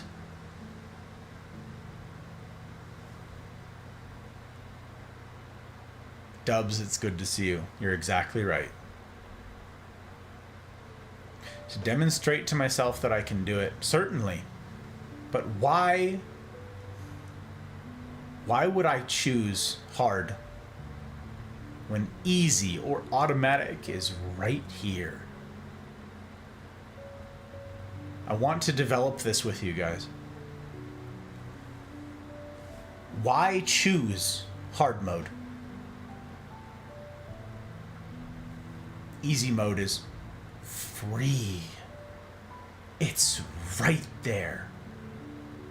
Ever at your elbow. It's one choice away. Always. The default. See people as objects. Don't go through the work of trying to build relationships, understand their history. Ugh, work. Why would I ever choose work when ease is at my elbow?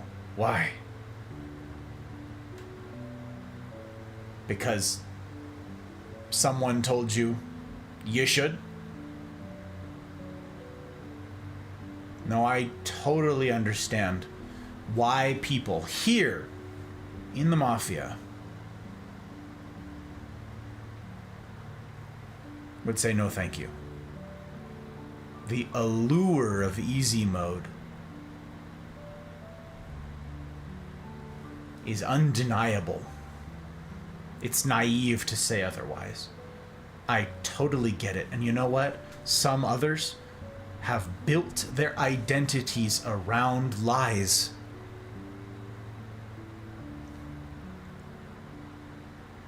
What's your choice? What kind of choice is that? What kind of choice is that I'm putting on you? on each of you. What kind of choice am I foisting upon you by insisting that we go through these books together? And, oh yeah, sure, I'll go along with these books. What kind of cruel choice have I put to each of you? Hey, consider that your whole life may be a lie, that many of the things that you believe are axiomatic of the world and of people and of yourself, and maybe all of those things, just consider that all of that is wrong and that the world is not what it seems, and undo all of it and throw away all of the scaffolding of lies, all the stuff that you've built over years, over decades. Yeah, throw all that away. Or don't. Or don't do any of that hard stuff. Or don't.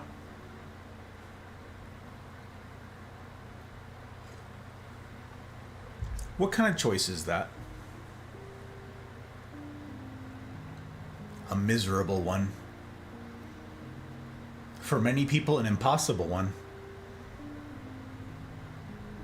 Which is why I kept using and abusing a particular word every time that you and I were about to sit down and do this, whether it be here on Friday nights or on Wednesdays during the rendezvous.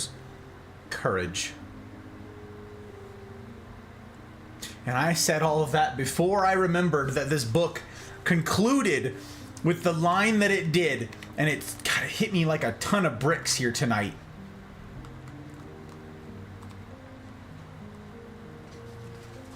That last line in the whole book, 232, again in 3rd edition here.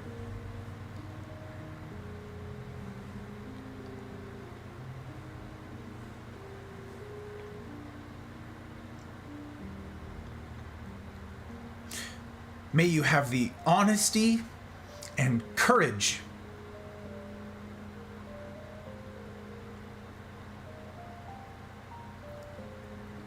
May you have the honesty and courage to do what our homes, our workplaces, and our communities most need.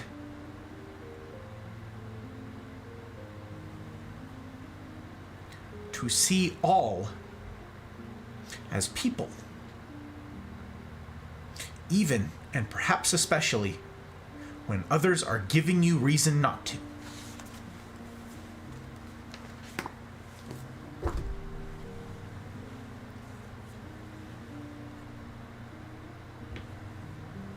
Honesty and courage. You need both for what lies ahead. You need both for the decision that you now need to wrestle with, as I have. You need both to make it out of this alive. You need both for peace.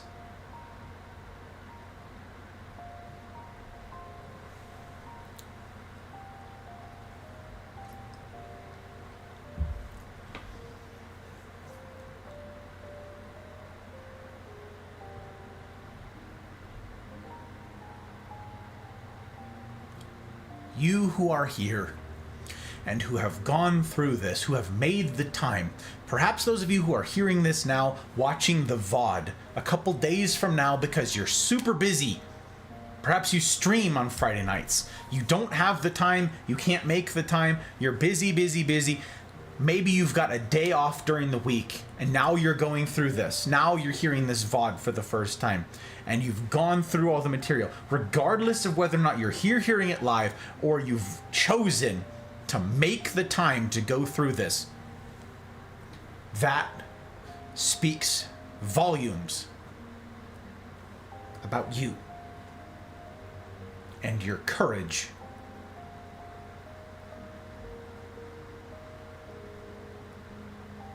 And your honesty.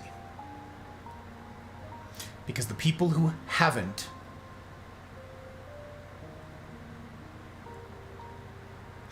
it also speaks volumes about them.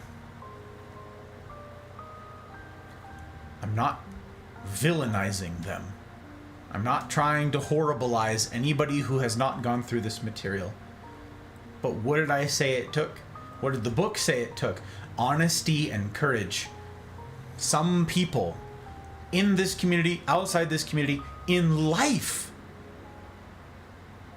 don't have enough courage right now for this. That's not to say they'll always be that way. That's not to say they'll always be lost in this. That's not to say they'll never be equipped. That's not to say they'll never be tough enough. But it's okay that they're not this minute. They're still people.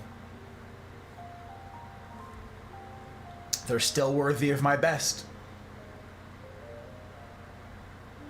They're still worthy of my consideration, my effort, my love, my forgiveness, my patience. They are still worthy. Perhaps their traumas are such that they can't bear the thought of going through something difficult right now.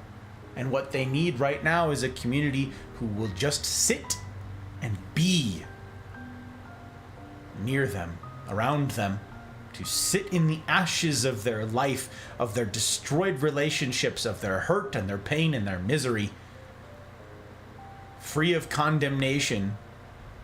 Maybe that's what they need right now, is just a friend.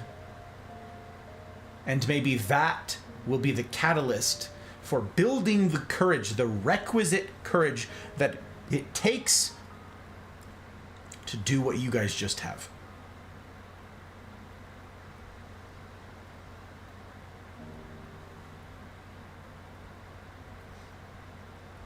I hope someday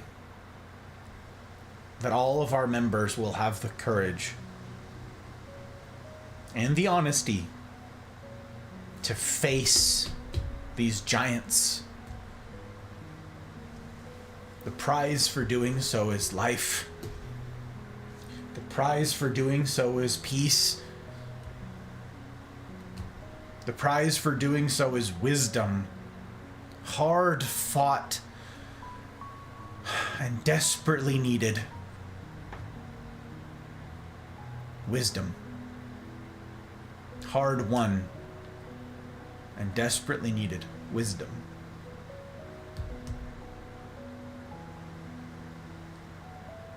Our world is in trouble, friends.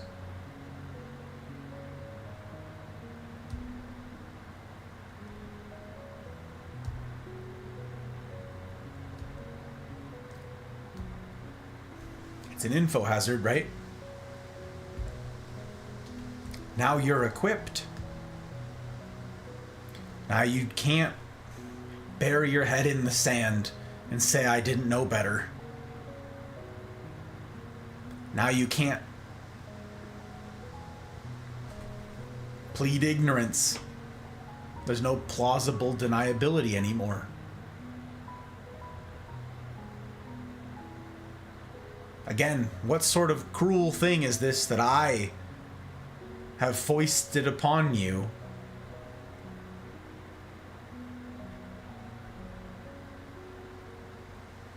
I've said this a couple times the past couple weeks with you guys.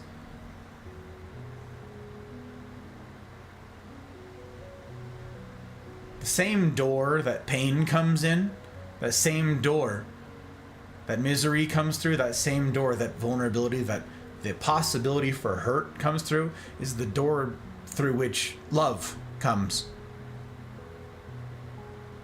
Love and pain use the same door. I can close the door to pain.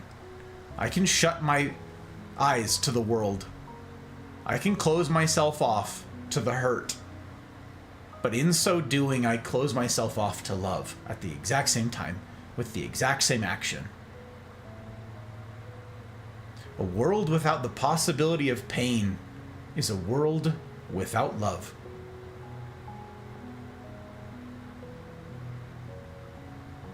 A world without the possibility of pain is not one that I want to live in. It's not a life that I wish to live. Because then it's not worth living.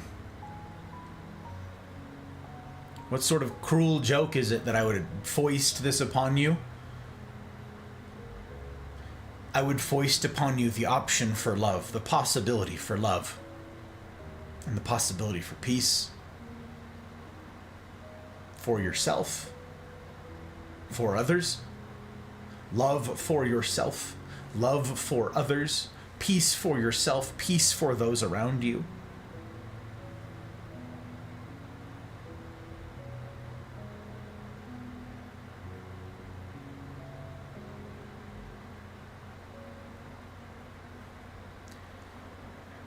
Why would I foist such difficult things upon you? Because I love you.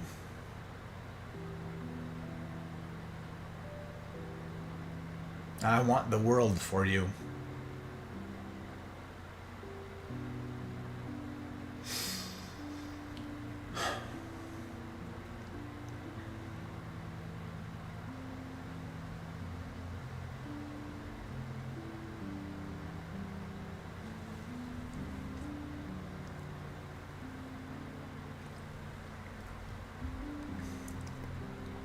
Okay.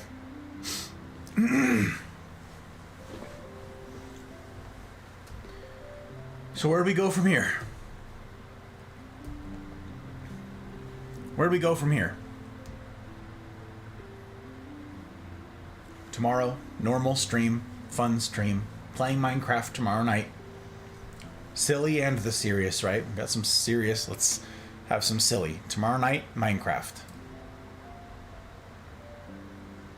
I haven't played it in like months. I'm gonna be lost. Tuesday, Apex. Wednesday, the Rendezvous.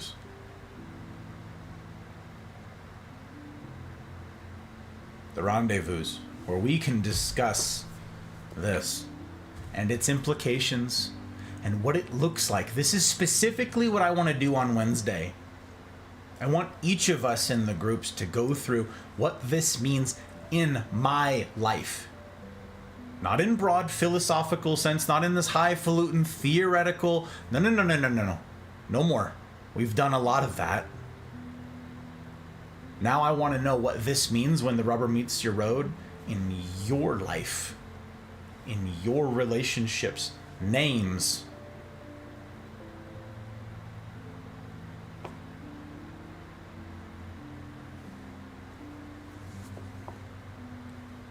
I want to know what senses you have, what desires you've gotten to feel as a result of going through this material, as I certainly did when I first went through it, and as I go through it still. I want to know who in your life, in your world, came to mind. And again, use the crew chats right now if you need to. Use the crew chat to put in names, faces, notes to self so that we can revisit them on Wednesday. I know that's pretty far from now. So take notes, okay? Right, jot down something. That's Wednesday.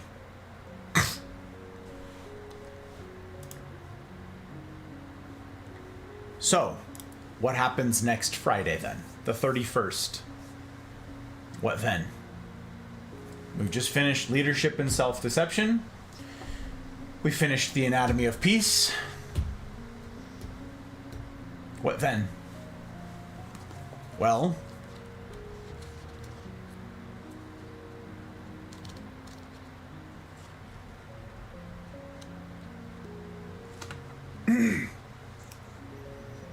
on page 225,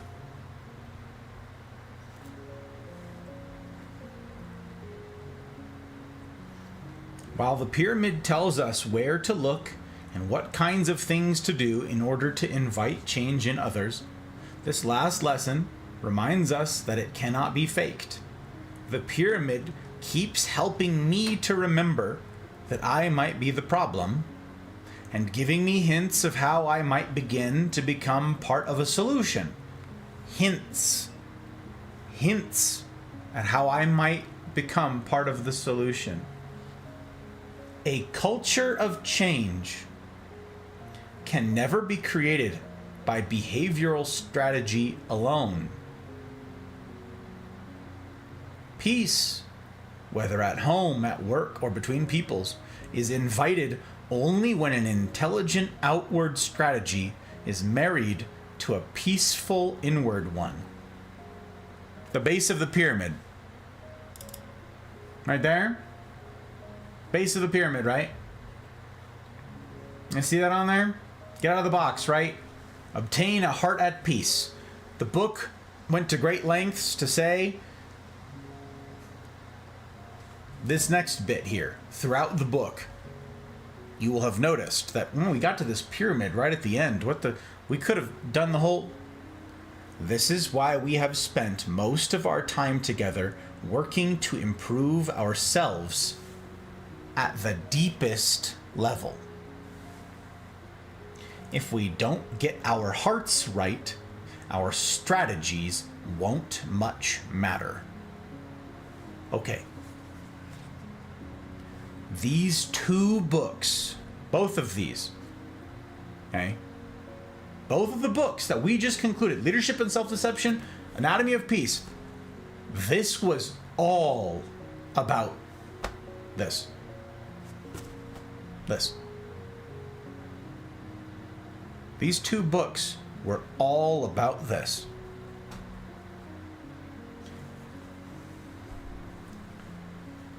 No strategies that I could teach, no tools that I could offer, no insights, no correctives would matter. Tips, tricks, tools, none of that matters if this is wrong. If you're in the box, the tools don't matter. If you're in the box, no technique will help you. Why? Because we can tell when we're being played. Can't we? So these two books, two whole books, we went through two whole books together. Weeks, months now of wrestling with this just to get this right.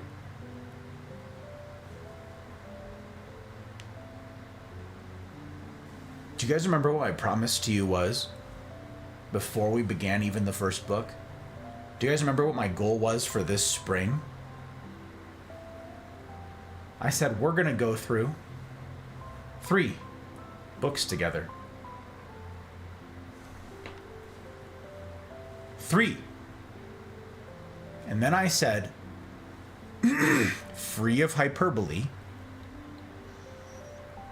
if you will indulge me, if you will have the intellectual honesty, the courage to embark upon this with me, alongside the folks to your left and to your right here in the Mafia, if you get through these 3 books, if we as a community can do these 3 books together, there is no topic, no heartache, no strife, no complication, no difficulty so great that we can't handle it.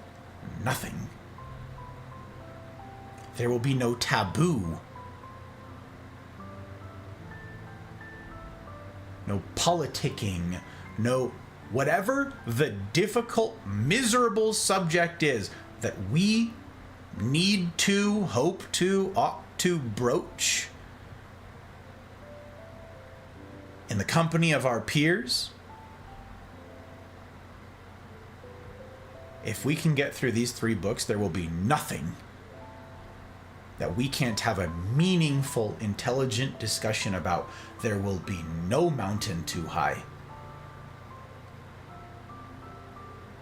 Look at this pyramid. I want you to use the exact same illustration here, okay?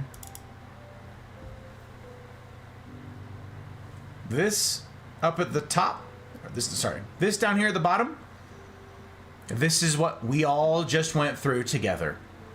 I'm with Suki, proud of us. This is what we just did. The bottom. The next book is that. Next book is for the top. We've just done the foundation. Can't do the top without the foundation, right? Gotta go through these first 2 books. Gotta have my heart right before the rest is any good. But what I want to do next is tools, strategies, in a book that hit me equally hard for different reasons, okay? Different insights to myself, the ways that I deceive myself, I know that my heart is wicked, and I know I mess stuff up and I make dumb decisions. I know all that now, right? I get that general sense. But the specifics and what to do about them. And okay, now I've got a heart of peace towards somebody, but now what? I don't know what to say. I don't know what to do. I don't know what to do with my hands. That's probably a lot of you, right?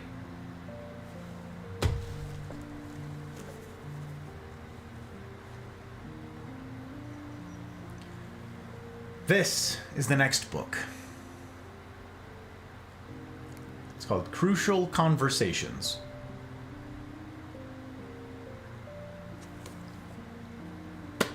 This one is newer to me. I read this at the end of last summer.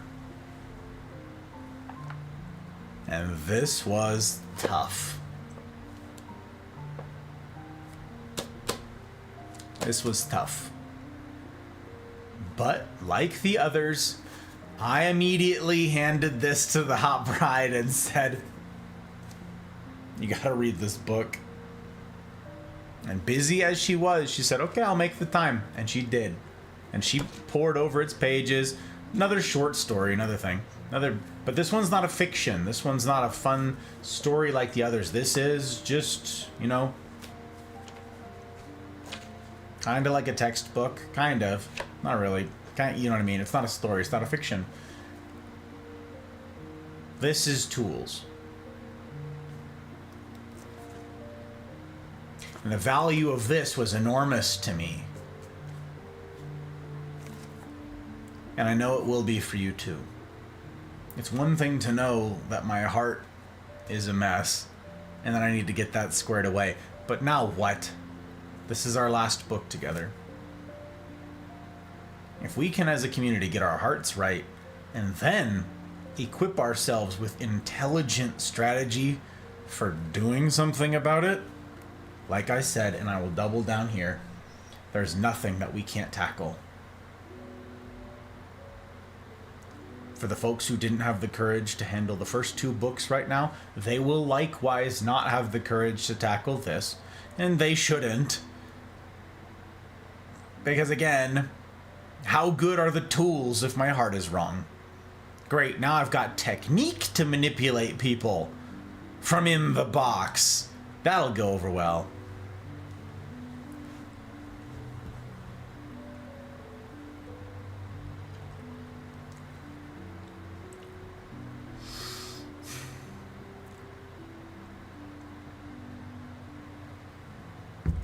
Runs in, snuggles, goes, "Hi, Bride." Hi, Ivana. It's good to see you.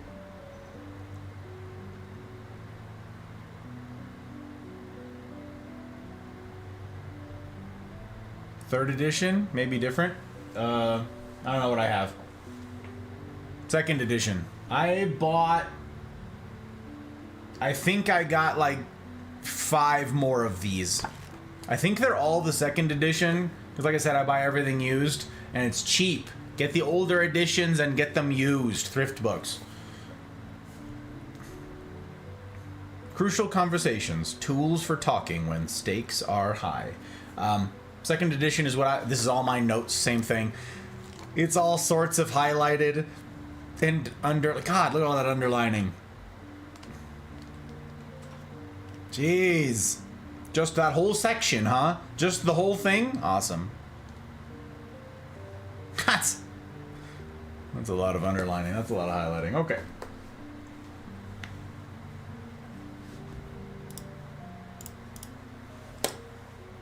That's the roadmap.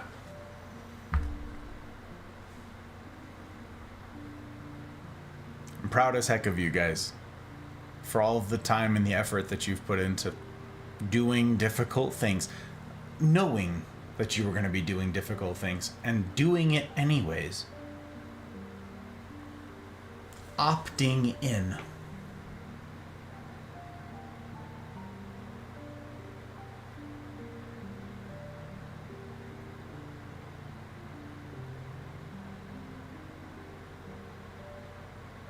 The caliber of character it takes to opt into difficulty when ease is at your elbow does not escape me.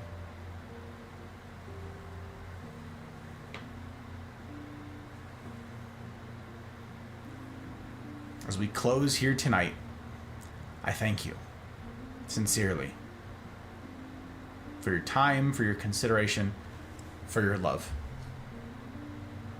for your courage.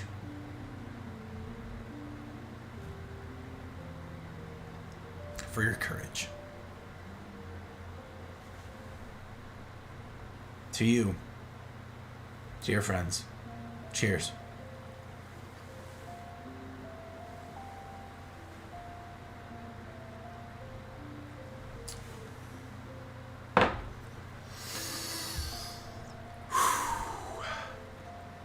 No raid tonight. You guys know we don't raid out on serious notes. Imagine how incongruous that would be. We're all sitting here wrestling with, like, existential, relational, like, crises. Let's go say hi to so-and-so. Woo! Drop the emotes and all the see. This is why I disable raids on Fridays, because, ugh, cringe. Imagine if somebody well-meaning, all filled with love and like hope and happiness, raided in the middle of that.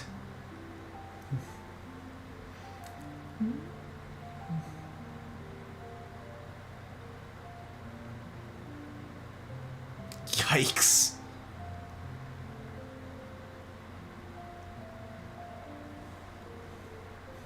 Whiplash is a great word for it.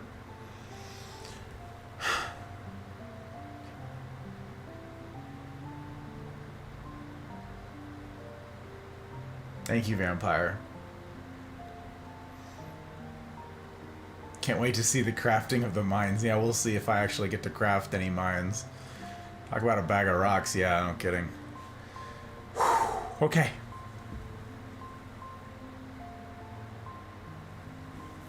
If the easy way doesn't work, is it really all that easy? It's a good question. And it's one that I've thought quite a lot about. Ask that question again on Wednesday, Commodore. I'd love to walk through that. That's a great one.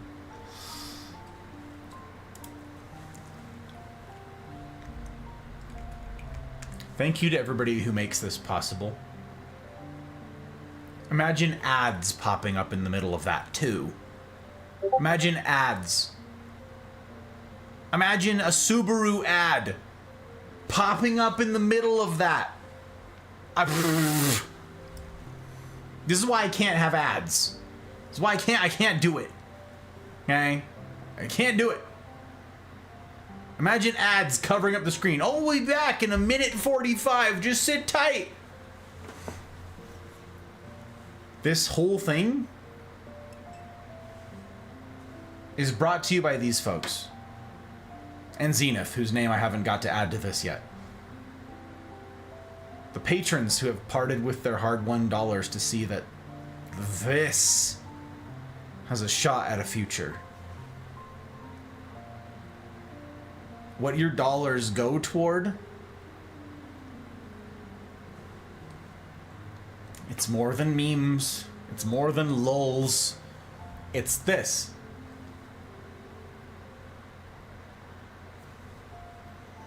It's what we're wrestling with.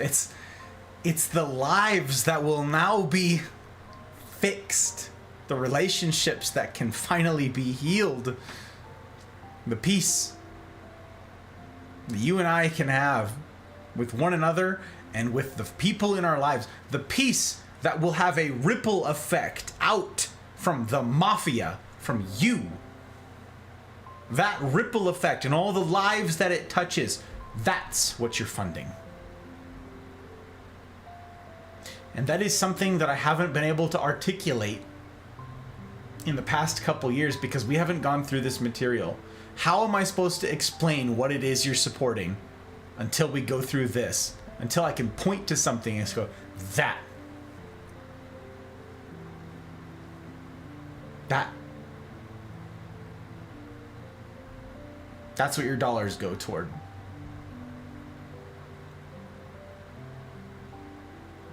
That's what your bandwidth goes toward. That's what you're sharing this, telling a friend. All the work that you guys have done to see that this thing has a shot at a future. That's what you're bringing, is peace. Or at least hope of peace. You guys have a multiplicative effect. There's a bunch of you guys now. These ripple effects will go farther than you think. So thank you. Thank you especially to the public patrons.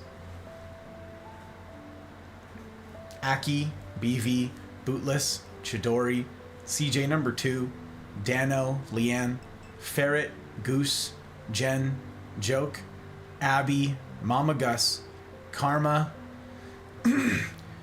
Retro, Zenith, Ryan, Thump, Tech, Mouse, Trotsky, Pell, Dragon, CJ number 1, and Zin.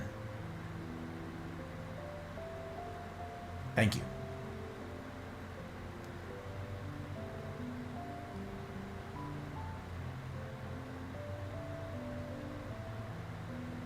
Those of us who've been supporting you this whole time knew what we were bringing. I didn't get to put it into words. Thank you. All right.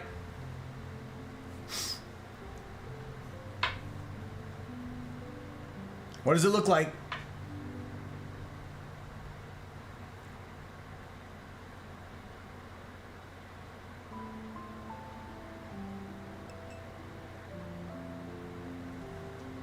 Thank you guys.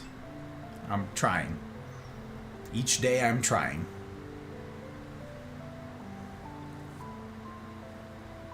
What does it look like to do life on hard mode? What does it look like to wrestle with and conquer the giants in your life alongside the men and women of the Mafia who've agreed to link arms with you and do the same? What does it look like to then have the tools to go with the heart, to go with the courage, to... What does it look like? Come and see. Come and see. And as ever, I will strive to see that it's a decision that you don't regret. In the meantime, I wish for you each marvelous evenings, mornings, wherever ye be. And I will see you on the other side.